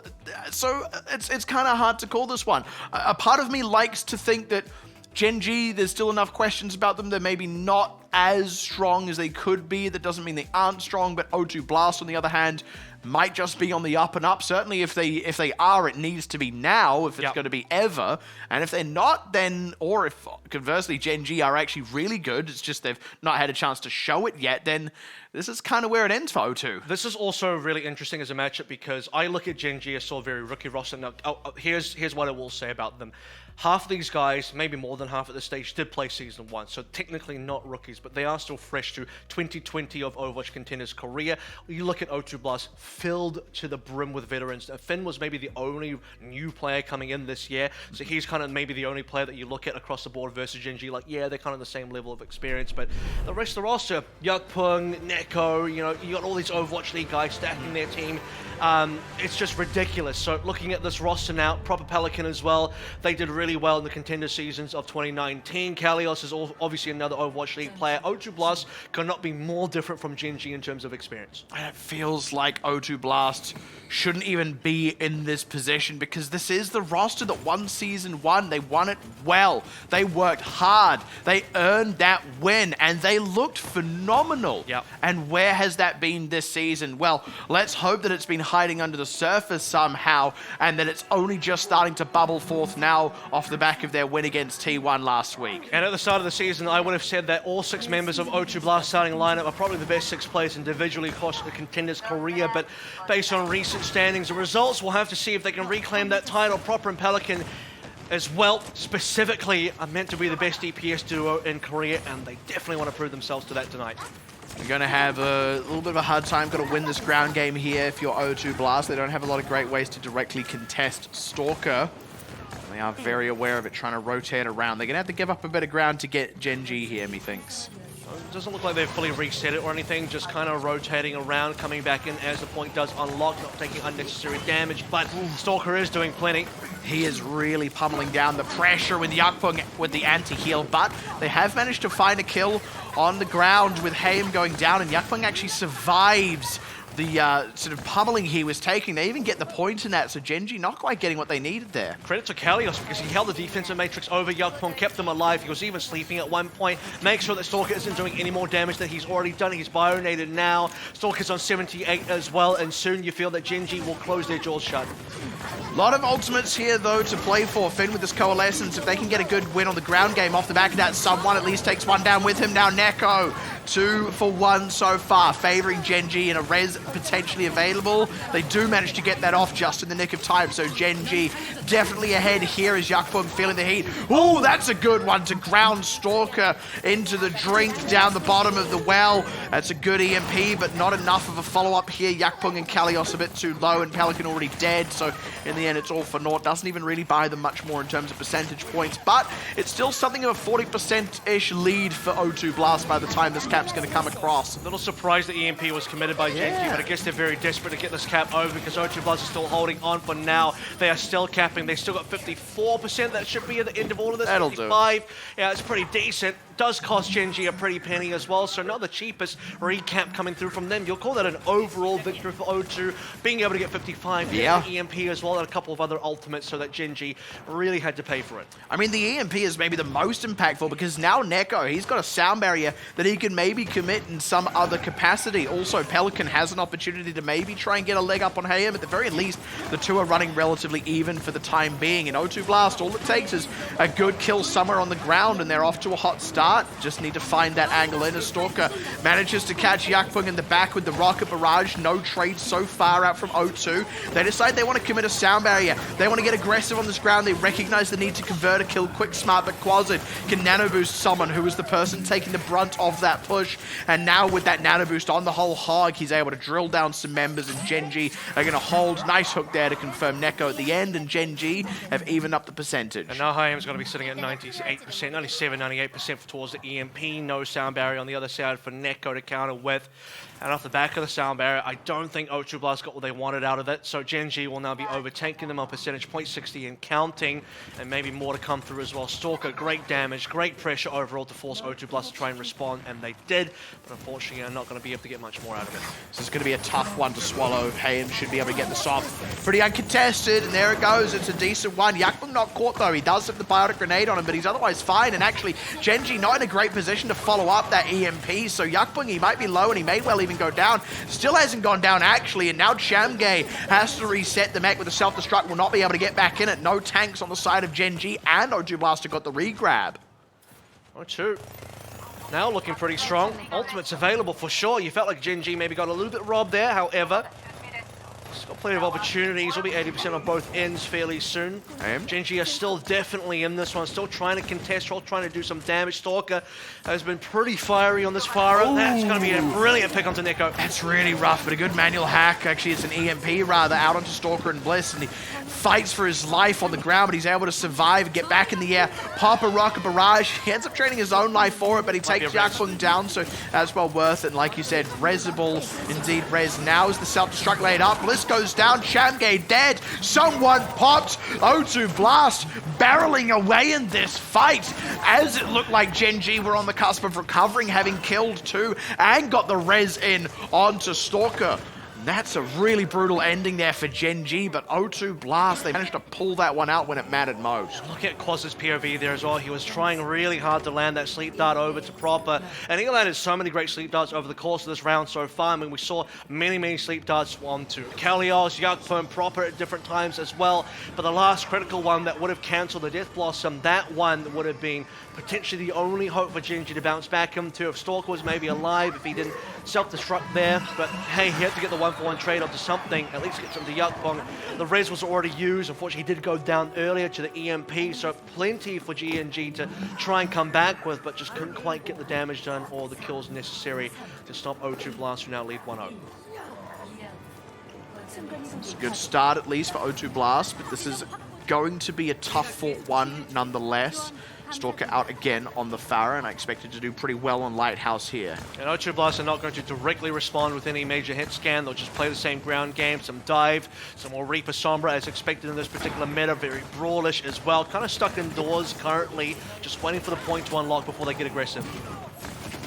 Stalker gets his wings clipped there, but is otherwise going to be fine. They're doing a lot of work to keep him alive when he gets targeted by those hacks, but on the converse of that, O2 Blast are doing a pretty good job of keeping the pressure on members like Hayam and Someone. They recognize that they are the main bastions of the ground game for Gen.G, and if you're able to take out one or the other, or ideally both, then you can pretty rightly win the fight just on the ground alone. Now Shamgay demeched as well, even as the res comes through on Someone. Quaz instead. Yakbun going down is a bit awkward there though, and now Neko as well.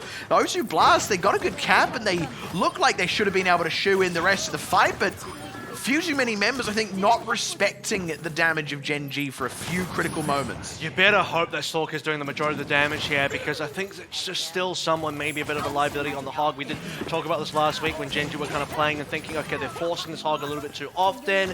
Someone is somewhat getting some value here, but other times you just feel like he gets hacked, he gets EMP farmed, and that kind of happens. O2 Blast are focusing damage very effectively. Every single time someone gets hacked, they probably go down. If that's someone, that's 600 HP worth of Hog that goes over towards ultimates. Gen.G now. They do have control of the point, about to even up percentage. That's a quick EMP out from Hayam, and I didn't even see that caught. Maybe just Kalios, he did get demexed, but on the converse of that, Shamgay is demexed, and a lot more members have been caught by that. Stalker will get one, and Someone finds another on the ground. That's maybe the more impactful one, and now they lack the ability to follow up on any of those other formerly EMP'd members who for now are long far from that. Quasit ends up over the edge. Someone's still brawling in here, and I think Yakbung and Kalios are going down. This is really unusual. I'm surprised the O2 Blast weren't able to get more out of that. It feels like they kind of lost track of Stalker in the fight and let him do more damage than he should have. Maybe this gives Someone a bit of a chance to try and stay alive and do more himself as well, but like I said, every time he gets hacked out, he goes down, 600 HP gone, and this is O2 Blast's opportunity. They still do lose Proper. They lose Finn as well, so it's not going super good for them, and with the resurrection, Gen.G will hold on. And that's the thing, they pile onto Someone. He doesn't mind standing out in the courtyard and dying because it means Stalker is just firing shots into you. And again, like, cool, Proper charges forward, they get all the crowd control on Someone dies, but they lose Proper. Someone just gets raised back anyway. Finn dies in exactly the same way. He's exposed to Stalker for way longer than he needs to be. It feels like they've just kind of started ignoring the Pharah like it's going to go away.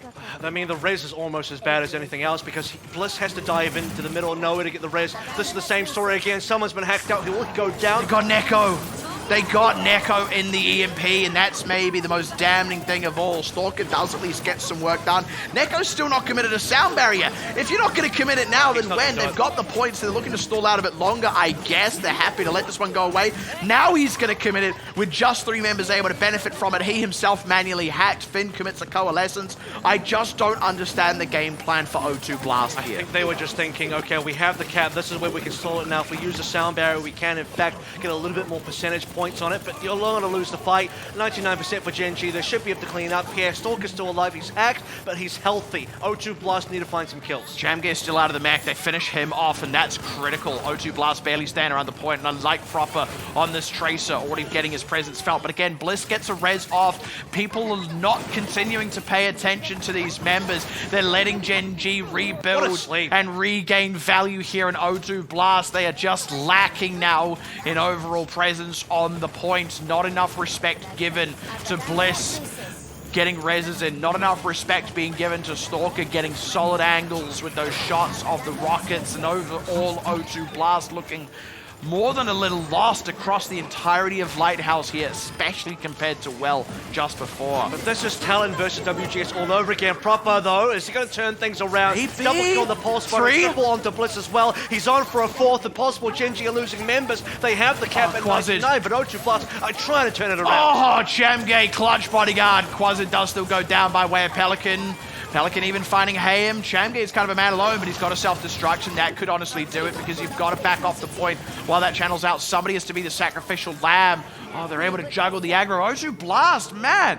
I regret counting them out, because Proper pulled this team kicking and screaming back into contention. Oh, Stalker's going to go back to spawn. No fire this time. Look at this. We're actually going to go for full brawl. Gen.G want to match O2 Blast, and I don't know if this will work in their favor. However, I also don't know if they can, I mean, you can absolutely re-attack with the pharmacy.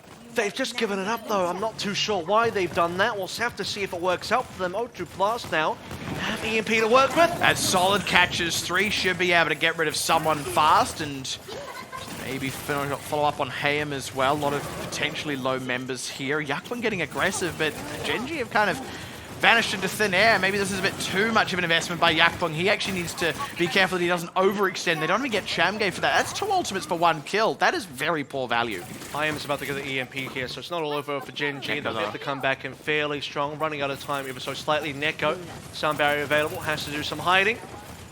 Just going to make sure he does not get hacked. That would be the absolute critical one. Okay, there we go. And it only caught Yak. Oh, but he doesn't benefit from the sound barrier. He's over the edge. Nothing you can do about that with an ult, but that's got a good pulse bomb. They even it up in terms of the Winstons, and now it's all down to Quasid. Boom. He doesn't save Stalker and Hayem over the edge. That's not something you can out-heal, son. And O2 Blast are about to pull this one back from the brink. That's not just Proper getting the double with the pulse bomb, and then a third one right at the 11th hour, or indeed even the 12th. It's also a solid fight after the fact, and I, like you, am surprised that Gen.G went away from the Pharaoh that was really working. It seemed like it was honestly throwing O2 Blast for a bit of a loop. Oh, and Proper must have heard me talking as well. He heard that I was doubting his abilities, and the #1 Tracer, and maybe even one of the #1 DPSs in the entire region, stepping up big time. He absolutely saves O2 Blast from what would have been a very disastrous result coming through on that second round of Ilios. But hey, it would have only just led to a tiebreaker scenario. We go to the round 3 there, see what happens over onto Ruins. Anything can go.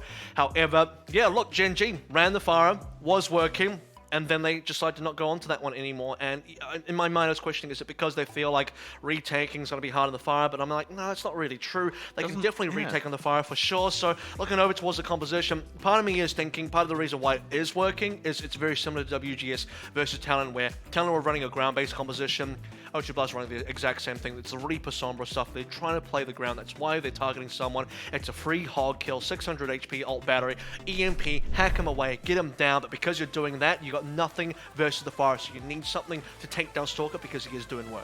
And look, I'm still so confused by O2 Blast. Look, they get the win, and that's what matters most. But against the same composition, on Well, they looked pretty slick. They looked like they understood their game plan. And on Lighthouse, they looked unfocused and a little bit lost. The fights quickly devolved into chaos, but at the end, O2 Blast still rise to the top. As they say, chaos is a ladder, and we'll see if O2 Blast continue to climb after the break.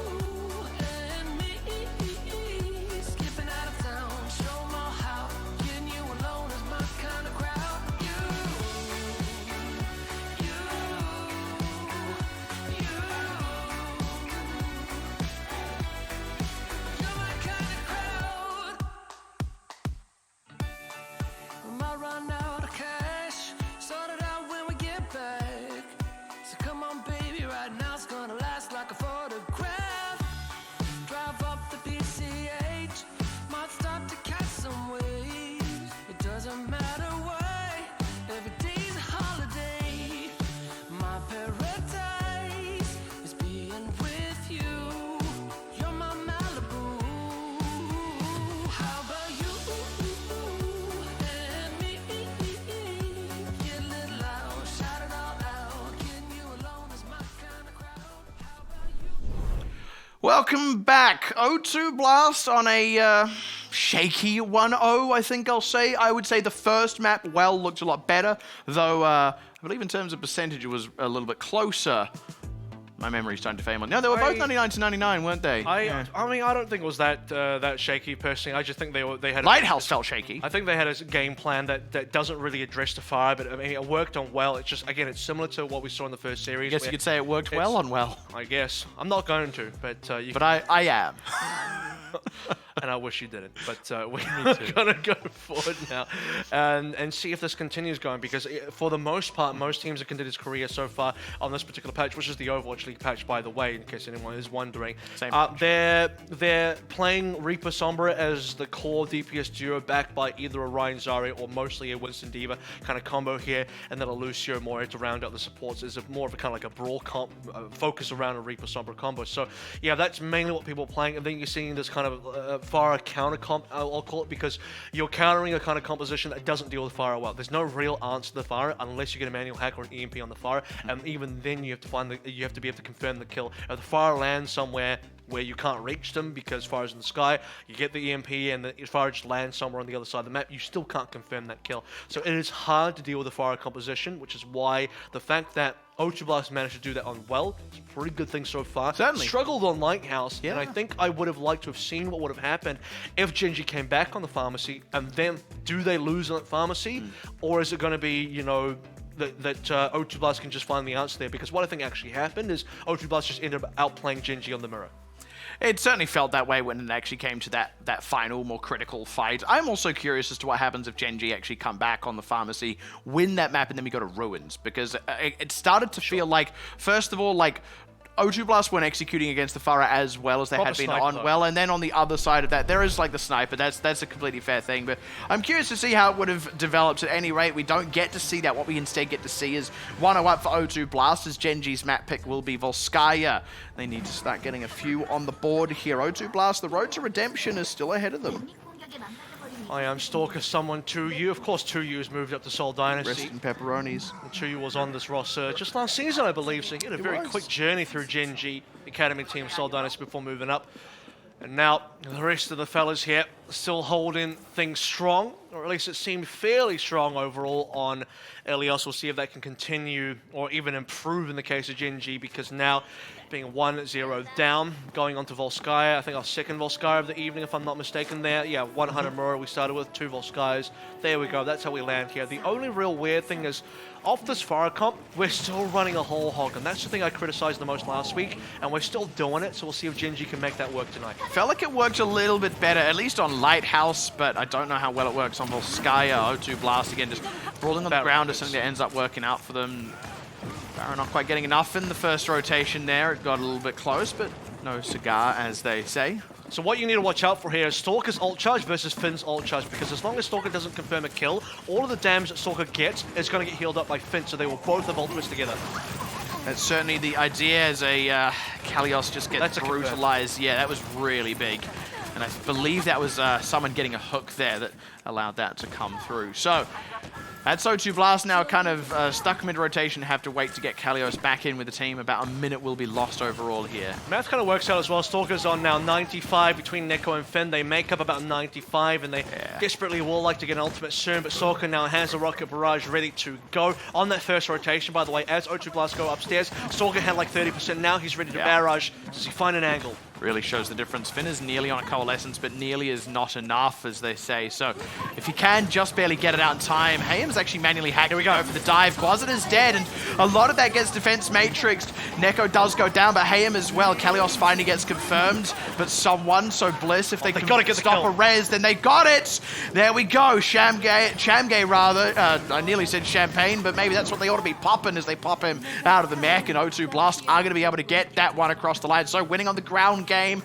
Not an easy one, but a good one. And O2 Blast now turn their attention to B. No champagne here, only real pain delivered by O2 Blast onto Gen.G as they Real move pain for my sham friends. 5:14 on the clock, ultimate's coming online. Pelican looking towards EMP, no real defense from Gen.G in terms of dealing with that EMP. It will come down to Stalker. Can he do some good damage before the EMP is relevant? That's got to be the game plan here. There's not really a lot in terms of defensive ultimates either. Bliss manually hacked tower, but Kalios as well.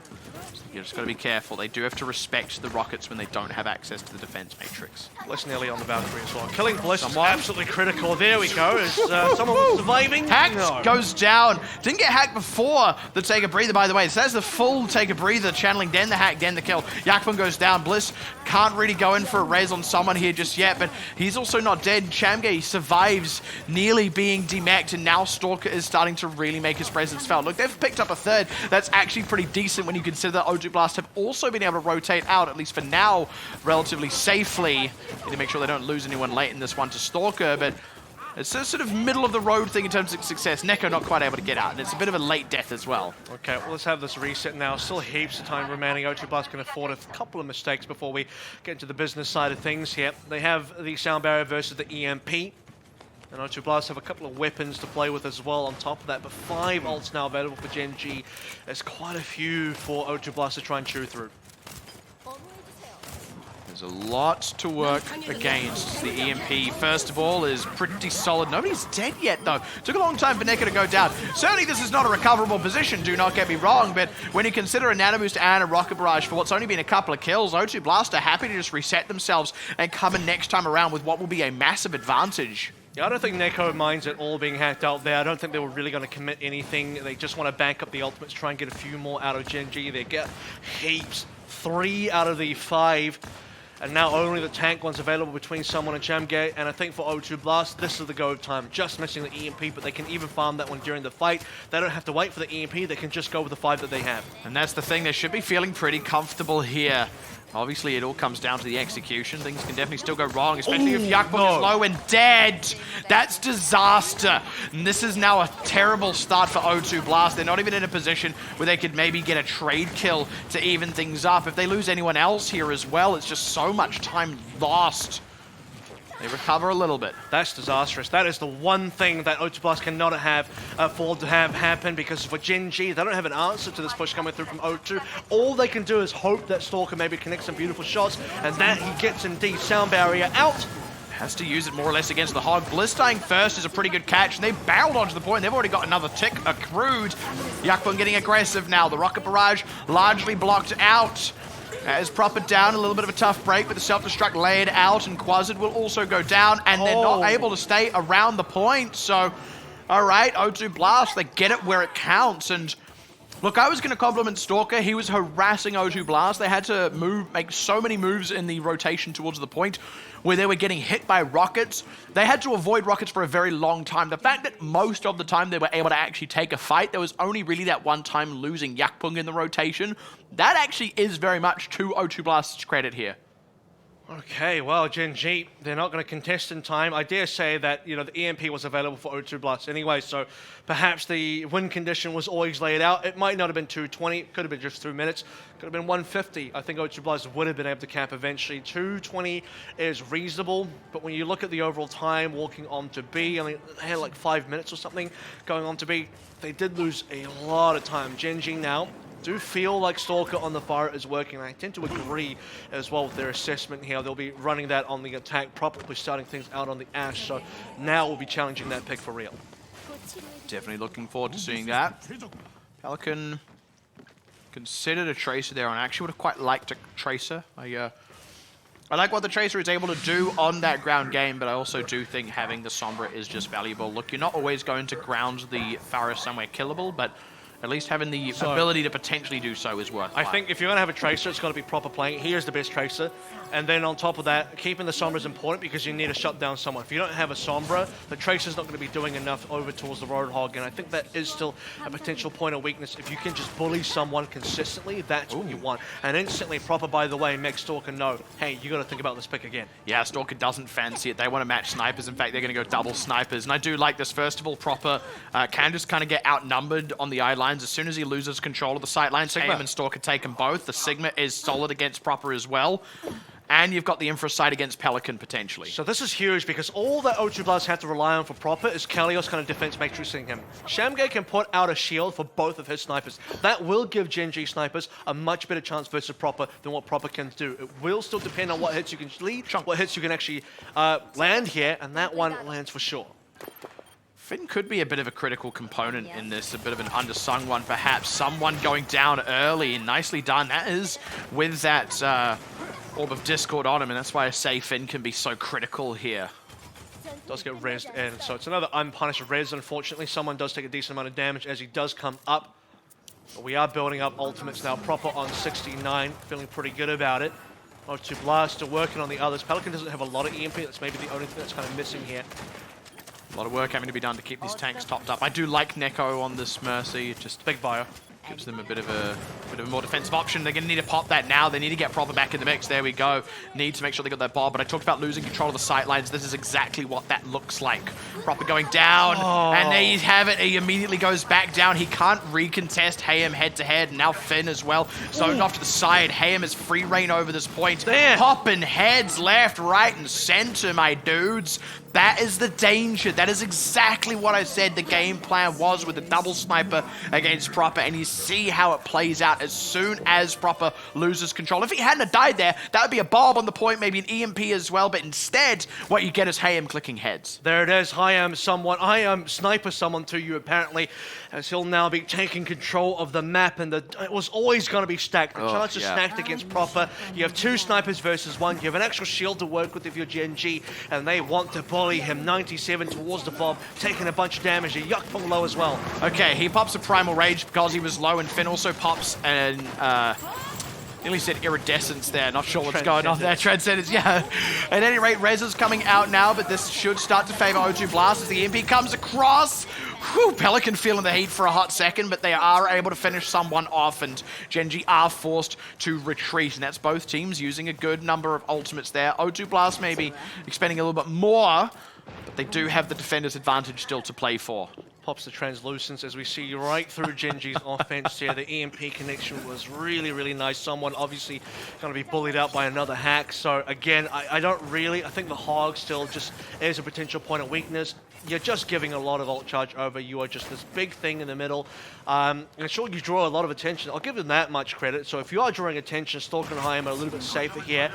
But Proper, he's the one that's in danger because two snipers looking at him, and Hayem's been winning most of those duels. Yeah, very aggressive from Kalios. I actually quite respect that. They recognize that they don't have a lot of ultimates, but they saw a position with the snipers hanging out the back, so they went, all right, we can throw this back onto their back line with the snipers and force them to basically let one or the other die, and kind of paid off very nicely. Stalker going down to that one. Then there was the kill on the front with Chamgay. It's just the Bruiser brothers right here between the Widow and the Ash. Proper just can't do a lot. Hayem even gets a fadeaway shot, headshot onto Proper. You think Hayem's out of the picture, then Stalker lands a headshot onto Proper as well. So yeah, one sniper versus two. Not looking great for the chances, but he is trying to hold on. Really needs to play with the bomb if possible.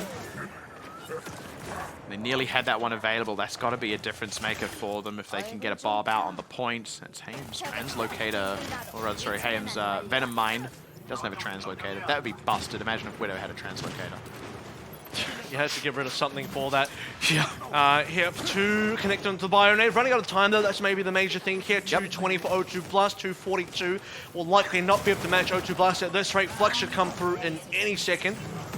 Has to. There we go. Finally channeling it out to Kalios. He should get DMAC for his trouble for sure. He goes out now. Stalker's already down, though, as Yakpung just gets aggressive. He knows he's nearly got a Primal Rage. He does get slept, so that delays that. Kalios hasn't died, though. And even if he did, Neko, I think, would have tried to maybe go for a res. Stalker gets res, but here's an EMP onto Chamgay on the point. He's kind of a man alone out there. All he's accrued is a third, and now he is feeling the heat under the guns of Pelican. The Transcendence across the point as well to keep the members around there alive. They need to finish Chamgay. It took a long time, and in that time, Yakpung also goes down. But let's talk about that defender's advantage. That is a hacked barb on the point. He's down and out for the count as Proper. Fires the dynamite. Alfred Noble, thank you very much. Onto Hayem. It's a trade back onto Proper, but again, defender's advantage is a real thing here, and this is where Gen.G are going to have to back up, give space, and they are now officially behind time. And Quasar played that one super well as well. You did see him pop the sleep dart onto Yakpong. He had the Primal Rage going and was asleep the entire time, gets killed eventually by Gen.G. So they took care of that problem. Hello? They will now take care of Proper. That'll be raised. Proper dying here is not going to be a real surprise anymore versus two snipers. The res is nice, but the res will now be off the table as Kalios has to demech as well, and now gets his mech back courtesy of the self-destruct. Yeah, forcing the reset on the mech is pretty good there. Oh, that's good from Proper, finding Stalker out. Need to see if Bliss pulls back for that. Indeed he does, but that means he's not in the pocket of someone. They needed to finish someone off in that moment. Not quite able to do so. He's going to come back in with the Mercy in his back and the whole hog. This could be Gen.G's moment potentially, but that's to say nothing of Pelican's EMP. Ooh! Oh! Scary moment right there. Proper. Credit to Kalios to keep him alive, but Proper's down. I don't think there is going to be a resurrection. Nope, not with Neko dead. Stalker getting the full twofer. Now that EMP has got to come out of Pelican, but who's there to follow up as Stalker finds his mark once again? Finn with the Transcendence, not able to save Pelican, unfortunately, but they find someone, and they've actually got Proper and Neko back now, so they can, again, just try and lean in to the defender's advantage, but it does get hard if they're not finding trades, and with both the tanks down, they do pop Bliss. That's a big find, but Stalker still clicking heads, my dudes, and Neko down means no more reses. At this point, they're just trying to run down the clock to an overtime situation. Not quite gonna find it. It's a 1 minute to 250, so it's still O2 Blast favored, but it's not as one-sided as if it was, I believe it would have been, what, 220 versus 0, and they could have got it in a one push on the point A, but still ahead. Hayim might have started that run onto B, but Stalker's the one that finishes it, and the Sniper Sisters of Hayim and Stalker on the Ashe and Widowmaker are going to be able to clean out. Stalker played the Ashe to perfection towards the end there, getting all the kills required. Neko goes down, Proper goes down, no chance of a resurrection, no answer in the trades either, and O2 Blast cannot hold on. Gen.G took them a little bit longer than expected, but they do get there in the end, and without any pharmacy. Credit to him, gotta say. O2 Blast now, the defense first. This is a very critical defense. Look, they didn't get the full hold into the overtime, but that doesn't mean they can't still set themselves up for a one-tick win. If they can hold Gen.G for the full minute here, then actually O2 Blast will have 250 where they only need to accrue a third. And honestly, holding for a minute, very plausible. Let me put it this way as well. Gen.G are playing really, really well right now. Super impressed with how Gen.G are doing, but O2 Blast seem to just be edging them out slightly. And that is evidenced by the fact that, yeah, Gen.G couldn't quite match the time put up by O2 Blast despite all the efforts of both Hayim, Stalker, and the rest. Quasar hitting a really great sleep darts, Bliss consistently getting reses. Someone, look, he's there to receive all the damage and apply and receive pressure away from his teammates. So I guess he's at least doing that part of his role. And O2 Blast now trying to hold on for what will be a very important push from Gen.G. They want to get this A. If they can get A, I think they get a good shot at winning this. But without A cap, I'm not too sure. They're actually fully changing over to the Pharaoh. They've scouted this out just barely. But this is risky. This is half their time gone. They don't have the time to build up most of this. They have a better chance in this comp, and they have counter comp, which is way more important. So I do agree with this decision, even if it does cost them 30 seconds. It's dangerous, but it is, like you said, the right call. We'll just have to see if it ends up working out. O2 Blast, if they get one good fight, then that's it. They try and get aggressive, try and pounce onto Gen.G and someone. It's risky, but it pays off. Kalios, slept as he is still blocked just enough of Stalker's damage as they find Quasar out. Bliss can't really go for reses just yet. Not quite a tick. There we go. First third on the point, but Gen.G is going to lose his mech and most likely his life for his trouble. And now Gen.G in the overtime on the back foot. Stalker gets grounded right in front of Proper shotguns, and that's going to be Bliss down as well. No reses to come through. O2 Blast have held fast for the time being. 35.5 is as good as one tick, and now O2 Blast with 2 minutes 50 on their attack. You gotta believe it can happen. This is a last ditch from Hayim. There isn't anyone to follow up on it. Even Stalker trying to come in with this rocket barrage, I don't think will swing it back the other way, and O2 Blast will hold. And hiding in the side room as well, just getting super aggressive onto someone again that has been the weak point that they can pick on. They've continued to pick on that one person. Someone on the Roadhog. Hack into Proper Hellfire shotguns, the Reaper taking you down. Not a lot you can do as a Roadhog, and when you have your tanks down, and by the way, Gen.G was trying to contest a point such that they can even get the 1/3. If they don't get 1/3, There's no even real chance of having a win condition here. You're now playing a draw, so they must get the 1/3. Their flex tank did that. Someone goes down. You've lost both your tanks effectively because your flex tank is not with the fight. You've got 2 supports. One of them is in the air with your main DPS, so it's really 1 DPS on the floor, 1 support on the floor, trying to keep someone alive, which isn't going to be possible. O2 Plus run you down on the ground game, and then High EM and Bliss can only do so much as a duo in the skies when there's no team left alive. Really nice read of the win condition there for O2 Blast. And if that hadn't worked out, Gen.G would have had the full point. But like you said, having the third, look, O2 Blast, they've got a solid advantage here still. They're likely to pull off a win. But you're right, the difference is Gen.G aren't just playing for a draw. They actually are still playing for a potential win. And I got to say, 2 minutes 50. I've seen better holds on Volskaya. It is very doable for Gen.G here. But they are going back to this kind of one-and-done comp. The problem here is O2 Blast can counter-comp if they want to. It will depend on what O2 Blast's decision here is. A little bit of early scouting will help, and once they discover the fire, which they do see now, do they go back or not? They're thinking about it. Decisions. They're actually going to commit to this for the time being, unless Pelican is just on a really long scouting run. No, looks like he's fully setting up. They're going for this. Have to see if it works out. Stalker's already at 50%. He's going for someone. Look at that. I bet that's a manual hack on someone. It definitely will be as soon as they have the opportunity. Stalker should be reading this play, though. Just sees him on the other side of the window, gives him a wave even, I think. Byronade lands on 2. Good one. Good opening from Quasid. Someone hacked out as expected. The thing is, it's when O2 Blast were Bionaded, so they couldn't go for the dive. Instead, they're going to try and play for the point, but that is out in the open, and that's what Gen.G kind of want. Stalker may be getting grounded here, but honestly, Yakbung's asleep. Finn and Proper are both dead. Stalker's not at a great lot of risk down to the ground there, so Barrage just going to be a little bit around a minute lost here overall, and like you said, the Barrage charged up in that time, as is the Nano boost out from Quasid by the time O2 Blast go for their second push. Well, there it is. 1 cleanup required and 1 cleanup found by Gen.G as O2 Blast will be going for their second attempt. They lost a reasonable amount of time for that effort. And still, they really want to bank on this comp. Okay, Proper changes over to the Tracer. Let's see if he can harass the backline a little bit more effectively. His target will be Quasid if possible, but perhaps maybe they can just land a kill onto someone. They need to focus down a kill somewhere, someone, and it probably will be someone. Haha! This is definitely easy to keep track of for now. Coalescence there, trying to get aggressive. The Rocket Barrage is channeled out. Some of it gets blocked, some of it gets avoided. Yakbun goes down, traded with someone. Bliss has a res. Can he get it off, though, as Kalios is demeched as well? It's O2 Blast still on the back foot. Nobody able to directly contest Stalker, but Proper is playing point guard around someone's body, which means Bliss can't go for the res. Neko's down, though. Stalker's still uncontested, is always going to do the work, and now Pelican having to duck back to safety as Finn is left out in the cold, and Gen.G are going to hold on, and that was mostly through Stalker. Quasid has hit so many nice lead darts today. Pelican is sleeping that entire fight. He doesn't get to charge up his EMP. He doesn't get to commit any extra damage, doesn't get to land a manual hack. He's just completely out of it, and O2 Blast don't get to use their Sombra. They get to come to someone, but they can't confirm anyone else. This time is Gen.G hacked out, but this time as well, there's Pelican not many else. again. Oh, no, he just barely gets unhacked, can reset the mech with the self-destruct, and like you said, Pelican in trouble. Still waiting for an EMP. There's a sound barrier available. Kalios is going to try and ground Stalker with a self-destruct, at least force him out somewhere else. They find someone, once again, playing guard around the body. Do not want to let Bliss go for the res, but no, he's able to get it. There's Hayem down. That's something. EMP out. Finds someone and Gen.G, but Stalker still doing work. Proper's got Quasid, though. Finn needs to live. He doesn't. Can they kill Stalker, though? He's still the alpha and omega of this team comp as Gen.G looking to get demacked, and finally Yakpung turns his attention to the grounded bird as Bliss is down. They've got Stalker, and it's curtains for Gen.G on Volskaya Industries, but you've got to believe they nearly did it. O2 Blast, it did not come easy. And once more, it comes down to Proper coming through with the carry Tracer again. He's got to get it done. He's the man that will carry O2 Blast through if no one else will. He kills Quasid finally, one of the big factors on the team, kind of a hidden factor on the team as well. He's not often talked about, but I'll bring him up now because, again, he hits a lot of nice lead darts,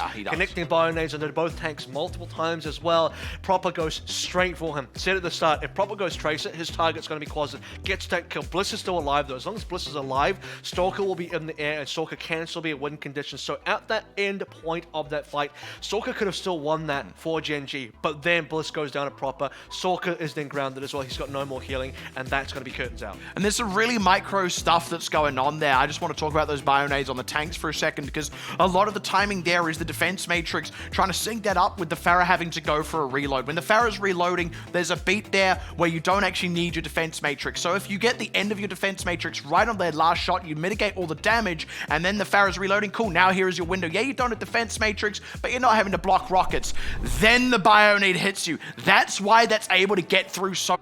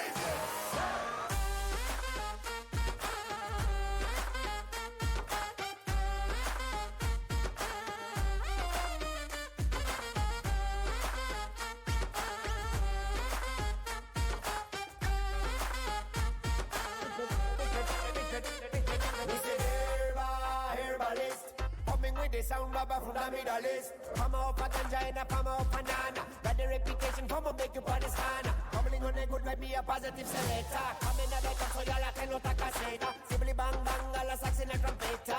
Ranty, globalista quieta. Globalista quieta.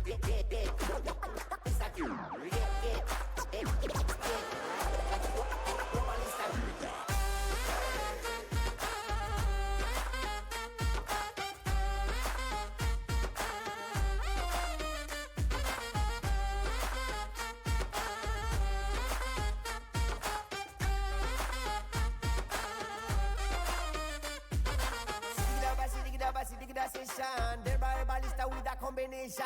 Mashing up the place with a style and fashion. Follow me down to a big balagan. When me ride the mic, I feel overboard. Got a good vibe, me recommend say all boys. Supervisor pretty good with a sound melody. I man, I got them scream like yo already.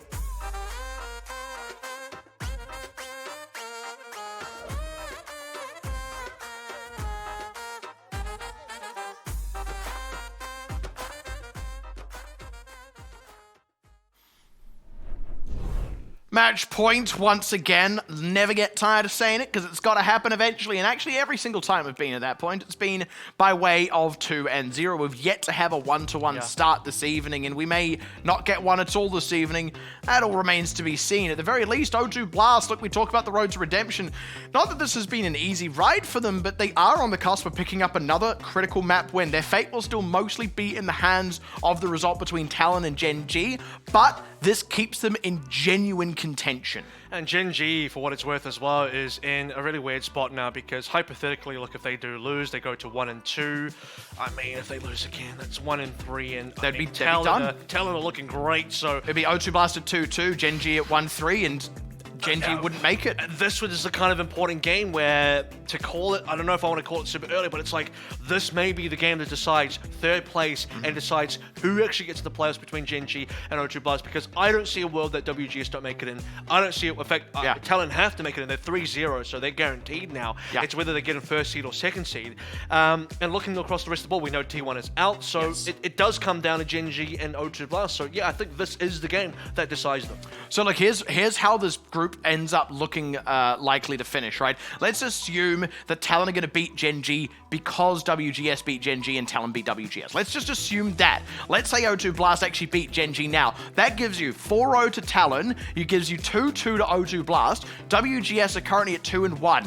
Whether or not they win, they either go to 3-1 or 2-2. Both of those keep them in the top 3. Both of those keep O2 in the top 3. And Gen.G would be at a 1-3 if they lose to Talon, which again is the expected result. Now look, O2 Blast, their fate would still be in the hands of Talon. Don't get me wrong here, but a 3-0 win here when this is a team expected to lose now against Talon, the current table topper in this group, essentially qualifies O2 Blast for the playoffs. Certainly they would have done everything within their power to qualify themselves. By the way, WGS's last game is versus T1. T1, so realistically, they're going 3-1 here. I don't see a world where WGS should be losing to T1. So at this stage of the game, I think it's fairly secure that it should be Talon first, WGS second, and now the fight for third.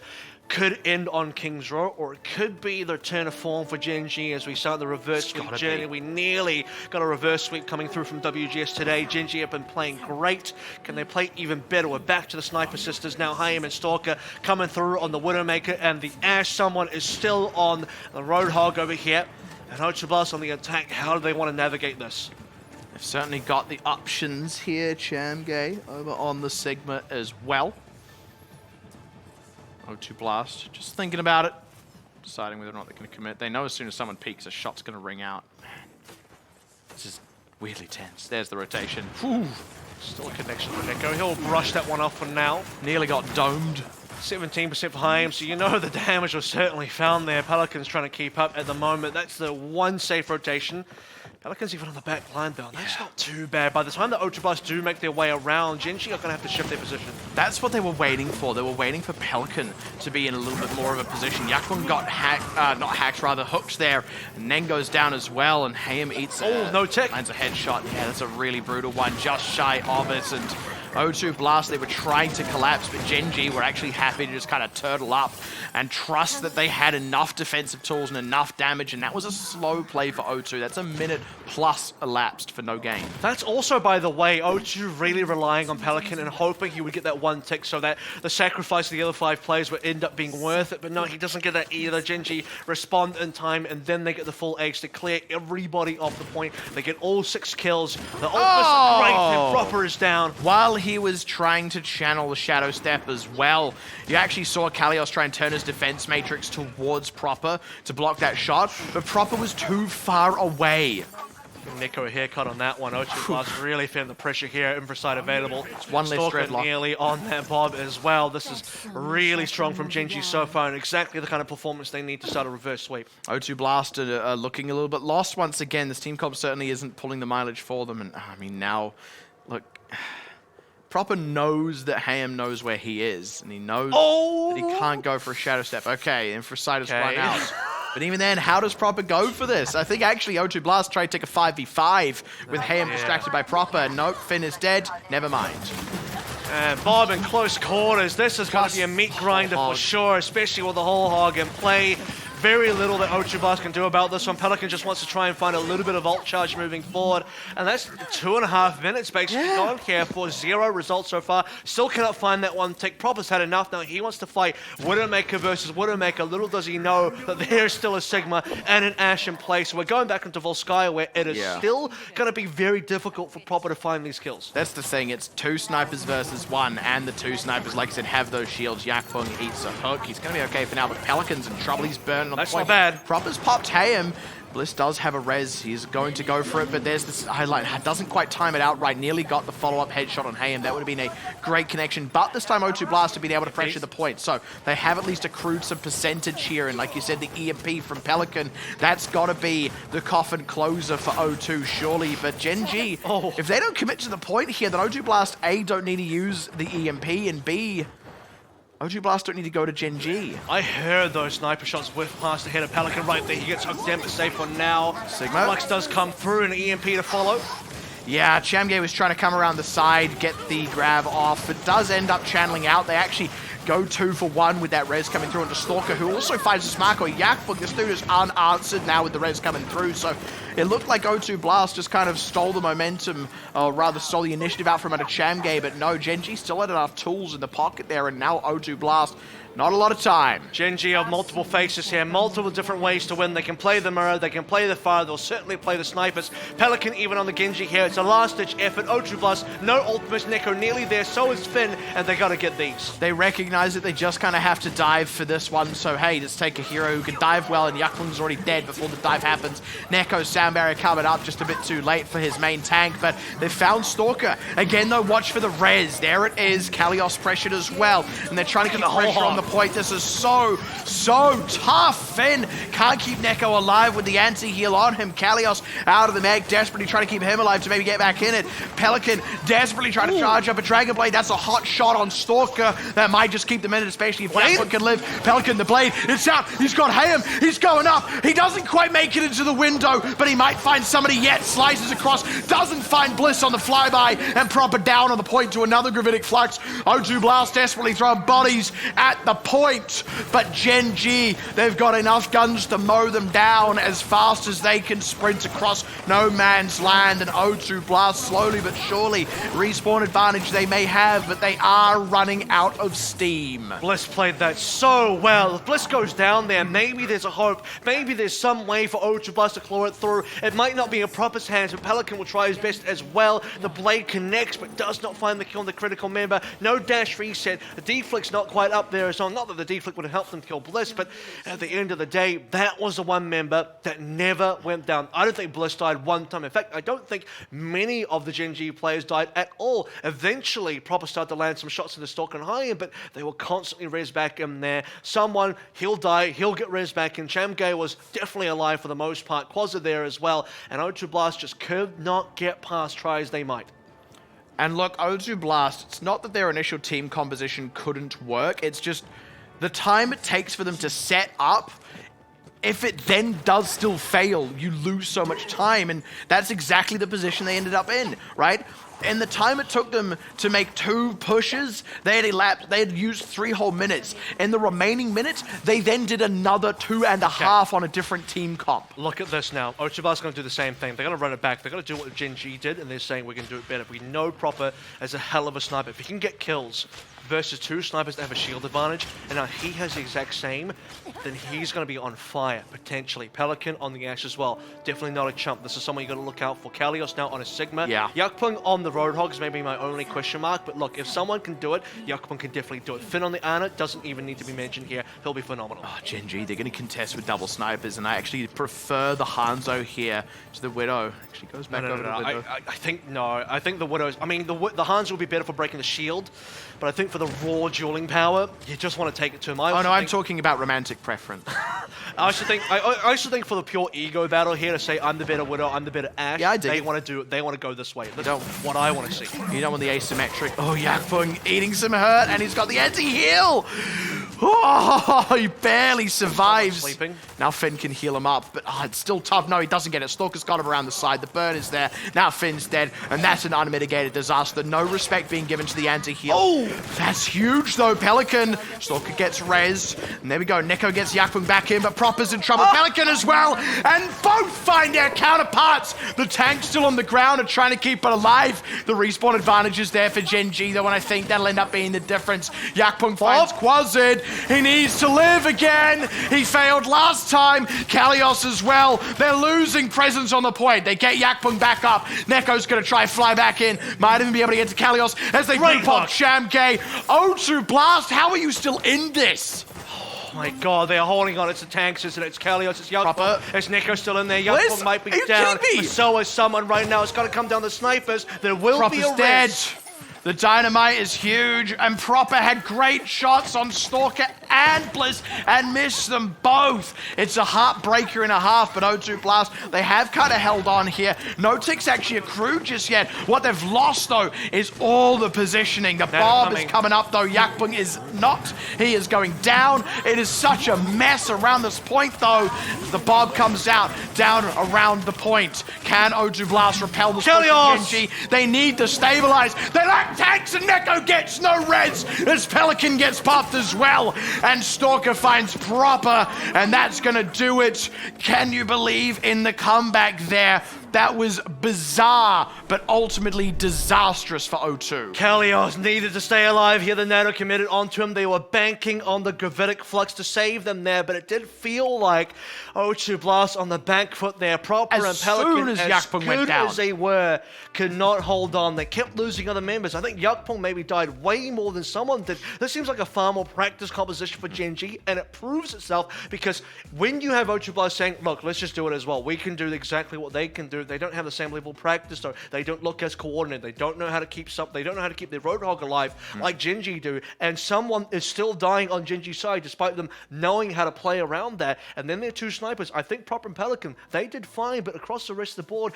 they don't look as coordinated. They don't look like they know how to play the comp properly. And even towards the end there, you saw how wide that net was coming through from Gen.G as well. Stalker was on high ground with Bliss the entire time. They had taken control of so many areas of the back of Kings Row A. It was just incredibly difficult for O2 Blast to come back into. I have a quick micro play I want to point out just to sort of demonstrate the gulf between the two teams on that specific team composition, and it's all to do with resource management, and it was Yakpung's first death. He steps forward. The Take a Breather is used, the Bionade out of Finn is used to try and heal him, and the Bionade has already been thrown out of Quasad. By the time that expires, the Dynamite is ticking on him. You don't have quick heals. You are trying to heal him up with the left click out of Finn. A team that knows that composition better would have held at least one of those rescue heals, the bigger burst heals, to heal Yakpung up as soon as the Bionic Grenade had worn off. In the absence of that, he was a sitting duck, and it is no surprise he went down. And honestly, it felt like from there they never quite recovered. But guess who is recovering? It's Gen.G. Do they continue to recover, though? That happens after the break.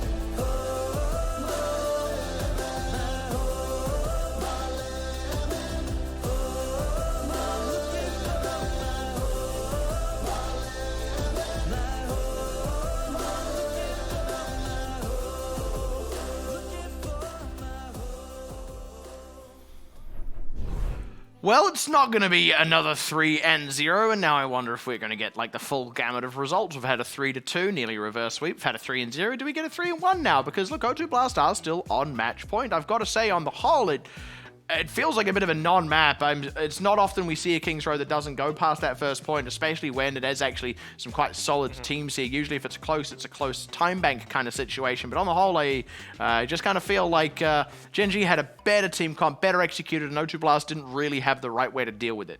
Now let's see what we move forward with, because going to Escort now, we could run into more double sniper action. That's actually what we saw so far tonight, where we've seen Route 66, but a lot of snipers in place. So if we do go there, for one thing, it is going to be in the pick of O2 Blast. They don't have to go to Route 66. Maybe they go to something else that's a little bit less friendly for snipers. But at the same time, we look at a situation where I think Gen.G have found another winning composition. They found something was very good in the pharmacy.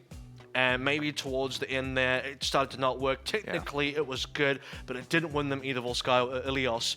We go to King's Row. Double sniper is phenomenal. Now, look, if we go on to B and C, maybe we have a different conversation, because then the snipers don't have the same sight lines. Maybe it's not as useful, but we didn't get there. On A, we know it works. On the parts of the map where we know the snipers are good, they're exceptionally good. So if Gen.G can play into that again, that would be their win condition. The interesting thing about this is, like, Proper and Pelican are also really good snipers in their own right, especially Proper.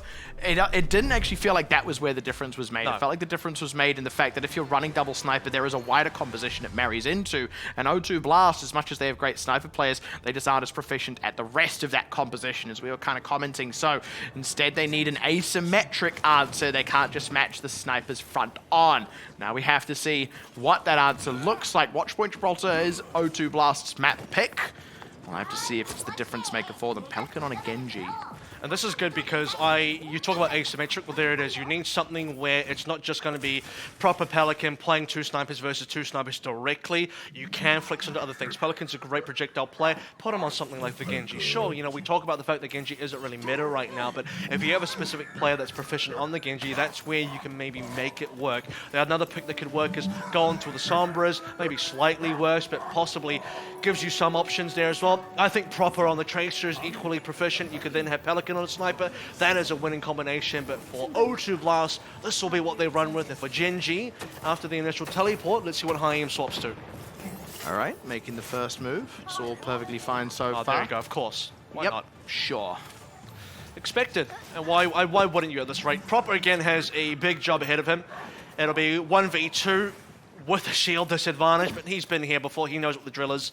Pelican is going to be the X factor though. Pelican, if he can do enough distraction, if he can pose enough of a threat to the back line, then Haim and Stalker are not just going to get a free 2v1. And that's really got to be the game plan here for Pelican, but he's also got to kind of do it mostly alone, at least until they're in a situation where Yakpung and Kalios can dive with him.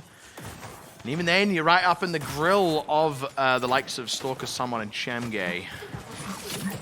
Decent solo push from Someone right now. No one challenging him early, so if we get the cart into the car wash. As we look towards the damage output, so far Pelican's right. Woo! Someone gets a nice hook. It's a good chunk onto Kalios. Does get healed back up though, so that means Finn has got a lot of charge towards his ultimate, especially when you compare him to his counterpart in Quasad. Pelican, speaking of ultimate charge, he's definitely the guy to look out for here. Yep, for sure. Someone's nearly there as well, 49%. Quasad's keeping up. The damage is being healed, but Finn is way ahead.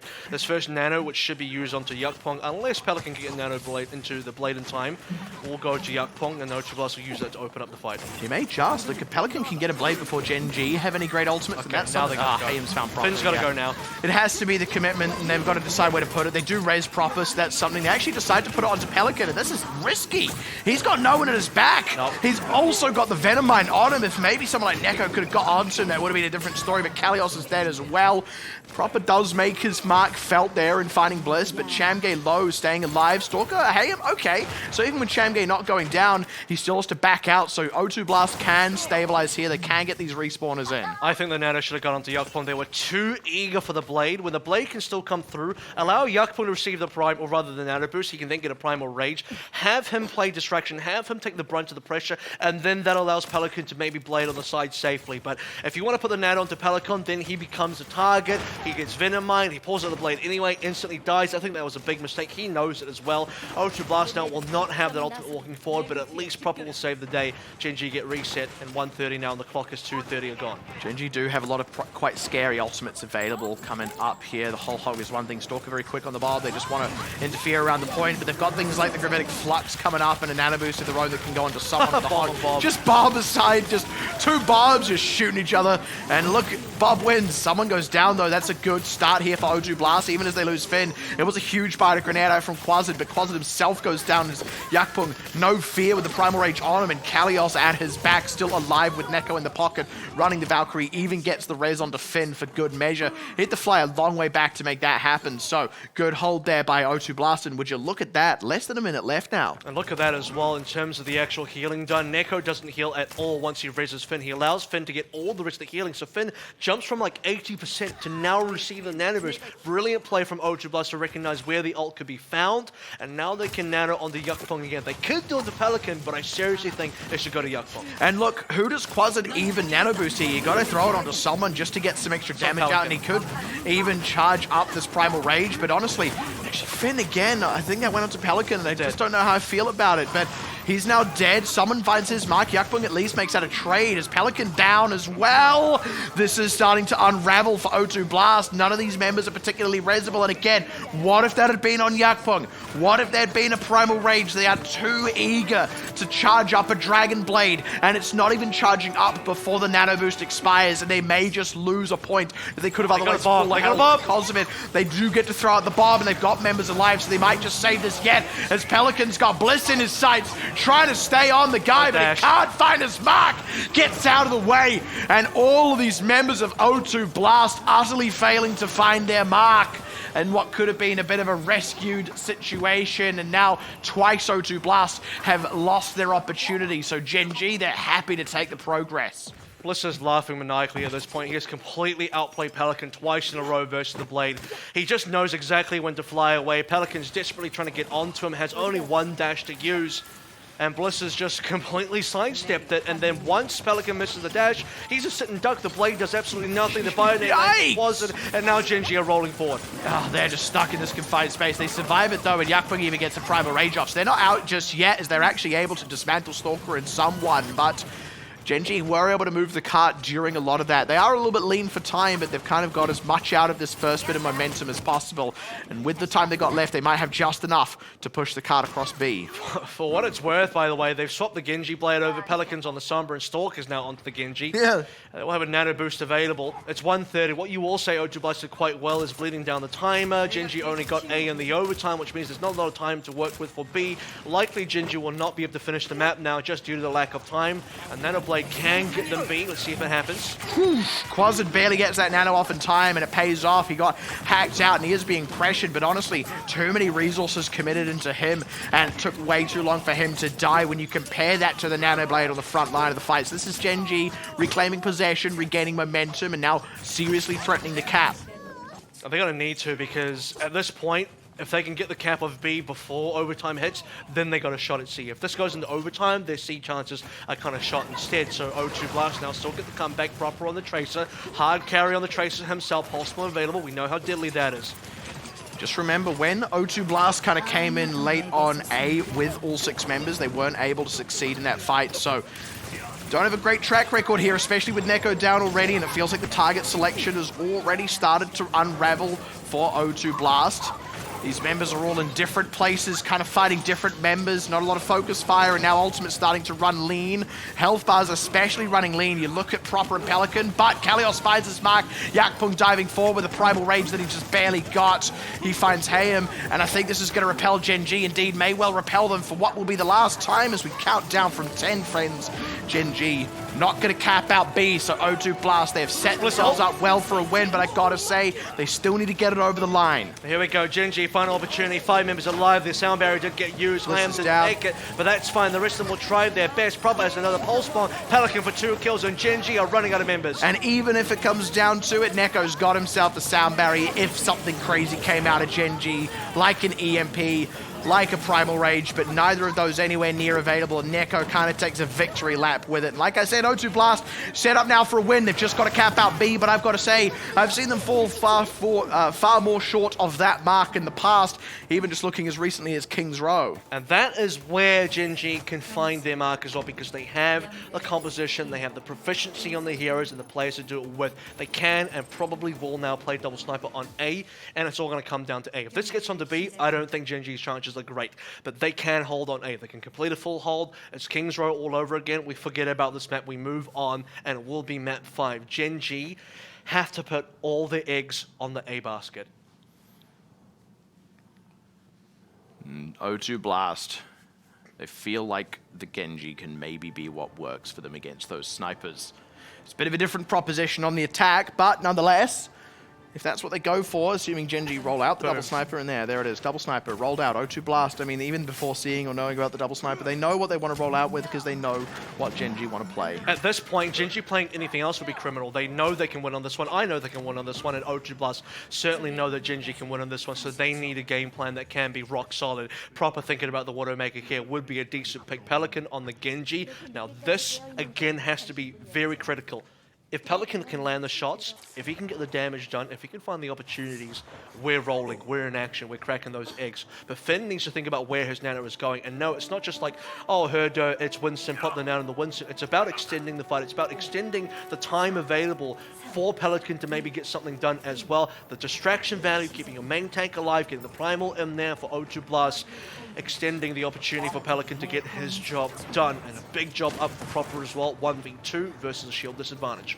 Here's the thing though, if Proper finds a shot, that's a go moment, assuming O2 Blast are ready for the dive. Still a res though, you gotta get past, sadly. The big thing that hampers them here. Watch now, Proper he finds a headshot on Bliss. I mean, that would be, that's the whole basket breaking, isn't it? You're just spilling all your eggs on the floor. He'll get stalked a bit. There should be a res coming on through, and Proper now. He'll have to get a second one. Doesn't quite find the angle down onto Bliss specifically, nor the second shot onto Stalker, but still a slowdown. But Finn goes down as Hayem goes down as well in the dive. They need to get a little bit more than just that, because this is where someone starts to stride ahead. Kalios still alive, but not for long. Yakpung in a lot of trouble, cannot get topped off as Proper still making his presence felt as Kalios gets back in the mech. They've actually got a respawn advantage here, so if they can keep a man advantage, then they should be able to just lean into the respawners, and they're certainly keeping the cart moving. Speaking of respawners, Gen.G gets so pressure high and comes back on the Sombra and instantly goes down.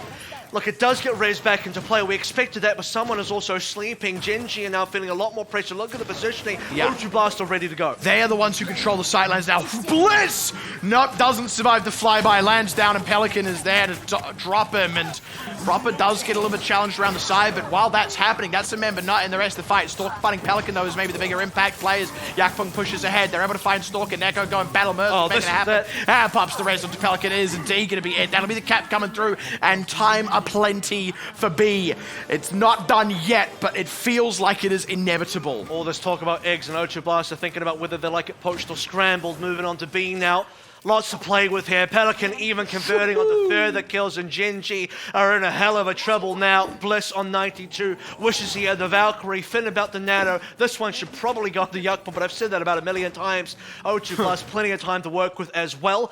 And the finish line is in sight. I mean, this time it's going to go on to Yakpung because Pelican isn't even close to a blade. At least the last few times he was like 70-ish% and maybe could have done it. But now Gen.G, they do have the ultimates, and there we go. Onto Yakpung, immediately gets slept. Don't dive on him. Leave him alone. Let that nano boost run out. Kalios D-Max, he eats the pressure. It's a trade, though. Someone goes down, and Yakpung will wake up and find Quasid, the man who put him to bed. So, now it's a little bit of an even-Stevens fight. O2 Blast, I think, are on the back foot here, at least for the time being, but I don't mind that so much because they are just looking to drain ultimates from Gen.G. They get the Gravitic Flux out from Shamgay. They charge up their own blade. They'll charge up their own Primal Rage, and they should look in fighting shape for the next fight. It's the one they're banking on. And critically, Pelican goes goes down just as the Dragon Blade comes up, so that would have been a very crucial win condition that O2 Blast did not have on the table. Hello. That's going to be another death as well. I don't know if Neko reses this one. To be honest with you, I think they should save it. They got plenty of time to work with it, wait for Proper to respawn, and then get a res on someone better, but... Very late res as well. It's a long cooldown. Yeah, it's like, okay, well, now you're going to have to wait 30 seconds for a res. That's cool. Let's go in. I think they value the Infrasight against Hayam, though, who does have an EMP, so that's well enough red, I suppose. It was like 1 second away from respawning. It's kind of bizarre, but look, at any rate, that is the decision. It has been made, and they should have the res available again now anyway, so... They made the bet, now they have to win it. Exactly. They got to res it. There's the EMP looking to come out, comes across. No immediate answer, but no immediate follow-up either. This is not a particularly diveable O2 Blast. Okay, Stalker finds his mark, and that's a really high-value kill. It's a resable one, the accretion nearly connecting, and instead, Proper goes deep, finds Hayam. Stalker throwing out the bomb. He's around the side. It's not the greatest angle. Pelican does still need to respect it. Looks to go forward.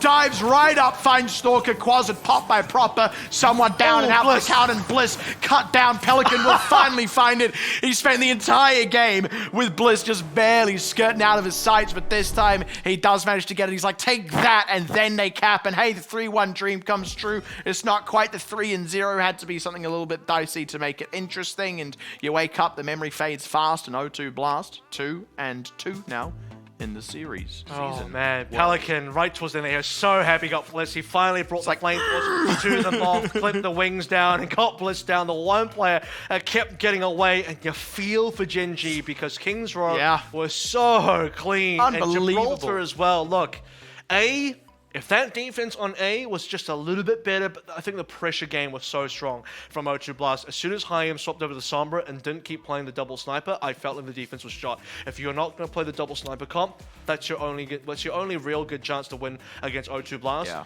And you can hold on to A. You can complete the same full hold on Gibraltar A like you did on Kings Row A, but you have to be playing the double sniper. As soon as that composition starts to fall apart, Hayam's like, oh, I have to get back really quickly. I have to just kind of respawn and into the fight as fast as I can. He'll do that on Sombra, instantly dies, gets res back in, but yeah, he just can't do that much, and Proper's positioning is great. Pelican cleans up the kill, they get Bliss. That is the nail in the coffin. What I love about that comp is the instant shot onto Bliss, might have been a body shot, I think, doesn't kill him, but guess what does? Pelican cleaning up the damage, and that is a Widowmaker Gen.G combo that you want to see committed.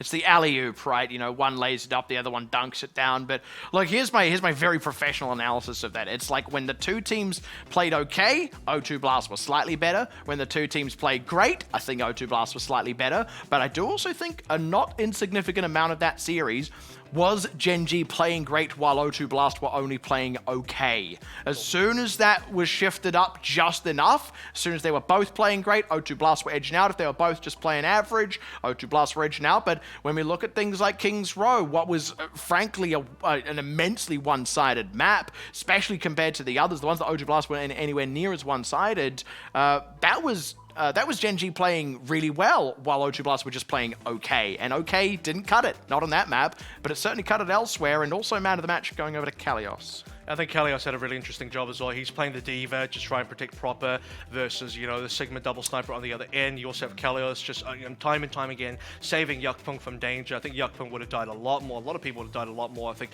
Ilios in particular, you really saw how good the Diva was, especially his job at trying to mitigate damage coming through from Stalker is utterly important. And look, even then, Stalker did a lot. Stalker was very dangerous on the fire, but there is still a good reason why O2 Blast won against Stalker's fire, even though the fire was good. And that comes down to Kalios as one of the few members that can actually mitigate the fire in a comp that really is counter-comped by the fire in general. It's definitely one of the matches where I feel like we've felt the Diva's presence the most, and that's without any of the really flashy things happening. Like it's not getting 3Ks self-destructs. Yeah, it's like it's no big self-destruct kills. You're not like eating grabs and eating blizzards and things like that. It was just solid Diva play overall. Like good follow-up on dives, being where he needed to be, seldom dying, sometimes getting D-mech, still getting back in the mech, resetting the mech at good times. Like just a very consistent amount of play, and I think that is what O2 Blast are really needing right now. They're needing consistency. They can't afford to run hot and cold, but their season actually comes to its conclusion now with a 2-for-2 record. Gen.G, their season's still a little bit more to go, but not looking so hot. Their last matchup is against Talon, the most threatening team in the group, and Gen.G's tournament life may have actually just been sealed here and now by O2 Blast. And O2 Blast is still alive, but now we close the book on that one for the time being, and there is still one last match to come tonight. Those of you hanging out and holding out for Runaway will finally be rewarded. They are coming up just after the break.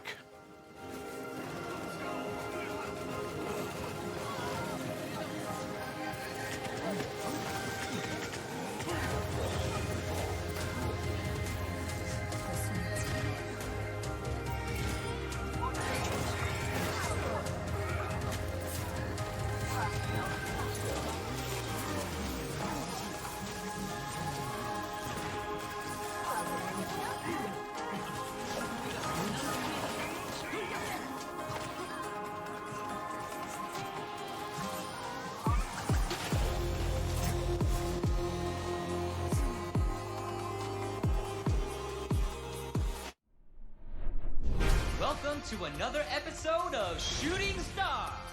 Today, we set our sights on Busan, home of the esports champion turned ace pilot Diva. I play to win. At just 19, she's become a national hero.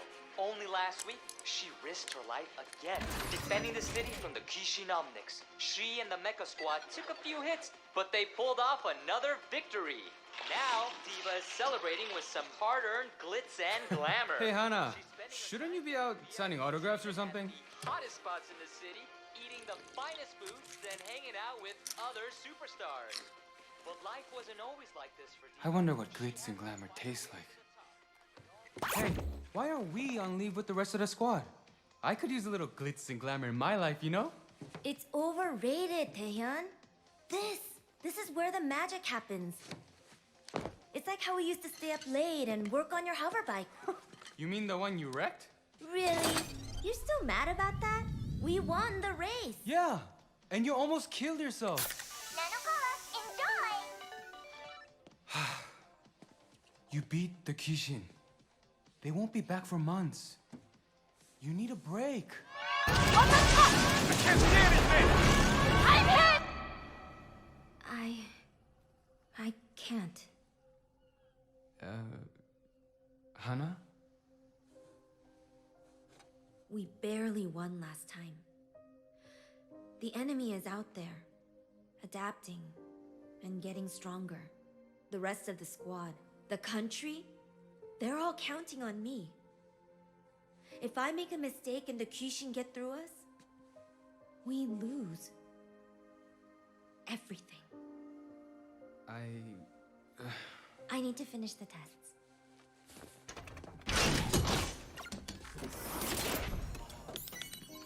Stop putting it all on yourself. It's okay to ask for help. I've got this. Really. Command says we're in the clear. But hey, what the... That can't be right. It's too soon.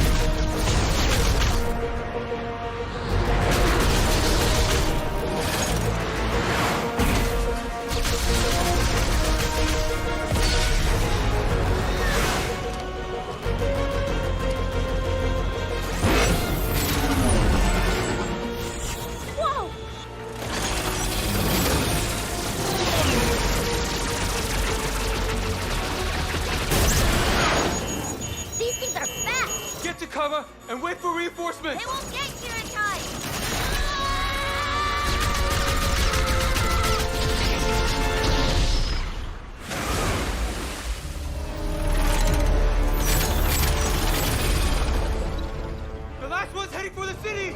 I'm on it!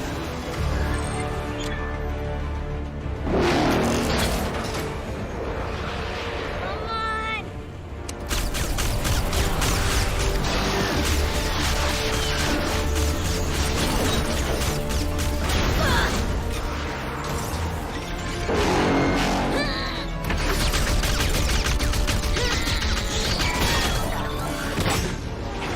I can't stop this thing.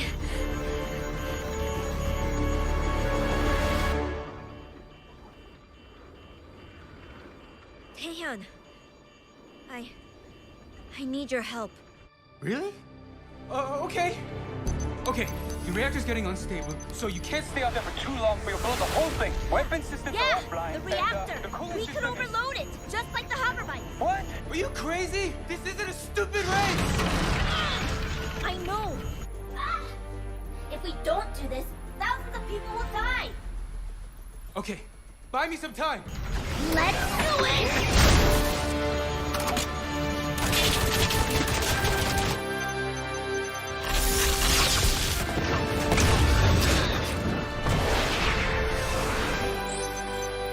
I got it! The reactor's going critical. You have 60 seconds until it blows. That's not fast enough. We'll be in the city. Hana? Trust me, Daehyun. I'll see you at the finish line.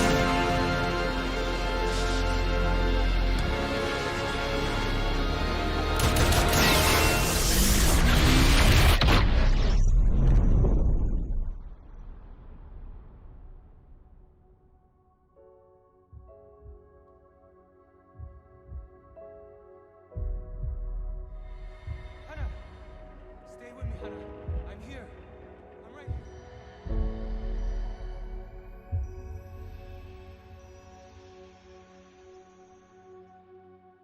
The city is still in shock after the recent surprise attack. Incredibly, thanks to Diva, no one was injured. She stopped the Kishin single-handedly, and authorities confirm she emerged without a scratch. She's currently enjoying some time off to celebrate her victory. In other news, Oh man, this time off is great, isn't it? What's not to like? There's delicious food and drinks. Yeah. And good friends. The kind that are always there for you when you need them most. Right. And seeing as I helped save the city, how about getting me on the VIP list for one of those fancy restaurants you always go to? You know, I think you've been watching too many Holovids.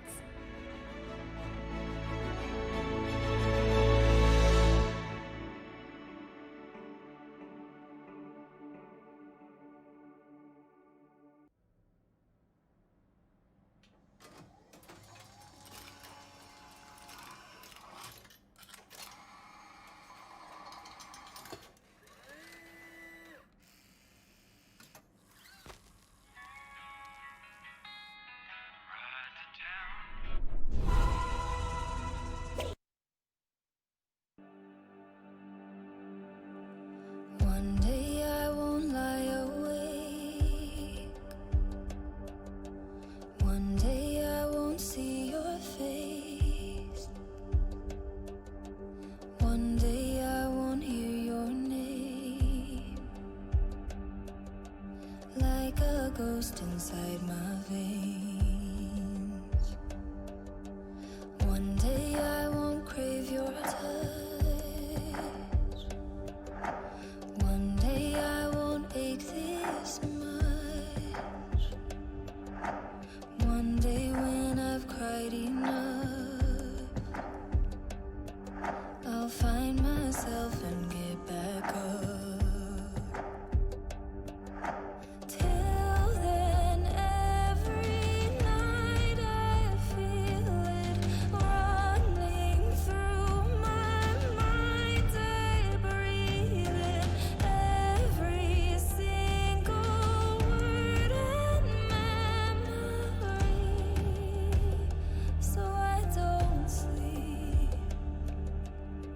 بكرة بيروح الزعل One day all the scars will fade بكرة بيكبر الأمل One day they will heal I pray مهما كان هاليوم بعيد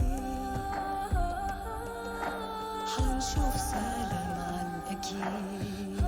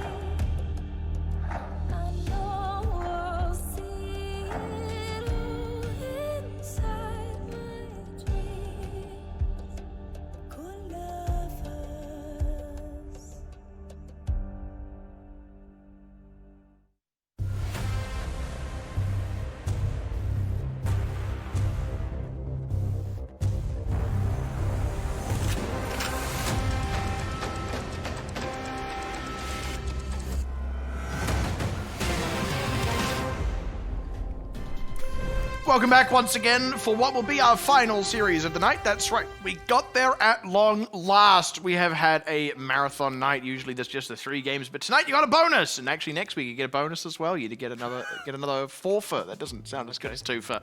But we are on to our final match of the evening. You can tell us who it's between. I definitely remember. I just want to make sure you remember. I'll give you a hint. One of them. It's Runaway and BM. I do know who it is. Okay, you do? Right. Because so here we go. Runaway are going to be playing their final match of the regular season as well before playoffs, similar to what O2 Plus just did. 4 games. Obviously, if you're not familiar with the format, groups of 5, 2 groups of 5. You'll be playing a round robin, 4 matches there. Top 3 make it through. Currently, Runaway sit at number 2, and they should, I assume, continue sitting at number 2. If they beat BM here, they'll be sitting at a 3-1 record, just below Element Mystic, who are currently 3-0, but will probably be 4-0.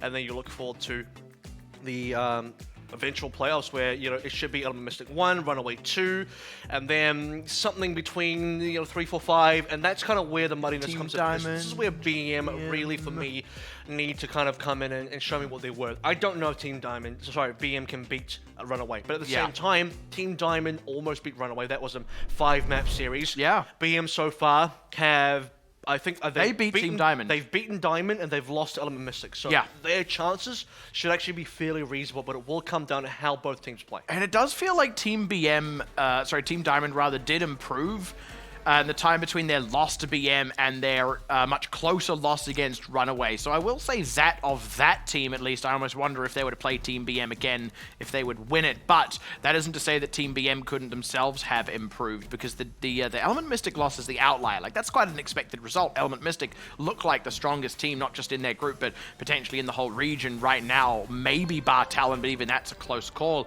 Runaway, you know him, you love him, or at least I hope you know him, and I don't care if you love him or not, but hey. Guess what? Yeah. No mag on the starting lineup. You know what that means? Phase time. It is Roadhog, Zarya, double flex tank. Or could be Roadhog Sigma, depending on what your style is. Mag on the bench is such a weird feeling for Runaway. That is not something I expected typically. FaZe and Woohyel had been trading playtime between the 2 flex tanks, whether you want to run Zarya, some Sigma, or the D.Va. I think FaZe is coming in for a lot more of the D.Va. Bro, what if it's playing a lot more of Zarya Sigma. D.Va? What's the weirdest thing you could do with 2 flex even if tanks? it is that still makes sense as to why Mag is benched for now. And moving over towards Team BM, so again, BM are coming in a really interesting place because they're fighting for 3rd, I think, realistically, in this group.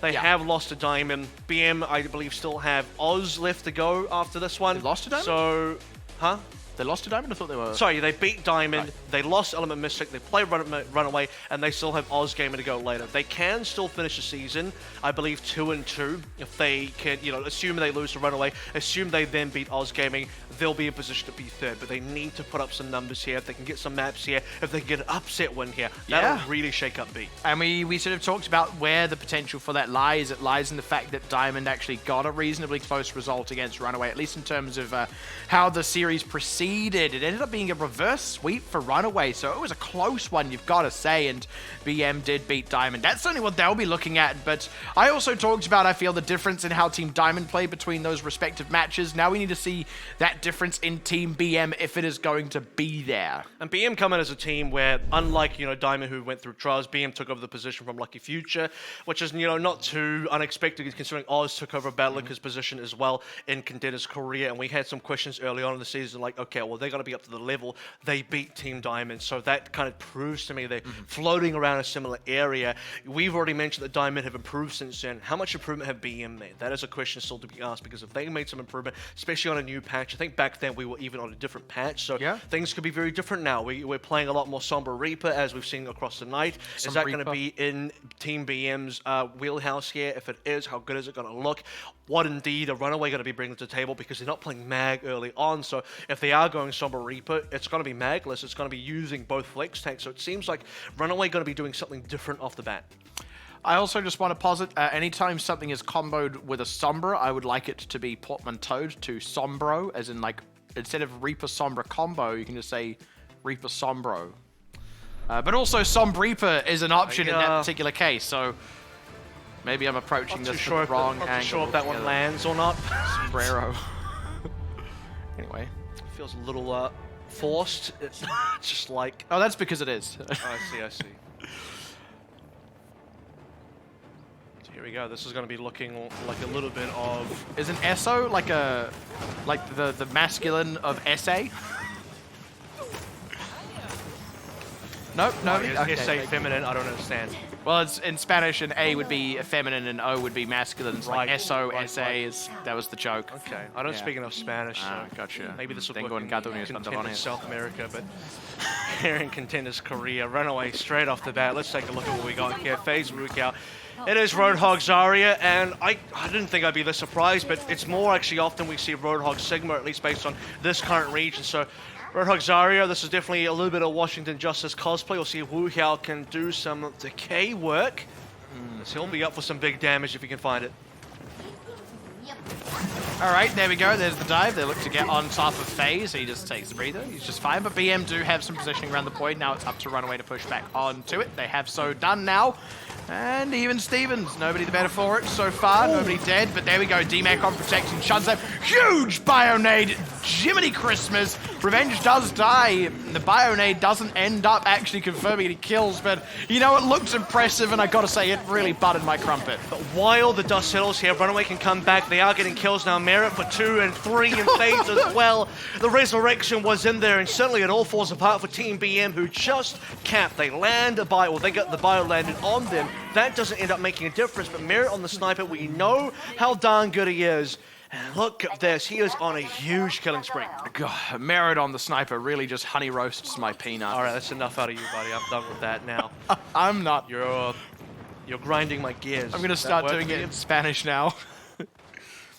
I'm gonna mute your mic. The only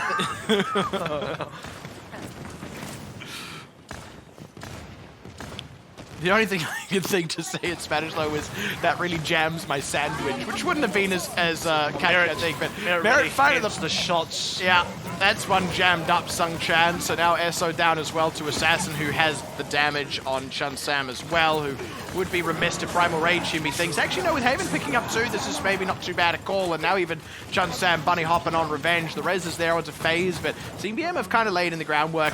That's a good dunk there, FaZe down the well, and Ding Dong Dell indeed, as the point should flip back the other way now into possession of Team BM. Really difficult here for Runaway, trying to heal up all the damage done. Assassin, Merit both super low, FaZe gone. Wu Hao only just returning. Sung Chan trying to hunt him down. There is an EMP available. No real good defense here. Merit now onto the Ash. Try and survive the forward pressure better. Instantly the EMP connects. Yeah, Wu Yao's in a lot of trouble there. Goes straight down. Assassin at least trades one back though. So tanks a piece right now as Protect throws the self-destruct up. Won't find anything for his trouble, and Esso getting hooked to his demise means Team EM, they're looking to even up this percentage on the point, but Runaway have the man advantage as they push in towards it and should be able to wrest control off Team BM, short of a miracle.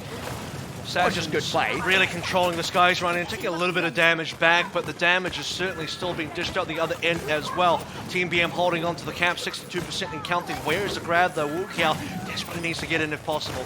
Okay, Protect out of the mech and Haven down as well. The main one there is actually Protect being out of the mech means now there isn't even the defense matrix option to try and block up some rockets and have that little bit of extra survivability if the game plan is to temporarily ignore Assassin, and now Assassin cannot be ignored. It is still 80% accrued here for Team BM, maybe even a little bit more. No, there we go, 82%.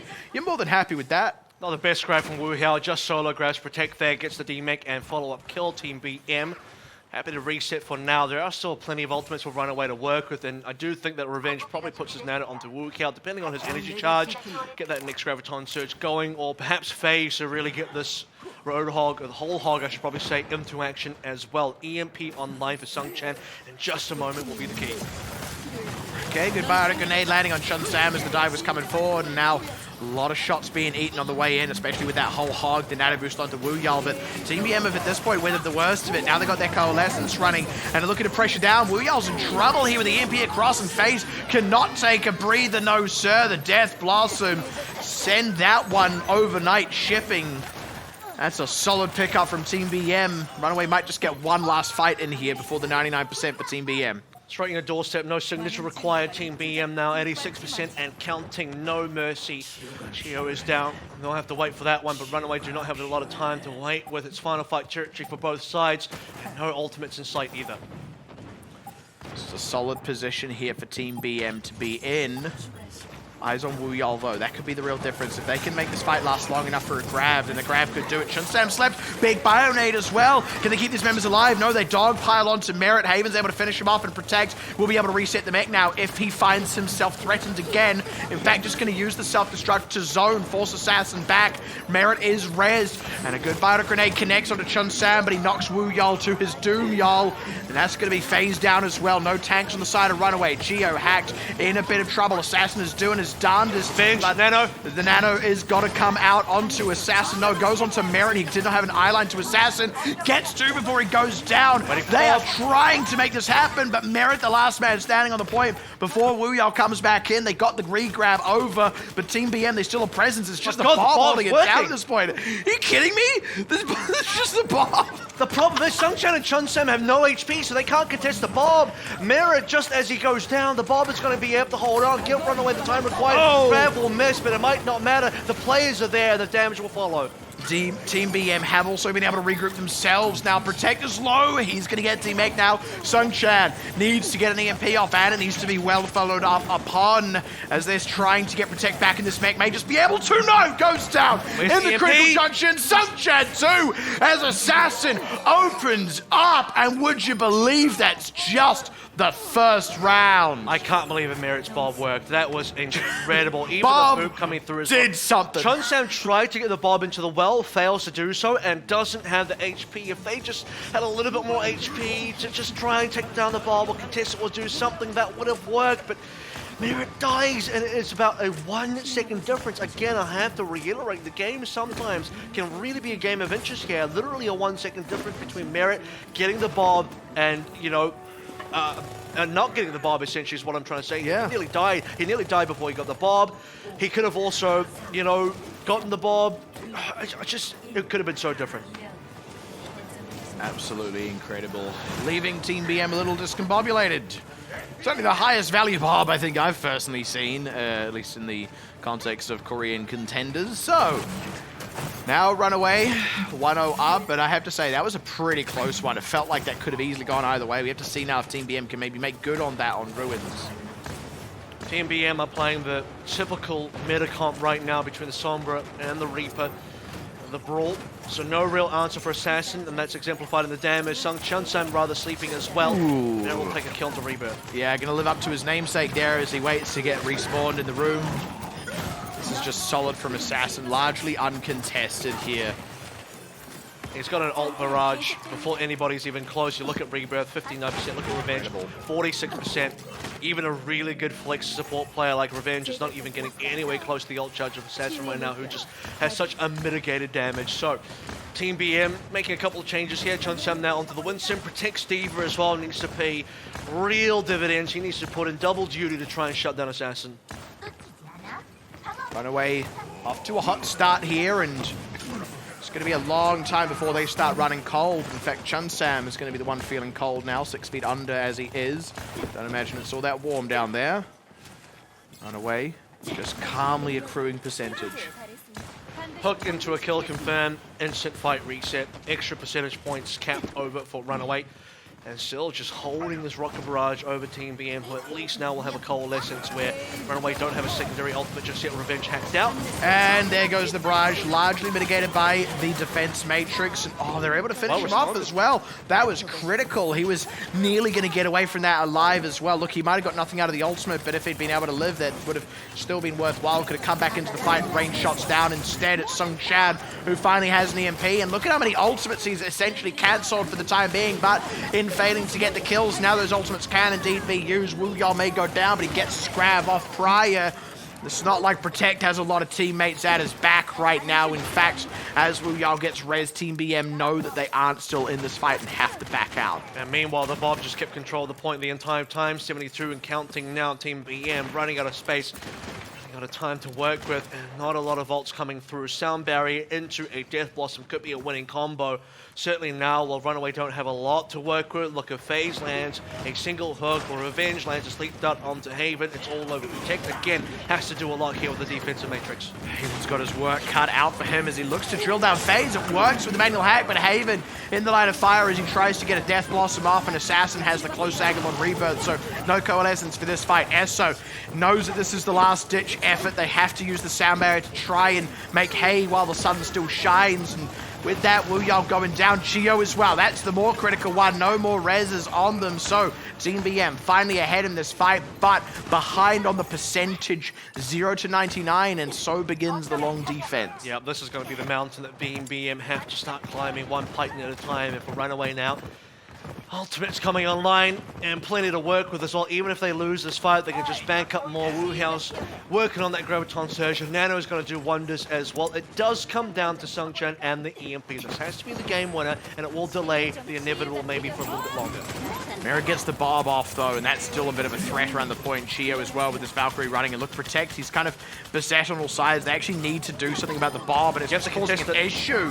Esso is down, the cap goes back over purely off the Bob, and Team BM didn't know which way to face. Do we collapse on the Bob? Do we risk Runaway diving onto us, or do we ignore the Bob, risk losing the point, try and dive on Runaway? And they did neither, and instead Runaway get maximum value. The Bob caps the point. That is 2 incredibly high value Bobs out of Merit in terms of being an objective secured situation, and overall Runaway just looking the better of the two. Merit's development as a player has been phenomenal to see, especially on a team like Runaway, and his value coming through on Widowmaker, on Ashe, on just about everything was so good to see there. Bob, like you mentioned, high value. The fact that Bob just gets a free cap that brings it back to 99%, that can't happen. If you're BM, you have to slowly catch up. Even if you win that fight, you have to accrue percentage points, because if you lose a cap and then you win the fight and you recap, you lose all that time that took you to win that fight, and you are not catching up to force your own 99%. So yeah, couldn't really shut down Merit for the most part. Nearly a hack came through manually, but saved by the bubble coming out from Wu Yao. So team play from Runaway super solid. They also have a brilliant fire in Assassin as well. So everything kind of just worked in their favor. Rocket Barrage, while the next ultimate for either team is sitting at about 50%. That's phenomenal. Look, you got to say hindsight is 2020, but you've also got to consider, look, Sung Chan was actually watching Merit approaching the point. He had an EMP. Look, maybe he shouldn't have used it, but you got to look at the world where maybe he did. Look, you can kill the Ashe off. It might be you know, a high-value ultimate used just to kill one person, but this is why I say hindsight is 2020. When you consider the mileage that Bob actually pulled, and I think Team BM should have respected the impossible decision the Bob being on the point would have left them in. They didn't. Merrick got it off uncontested. And then Runaway still got the fight. That is having your cake, eating it too, and ordering seconds. And we'll see what happens in the second map of the series right after this break.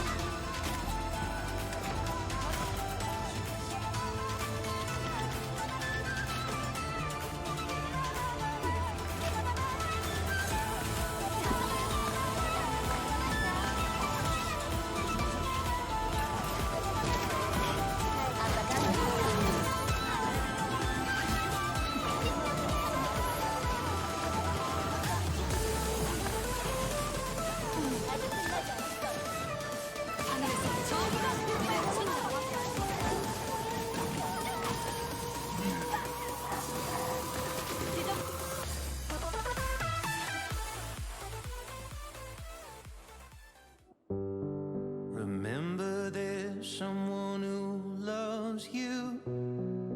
Isn't that right? And even when the walls are shaking, it'll be alright. Remember that award she gave you to tell the time. It hasn't stopped ticking since you were 9.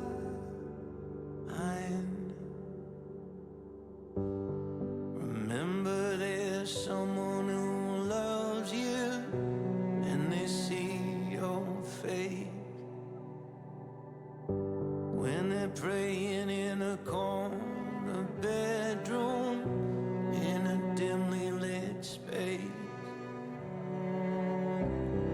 Remember when their hair was sun-drenched, now it's all gray. They'd give up their lives for you to be safe.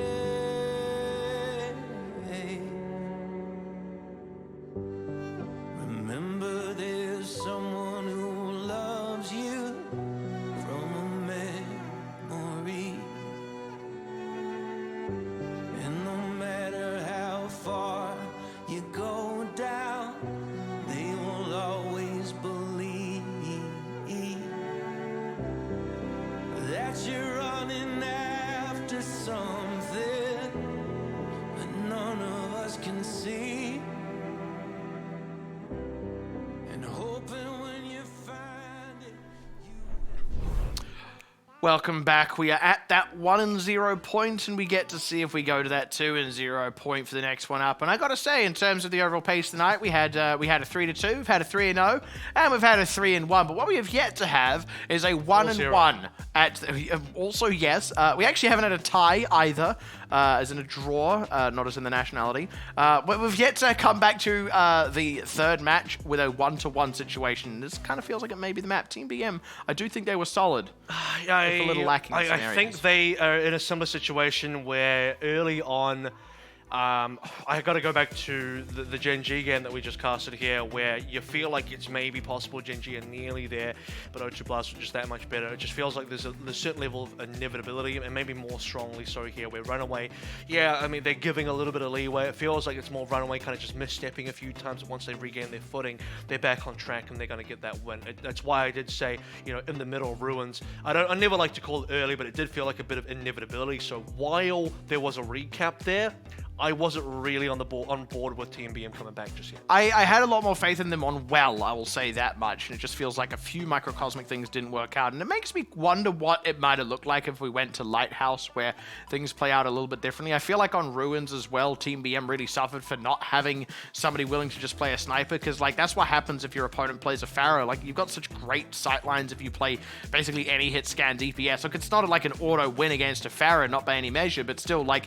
that clearly didn't appear to be an option for them. And that's not to say that nobody can play it, it's just that might not be something that they're practiced and are willing to pull out. They're wanting to stay on that Sombra Reaper, at least for now. So, look, I think maybe there is still some real chance here, but there's also a lot of evidence to the contrary, shall we say. And I think, we are still favoring Runaway here overall. Absolutely. They are currently number 2 in seedings, and they should be finishing number 2 in the group as well. Hanamura being picked by Team BM here. Let's see if they change anything massively up. Notice that Abel did come in for Rebirth, so is this a change up in terms of what they're bringing to the table for the Flex support pick? I'm seeing Brigida early, don't know if that's real, probably not likely.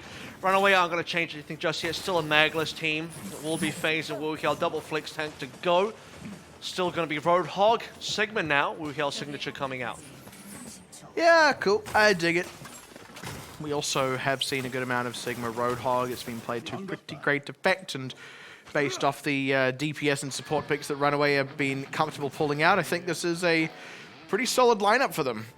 Yeah, certainly more teams are going Roadhog Sigma. Team BM will be matching as well. They look like they want to do Chun-Sen Protect there. Abel coming through with the Zenyatta, as it's going to be Mercy gameplay on both ends. Sung-Chan on the Ashe as well will be trying to deal with Assassin and also Merit. And it's always a tough spot to be in, but the ace in the sleeve could be Haven, running interference on somebody like Revenge. Revenge, by the way, who we're looking at to see if they can get the first ultimate of the game. I mean, it could be Assassin as well, depending on the damage coming on through. Sung-Chan's actually doing all right in terms of ult charge. Note that because Abel is on the Zenyatta, it will be a little bit different in terms of the gameplay and style. Revenge is hacked out early, takes a bit of damage as Assassin. And that's really what Haven's looking to do, is they find the needle thread onto Assassin. I don't know the Protector's particularly resible, but Assassin definitely is, and that's the real difference maker on that first one. Protector's dying slightly on the wrong side of that choke point. Well, now we're moving forward for second fight. Revenge 55, Assassin 47, and like you mentioned, Sung-Chan right now trying to lead the charge with his team as Team BM try to break through this open double doors area. And that sometimes can be the difficulty, especially versus as far as spam damage. We do not have the D.Va defense matrix now, so it will come down to what the tech can do on Sigma. It's not going to be as good as D.Va, but they will start to make their way in. That rotation was dicey for Protect, but he does survive it, and now Assassin does get the first ultimate, but options of when to use it aren't so great. He needs to find it in a rotation. Yeah, that's probably the best thing here. He won't use it on this first rotation. He may allow BM to even get into this left side room here. Oh! Okay, maybe not. Yeah, not if he gets shot out of the sky. And look, I expect the res to come through, but in the time it takes for that res to happen, this is where a rotation can take place. But unfortunately, Chun-Sam's already died in the rotation. Sung-Chan threw out what has got to be the most pathetic bob so far. And I mean, when that's such a high impact ultimate, potentially when you have it early, you can use it to threaten so much and create opportunities for yourself. Trying to just toss it in the face of somebody who is going to kill you anyway feels a little bit pointless. And now Team BM just kind of threw everything in the kitchen sink into a fight that wasn't looking particularly good out the gate anyway. I think BM were maybe a little bit desperate there to get that fight win, thinking about ways to get a counter frag in there to keep their hopes alive for that offense. Realistically, we're going to talk about where the bomb should be placed. You want that one to go onto the point so that BM can start really pressuring the cap itself, forcing someone to respond and maybe getting a tick in there. Oh, man. Two players down now, especially both DPSs. Even with the res, I don't think they can go. No, not with Haven dead. It's just too risky. And at this point, Team BM, you know, are they just going to keep slowly waiting and then rotating and losing somebody every time they move, or are they going to try something else? They need Haven to get the back line here, and that's the issue. Because Haven goes down, he has to reset his position, and now he has to try and get through double doors again while invisible without being spy checked, so you can get a backline offense where the EMP can really be threatened and instantly translocate away. That is just more slowage now for Team BM, who are reaching their last minute. Yeah, it's starting to look less and less likely, because also in this time, Runaway have been charging up a handsome gamut of ultimates. Sung-Chan, okay, the first rotation. This is a success so far, but Abel's not with the team. And that's maybe you can raise that one. Yeah, I mean, you got it, surely, if you're going to raise anyone here. There we go.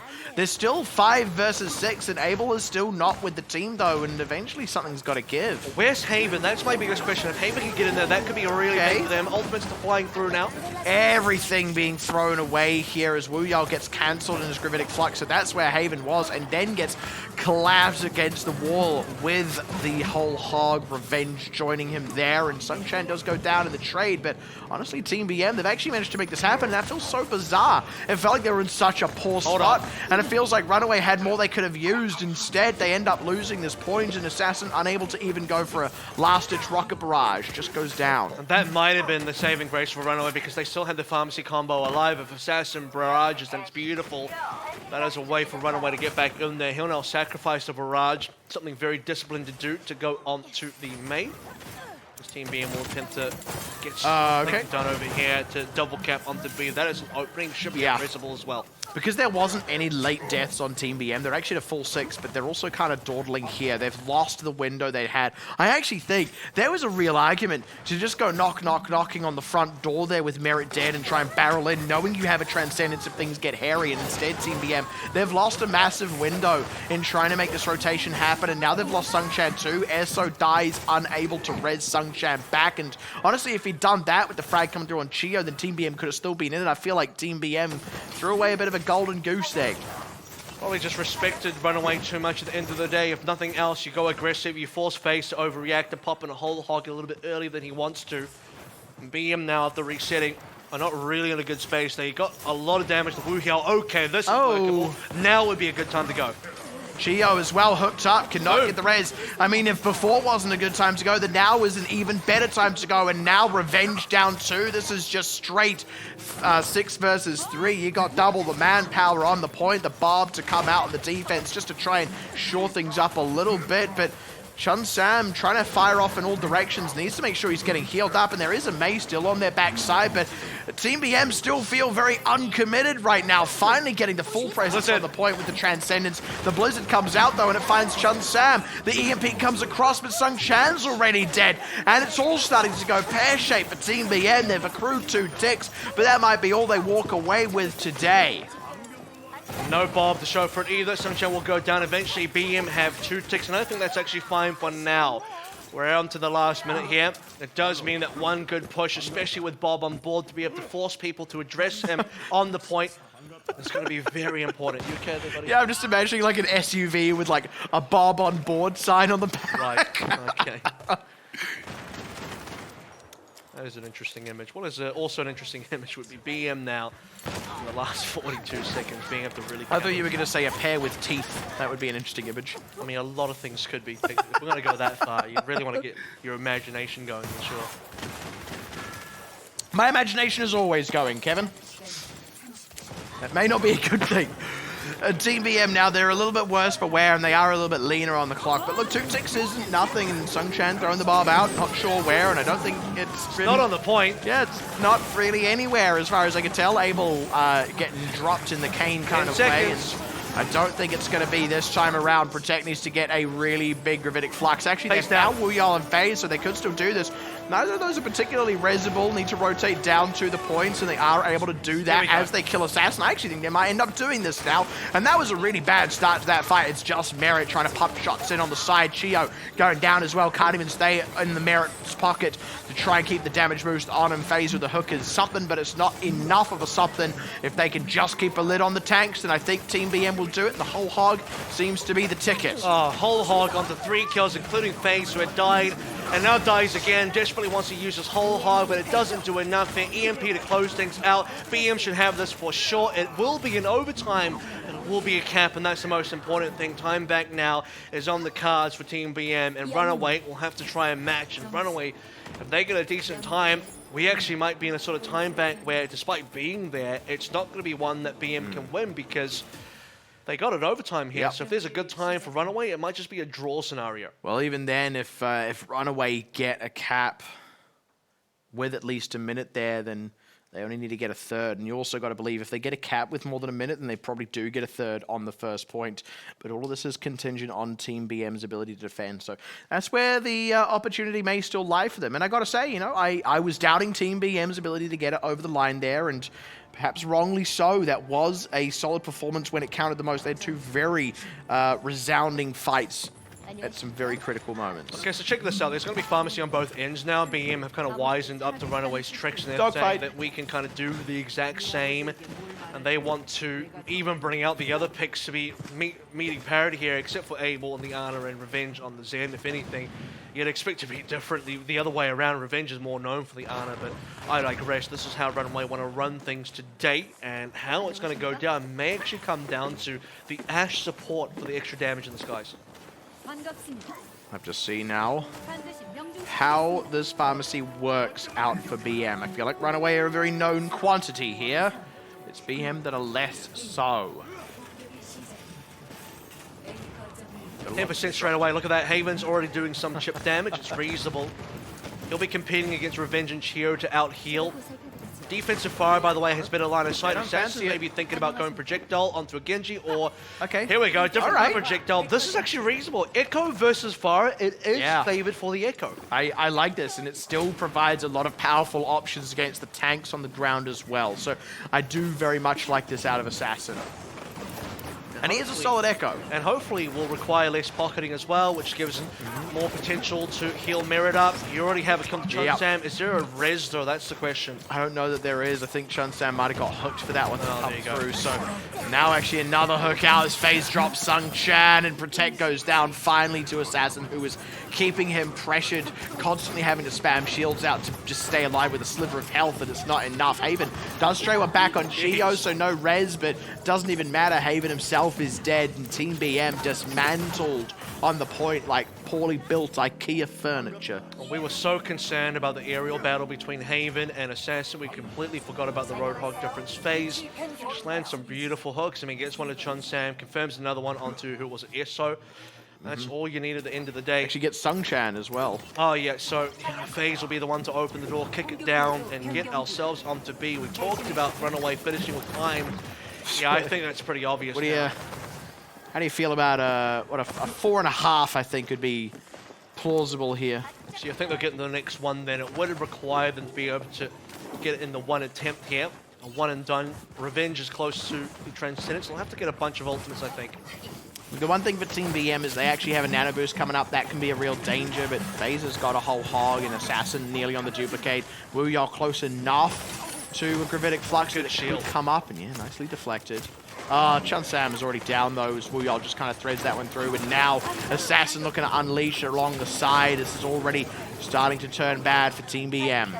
Assassin's got some great targets here as well. He can go for the Sombra, the Roadhog, the Sigma. It's all good. Protect has the nano boost, but he's super low. He might go down here. Yeah, nicely done, and that's not resible, not with Assassin still around there, and I like how Runaway have approached this. They move around to the point, they respect that BM are separated, so they send the ideal man to take it. It is the double bomb. That's beautiful. And now BM just not looking hot. The res on Protect or something, but he needs to get a Gravitic Flux, and the bomb on the point now goes down from Sung Chan, but hold on, it's sick.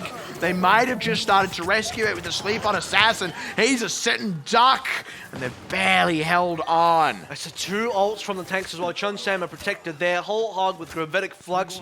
The damage combined will be enough to clean up Runaway. You see the damage confirmed onto Assassin, who will now go on to the main for the rest of the offense. They're not going to get a one and done here. It won't be the double cap.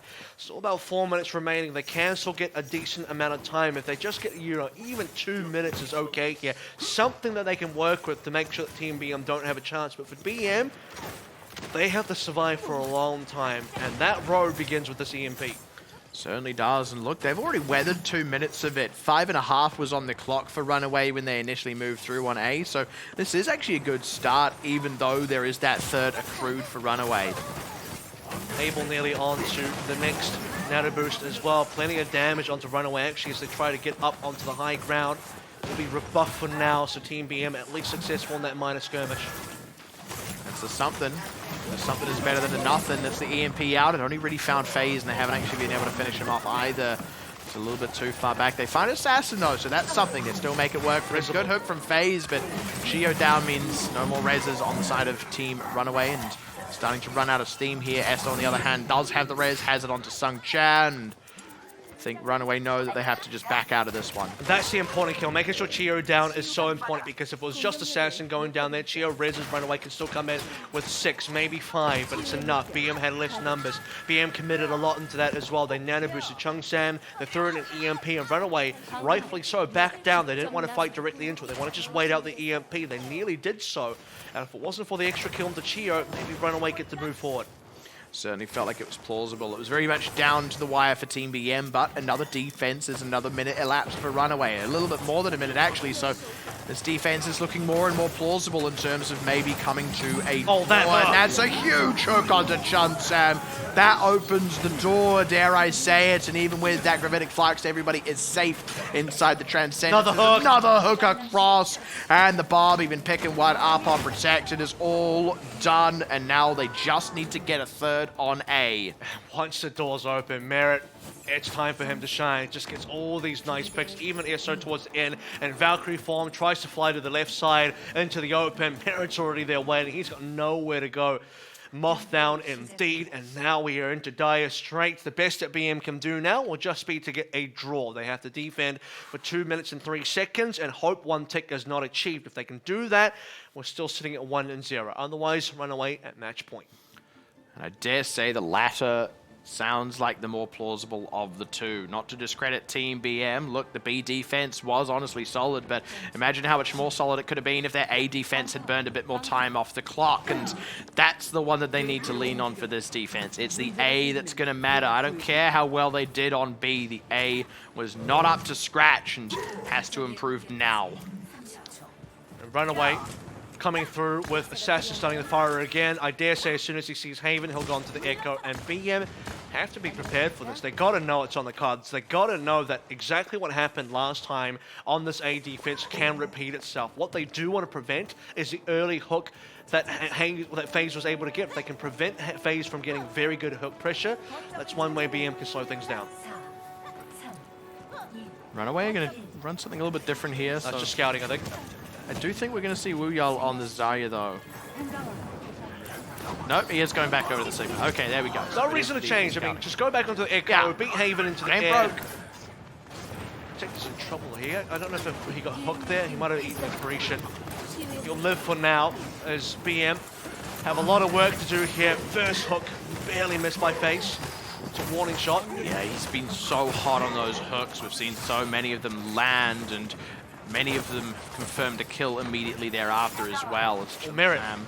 Oh, that's a good pickup from Team BM, and now Revenge as well. So even with the res coming through onto Merit, Shio has got us back against the wall, and now Assassin will find Haven. So actually it's a 1-for-1 overall, but Sung Chan low, Chun Sam finds FaZe, and that might just do it here. Runaway. They need to be very careful to not overextend here if they lose too many more members. Indeed, Team BM preparing to castle up around the point will pop Wuyala. That is half of Runaway's time lost. My goodness, Team BM are really thankful that Chun Sam and Protect, especially Abel as well, can hold on despite Haven going down there, because he did not need to challenge Assassin at all. Why are you as the Fire trying to go 1v1 toe-to-toe against Echo, who has a far easier time taking you down? He got a little bit greedy there, got 2 kills onto Runaway, felt like he could get the third, and he delivers himself over. That's an unreasonable kill as well, so that could have been where this A defense ends, but he'll come back now as a Tracer. So this is the one thing here for Runaway, is they were actually still around the point. They weren't all reset. Some members, notably Merit and Chio in his pocket, were around the side, and they've quickly rotated to the point. It has not been read by Team BM, and the shoes on the other foot. Runaway. I mean, that was just Team BM losing track of the game there. I think they kind of assumed that all members of Runaway had reset. They were going to come back through the choke. They didn't account for Merit and Chio. By the time those two were on the point, it was nearly the full third capped. BM had to rush back the Runaway squad near the choke point, push forward onto the point. Everyone regroups there before Team BM can really get there. And I feel like it didn't need to go that way. I feel like that could have been a bit of a different situation if Team BM had just kept track of where Merit was. But at the end of the day, best case scenario was still a draw, so this isn't a totally unexpected result. Sure, man. I look at the situation as another one where for Runaway, it just kind of feels a little bit inevitable where, you give BM some legs to walk on. You say they have an opportunity. We look at the situation similar to Ilios. They're kind of there. They might get to the 99%. They might force the overtime. They might even cap Hanamura. But the difference at the end of the day when it actually counts is huge. The extra 2 minutes that Runaway has means there's no way they lose. And I just got to say, I think when Team Diamond played Runaway, it looked more competitive than this. I dare say if Diamond would have played BM today, that series would have gone the other way, but that's also in the past. And right now, Team BM stare down the barrel of a 0-3 result as we come to our fourth 2-0 of the night. Will it be a 3-0 or not? Well, that comes up after the break.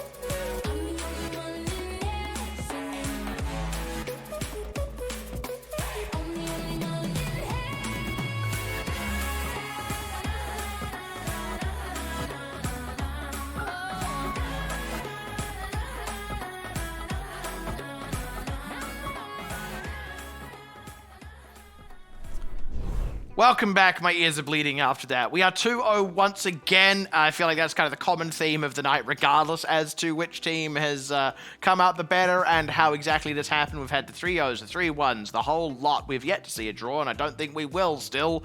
Rebirth coming back in over Abel, and I don't know that that's going to be the inherent difference, not to speak ill of Abel or Rebirth, but Runaway are just that good.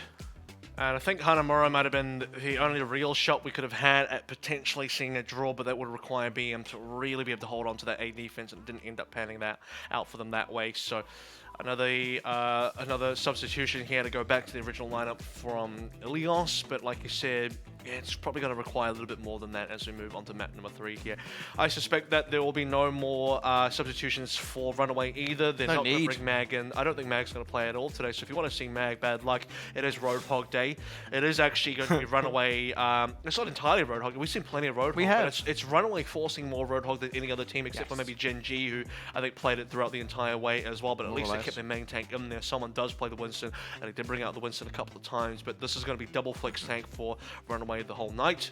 And they are playing, I would say, off meta, technically. When you could debatably say it's on meta, depending on what you're looking at. Depends on what you think the meta is, really. Through what lens are you looking at? I think the meta right now for Korea, for Contenders Korea, maybe the APAC region, is kind of like Reaper Sombra, could be Dive, could be the Ryan Zarya version, but specifically with the Lucio Moira supports for the Brawl. So kind of like Reaper Sombra Brawl is kind of what the meta is. So anything that's not that, it feels a little bit off, especially if you're playing Fire, that definitely is off meta. Now, maybe you can make an argument for the Roadhog, but anything else beyond that just feels a little bit, could be a bit weird. That being said, though, the Ashe being paired with the Roadhog is fairly normal. And one of the things we are kind of seeing out of Runaway this season is, you kind of touched on it there, if they're bringing FaZe in, you go, okay, they want the Roadhog option at the very least, and are indeed likely to play. And obviously running FaZe completely over Mag is essentially telegraphing, hey, we're going to play Roadhog tonight. We're going to play it all night until Mag comes back in, if at all. And I feel like there's kind of a boisterosity to that almost, a kind of braggadociousness, a kind of bravado. How many B words can I pull out for this one? Because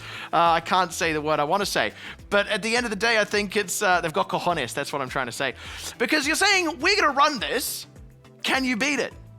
And that's fine, because the answer has been no for Team BM. That's the same as what a lot of teams who are playing the same comp are doing as well. You run double flex tank because those are the players that are most proficient on these particular heroes. Justice do the same. You run decay on the Zarya and you say, come and beat it. And look, eventually they did get beat, but not before they basically demolished every other NA team and then lost to the top 2. So it's not too unexpected. The point is it does require teams like BM in this case to find the counter, and I don't know that they can. I don't know that BM are going to be capable of doing that. If this was Runaway versus Element Mystic, I'm sure at one point you're going to have to bring Mag back in. Last chance now for BM. Eichenwalder is their map choice. All right, a lot of open space, a lot of open skies, and I wouldn't be surprised if Haven is on the Pharah. I wouldn't be surprised if that is why they want to run it, but that also just means, look, Runaway, Assassin's happy on a Pharah as well. He's even happy again on a Echo to deal directly with Haven on a Pharah, or indeed it could be this. It could be Team BM wanting to run some snipers, looking to bait Assassin into a Pharah. So I would like to see Haven attempt an echo here, because it's the defensive fire that's in trouble. You can't go back to spawn and change. The offensive fire, or the offensive projectile DPS in this case, can say, I will directly try and counter you, not with the Widowmaker, not with the sniper, but a sit in the skies or something like an echo. They can do both. They can have Sungchan on the Widowmaker and Haven on the echo, if it is indeed within the hero pool. So Team BM, that's a question that will need to be answered, and Hanzo might even just be for scouting as well. Wouldn't be surprised if it all is just a scout. There it is. Quick headshot, and yeah, okay, Haven on the Echo. Let's see if this pays off as Assassin's Echo did against Haven. Boy, wouldn't it be funny if he just got owned. Just domed straight away. Straight away. Especially if it's by Assassin. That would be unbelievable. Straight in the face, just cops a mini, goes down. Biggest flex ever.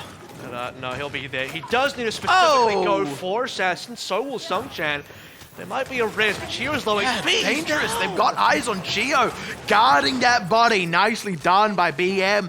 Making sure they had an eye on where Assassin landed. Making sure they had Sungchan and Chun Sam both pointing their guns towards the spots.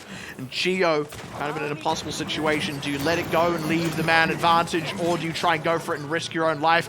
Good couple of counter trades here as Wu Yao starts to come alive. Assassin eliminates the backline of Team BM, and that might be more than Team BM can bear, because with Protect down, Haven's the last man on the point. Now he's down as well, and Runaway rescue that one from the brink. Only a third gain from BM. You forget that Gen.G is actually his signature pick here, that he's Assassin's almost most well known. You certainly remember it now. And this is where BM are like, alright, time to get rid of the Echo. What's good against the Gen.G? Sombra will do. Sombra's also fairly meta as well. It's good against most things. Let's pull that one through and see how it works. Team BM now looking for opportunity. The Wu-Cal versus Protect, Zarya versus Sigma is another matchup that we have to talk about at some stage as well. For now, it does come down to the Ashes. Nicely. Yep. Alright, we'll stay alive through that one. Haven gets cracked as he tries to make his approach. Sungchan with the barb out is something, but FaZe down. That's a solid biotic grenade. Shun Sam is going to feel the heat of that one. Could not take a breather with that anti-heal on him, and Protect also sort of a sitting duck with that on him. And now another minute elapsed for Team BM with no further progress. So Graviton Surge versus Gravitic Flux to be incoming soon as well. And how this modifies the Roadhog rule is that Ruhiao can protect FaZe a lot easier than Protect can protect Shun Sam. So that's going to be really the main difference again here. for me? No, as Ruhiao's bubbles is really what I'm looking for Okay, here. thank you. Anyone. But Protect can confirm kills better because Decretion exists, whereas Ruhiao can't confirm kills easier for FaZe. So you can protect the Roadhog better, but Team BM can get better kills with their hook. It's like when it's another and someone, it's just a mess. But Protect, okay, first grab, it's the Flux kind. Not quite seeing where that one's going. Okay, there we go. Tried to land it on top of Assassin, but honestly, Rebirth has got a Transcendence running, and Assassin comes up short on the blade, so not sure that Protect really got much out of that Flux. Woo-y'all. All right, that's FaZe going down as Chunsam finds the connection, and Woo-y'all, he's in trouble. He knows that if he just lobs a grab in, not enough members can follow up on it. They need Assassin to... Hello? Assassin deflected a bomb shot into Esso. That's not one you see often. That's a rare kill feed. That's brilliant. It's actually really easy to get those deflects because you know the bomb's targeting you. Chunsam now trying to survive. Wukiao is doing the damage, and there it is. Runaway still hold on to it. And that was really just knowing their limits. They're like, okay, look, we back off so that we don't just die and throw our bodies in for nothing. And if someone does get a kill, if maybe Assassin comes up big or Merit fires a shot, then we can maybe come back in with a grab. That's exactly what happens. FaZe nice hook to the Sung Chance to make things a little bit more interesting. BM now, final 33 seconds remaining as the EMP here they have to look towards. EMP needs to catch quite a few. No good defense against it, and if it catches players like Assassin as well, those will be easy pickings. Not a lot of time, 20 seconds, and you hear the brass. The clock begins to tick down, and now the barb forward from Merits just to run interference. They have to brawl their way past that when it goes down, but what it does is it wastes even more time, and now the clock is ticking in earnest. We're into the millisecond part of it as they have to dive for the point. Merit does go down. Good catch by Sung Chan and a solid EMP across the point. Chun Sam does go down in the rotation. Runaway, 4 members sometimes feels like all 6 with how they play, especially with Merit res back in.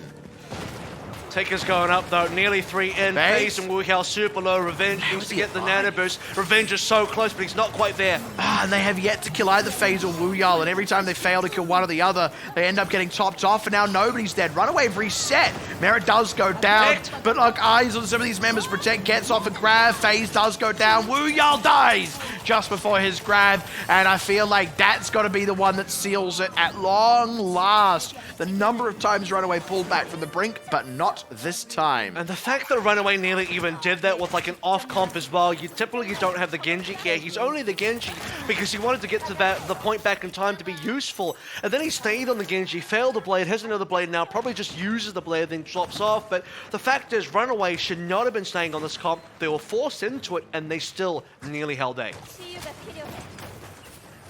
if Runaway just choose to lob the blade in. I mean, I wonder if they even try and get greedy, go for a nano blade here. No, swapping. Yeah, don't have time. I think you got to get some more work done earlier. And I mean, maybe you don't have to press the go button too early. You have to see if BM are going to do much. Well, with Assassin EMP, he's certainly not blading now, and FaZe is dead as well, so it wouldn't even be into a favorable fight. So they are going to have to back up and give a bit of space. At this point, they might even have the nano boost. That's a grab out from Woo-y'all. It's a one-man grab, and Assassin ends up going down, so they find Sung Chan, but that was not hot for Runaway, and not sure what they were planning on getting out of that in the first place. I don't know if you can keep the blade now. Assassin has to think hard about whether he stays on the Gen.G or not, because even though the blade is available, you're going to get bullied by Haven. You saw what happened there. Haven just continually manually hacks, so Merit's going to put the barb out now. And a hook onto Assassin, so he's dead again, and it's just, like you said, getting bullied. He's going to get res, but he's already in trouble again anyway. Rebirth does go down. That is a big thing. Haven goes down. Now this is viable for Assassin, and if they're not going to use it now, there's no time you're ever really going to use it. And that, as I say that, they've actually killed enough members that they might not even end up using it. Come on, you've got to do it now, surely. He got nanoed! What is happening here? Assassin, he's busy deflecting, he's busy ducking and dodging. No. Dude, it's not a parkour course, it's a fight. You got to come on, dude. And he's just watching the cut. I'm tearing my hair out right now. What are you waiting for? And by the way, you got plenty of hair to tear on as well. See you later, Homer Simpson. At this point in time, Oh, I'm getting a widow's peak at this rate and nothing else. Still holding on to it. He's teasing. He is teasing Oh, hard. goodness. Here it is, finally. Already gets EMP'd. What a letdown. He gets manually hacked out. He hasn't got a single kill. He goes down to protect and just end me. Gen.G gameplay in 2020. This looks exactly like that Huxell clip I just watched. And for Runaway, they'll be losing B now. Assassin cannot wait to get rid of Gen.G. And BM are going to cap B off the back of it as well, I'm sure of it. What a waste of time and energy is what I will say of that. To even have the nano boost and not even just take a punt. Like, they had a man advantage. There were some squishy members. I'm not even sure where Assassin was in the first part of the fight. That he had to route around such an awkward way. Wait a minute. And oh my goodness gracious me, Assassin back on a Tracer is absolute and utter dynamite. Oh, they're gonna do it. They're gonna hold on. But that's what happens when you just play a sensible pick. I'm not going to give him too much of a hard time, but he did have the choice of going back to something that's not a Gen.G. As soon as they lost A, he could have made that choice. But you know, I digressed. We're getting to a point now where I don't even think it's going to matter in the end. That's how one-sided this is. Because Runaway are going to full hold A, so it really doesn't yeah, matter. it doesn't even matter. Exactly. No, but that was a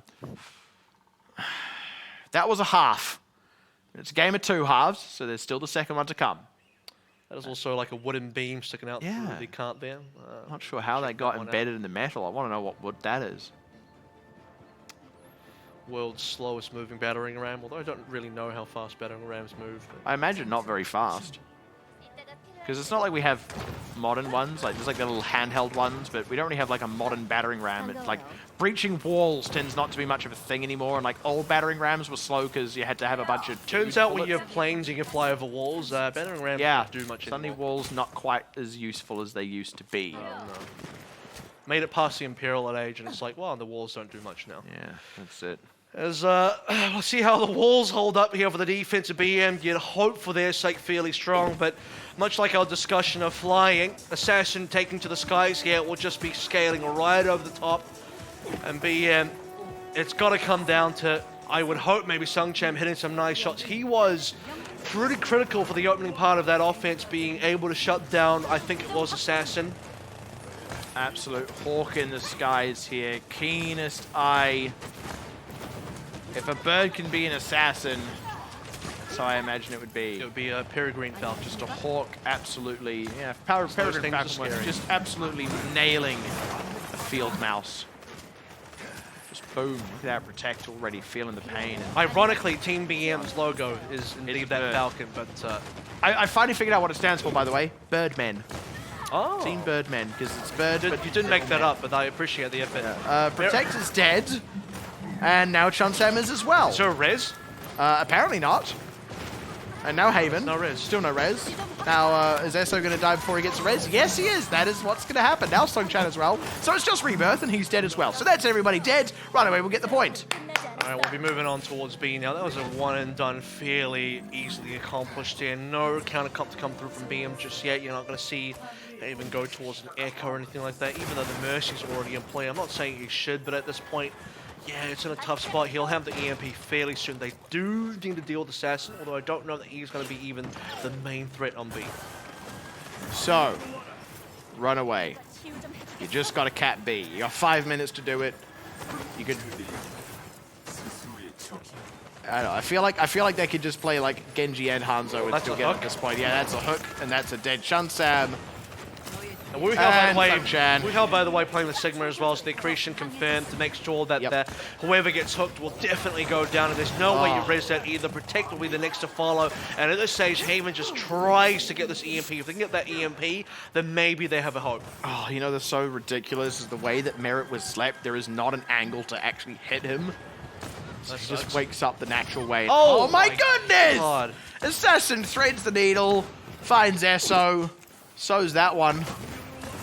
It's like when a bird dives into the water and sees the fish. I can't see it. Yeah, I can't see. I don't know how the bird can, and then he just catches it like that. Like if I stick my hand into a body of water and try to pull off the mat, does not work out. Yes! That's pretty Sunshine. Hey! And the Bob pulling the weight, the rocket barrage, and it's all over before it even really gets started. A fat EMP, and nothing to be done with it. Good game, Runaway. It's like a massive fireworks show, but no one sees it. Just in the middle of nowhere. It's yeah, sure. Really, the only purpose of a big fireworks show is so that people can see it. Yeah. So if that doesn't get achieved, then you've not done anything, which is... Even the person lighting the firework, they just turn around and they don't watch. It's on an automatic timer, so literally no one was there. No one reported. EMP hitting 5, but you're the last one alive, and a Transcendence was rolling as well, just to make sure that absolutely nothing was happening. So, yeah, there it is. BM unceremoniously will be losing 0, and it felt like the opening of this was a little bit more exciting. You look at Ilias, ooh, there's maybe a bit of a hint of a chance here. You look at map 2 as well, and Hanamura, they get the count, we go to time bank. Is it possible? You know, maybe there's a hope here. Eichenwalde, that was a shoe-in for Runaway, and unfortunately for BM, that will be another loss for them, and it does not bode well for their season hopes. Look, I don't know that it's completely over for them. I believe their record is 1-2 now, so their chances are still that they would need to win the next game to make it 2-2. But curiously, I believe their next game is against Oz, and they're actually tied for record right now against Team Diamond, who themselves are 1-2, whose next game is against Element Mystic. Have Element Mystic played BM? Yes. That is one of their losses, Element Mystic. Right, okay. Yeah. So Team Diamond have to play Element Mystic. You can expect them to lose that, go 1-3. Then look, Team BM, even if they lose to Oz Gaming at that point, actually they win the head-to-head. I do actually think it goes to map record first, then head-to-head. Sure. But even then, that's only if they lose to Oz Gaming, and I still think, look, even in spite of tonight, I think they could expect to win against Oz Gaming. So they're probably still going to scrape into the top 3, but they're going to be the worst of the top 3, and by, dare I say, a not insignificant margin. And looking at the results now as well, Runaway finishing their final regular season game, finishing out 3-1. The only team they lost was Element Mystic. That was their first game of the season. Assassin picks up the MVP for the plethora of picks that he had today, outside of a comical Gen.G performance in the second part of Eichenwalde. We'll say the rest of that was very well played. It was entertaining. So, you know, that's what we watch for, right? That's what we're here for. That's a fireworks show that people did see. We're here for a good time. But, like, it wasn't that the fireworks were good, it's that they all went off at once. It was a complete disaster, but it was very entertaining. Yes. Well, that happened, and Runaway, they get to lock in number 2, so they're not going straight to the semifinals at this point in time. Look, we are assuming that Element Mystic are going to win. So I think even if Element Mystic lose, I think the map record would still do it, and even if it's not map record, if it's head-to-head, then they still got that as well. Yeah, so there isn't a world here where Element Mystic don't secure the first seed, where Runaway don't secure the second seed, and I think it's pretty plausible that BM get that third seed as well. So what we can maybe expect here is, and this is the really spicy thing that people can look forward to at home, is if the seedings happen the way we think they will, and O2 Blast do end up getting third place, then you're going to have Runaway O2 Blast as one of the opening playoffs games. So instantly the Season 1 Finals rematch happens kind of right off the bat. And I don't know if I'm happy to see that early. I'm happy to see it, but to have one team being eliminated that early between O2 and Runaway never feels great. But it's not going to matter anyway, because the final is going to be between Talon and Element Mystic. So. I mean, who knows? Because the winner of... Which would be the craziest shift from Season 1 to Season 2. Because Runaway versus O2 Blast, the winner of that has to play... I don't know which side of the bracket they're on, obviously. The winner of that has to play either Talon or Element Mystic. And that's going to be a rough game where we don't know. Look, your playoffs form is going to be important here. If you are not showing up at 100% in playoffs... let's say for Runaway, for example, if Runaway come in big and Talon don't, and assume this is a hypothetical matchup, then Runaway actually go to the grand finals and Talon miss out, and they'll be really upset about that. So just because you get the first seed, you get to buy it straight into the semifinals, doesn't guarantee you anything. It just means you get a slightly easier run, but you're still going to come up big. What I would actually say is what it means is by the time you are playing against a team, you know it's going to be a good team, right? It's a team that's already not only qualified second in their group, it's going to be a team that has beaten another team that has qualified. Like, it actually just means you're already in, like, a tighter matchup, in theory. Obviously, the actual on the day, the actual head-to-head between the teams is way more broad than that. But I think, on the whole, we can look at the spread of teams now, I think we can very clearly identify some front runners before the playoffs, and then there is still that window, because there's actually a couple of weeks before the playoffs do kick off. For sure. So there's time for teams to even adjust beyond that, and we've seen teams do okay, and then absolutely come on fire towards the playoffs. O2 Blast did it last season, Runaway did it last season as well, and that was our grand final, so definitely wouldn't count a team out just because they qualify second or third. And teams that look really on fire during the season and at stages during the playoffs as well, like WGS, might even falter to teams like Runaway, and I do expect WGS to be in there, because if our hypothetical seedings go the way they should go, it should be WGS versus BM. WGS should be winning that one, hypothetically, and then it will be WGS versus, again, either Element Mystic or Talon, so it could be a rematch versus Talon. I wouldn't mind seeing WGS Element Mystic, actually. That would be a pretty fire matchup, and it can go several different ways, because playoffs form can be very different, so it will come down to how teams look. Element Mystic may be one of the favorites now, but we've yet to see them play on this particular patch. Maybe next week when we see EM, sure, they're up against much weaker competition, but at the same time, I think Diamond are no slouches. And Element Mystic will have to prove their worth. So to recap the night, dare I say we peaked a little early. That's not to say anything ill of the other games, but the table topper in Group A utterly delivered. Beyond there, we started to get to some slightly more expected results. Obviously, the interim was a little bit more harrowing than the scoreline might suggest. Team Diamond able to pull it out over Oz, who weren't quite able to scratch up. O2 Blast getting one over on Gen.G, but that wasn't exactly the smoothest of journeys. And then obviously the 3-0 we've just witnessed with Runaway versus Team BM might have actually just been the most solid of the night. And actually, you can see there, it is the map differential that will determine it first. And actually, because Team Diamond have had close losses compared to Team BM, even though they've lost that head-to-head, they're actually currently ahead of Team BM. And again, Team BM play Oz, Team Diamond play Element Mystic. That is likely to be the difference. Yeah, so we'll have to see how that one goes. So T1, by the way, they're locked out. Element Mystic are locked in, and I believe Talon as well should be feeling pretty good. I think there is a chance, though, where if Talon go 3-1 and WG's Phoenix go 3-1, and the map differentials can change. It's only 9-4, 8-3. Yeah. That can still change. So there is a world where WGS can reach the #1 seed, but they will have to try really hard, and Talon would have to falter. Here's a look at our final week's games here. Somehow WGS would have to lose to T1, and somehow Talon would have to lose to Gen.G. Now, look, I'm not going to count out Gen.G here. I still think they're a solid team, and I think they always feel like they're just shy of greatness. Talon, on the other hand, are well on the path towards greatness, and Gen.G, I don't know if they're the team that are going to disrupt it, but across the rest of the board, look, Team BM, like we said, should expect that win, but honestly, if they pick up a loss there, then actually, even if Team Diamond go on to lose to Element Mystic, they'd still be out of the running. So if you're Team Diamond, you're looking at that game against Element Mystic, and actually, your fate might be sealed even before that if Team BM overcome Oz Gaming. You're suddenly in a position where you've got to beat the undefeated Element Mystic, and that's a scary match to stare down the barrel of. Look, that would be one way to get to play. I'm not going to count them out, but my goodness gracious, if they did do that, it would be one for the ages. And it would definitely, you talk about playoffs form, you definitely say that they are in good form going into playoffs if their last match is beating Element Mystic. But it's always tough to be in that spot where your fate might be sealed long before you even get a chance to play. Conversely, if Team BM lose to Oz Gaming, which isn't out of the picture necessarily, then actually Team Diamond's result doesn't matter. And there is a small chance, by the way, and it's not a small chance, it's actually a reasonable chance. If Gen.G really step it up, and I think they played well today, if Gen.G step it up and they can actually beat Talon Esports and then WGS floor it against T1, which I think they probably should do, yes. Then in that world, map differential-wise, might actually push WGS into first place. So that's kind of still what we're looking at as the potential. The other side of that is map differential might eliminate O2 Blast. That would be the more dramatic side of that, because currently O2 Blast 2-2, their season is done. So if Gen.G wins, right? 1-2. Yeah. So if they win, it's 2-2. It goes to map differential. I need to double check what that differential is, and it also depends on what that win looks like. I think a 3-2 win isn't as good for them. A 3-0 win might just do it. I would need a check, but at any rate, look, it's plausible. It's certainly possible.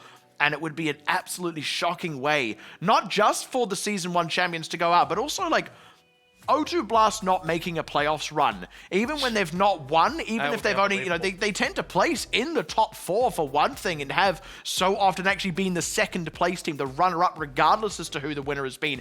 That's why it was so exciting to see them finally win a season last season. If they fell off that hard, that fast, such that they didn't even make playoffs in Season 2, I think that would be one of the most dramatic shifts in fortune of an old guard team in Korean history. Especially one with such veterancy in their roster, Overwatch League talent that has, only, I guess, in some cases recently come from the Overwatch League. Such a powerful lineup to then not do that would be pretty devastating. You know, I think a lot of teams here, I feel really bad for Gen.G if they don't make it, but that's the nature of the season right now is across both sides. Every single team, you feel to some degree, they have a bit of a stake at hand. They have something to claim to say, hey, we should be making playoffs for X or Y reasons, blah, blah, blah. But yeah, somebody's got to miss out. Maybe I'm just hungry, but I thought you said a steak of ham for a second. But that is... you just ate. I know, I'm still hungry. Okay. The shoe is on the other foot. There we go. Sure. So, look, on the whole, I think we've had, the most defining night so far in terms of where teams are likely to finish, who is likely to make it into playoffs, but there are still a few fine details to be hashed out. Those fine details get hashed out in another marathon evening next week. We come back at the same time as what we did this week, so still a little bit earlier than what has been the usual start time for the season up till this point, so make sure you do not miss it, because if you missed the first match tonight because you got the time wrong, you missed out on what honestly was probably the best match of the night. If you did miss it, go back and watch the VOD. It's an absolute banger and you won't regret it. But that does do us for tonight. Thank you very much for tuning in. I have been Matt Pixie Carroll. Joining me here for the entire marathon effort as my running mate has been Kevin Averill Walker, and good night.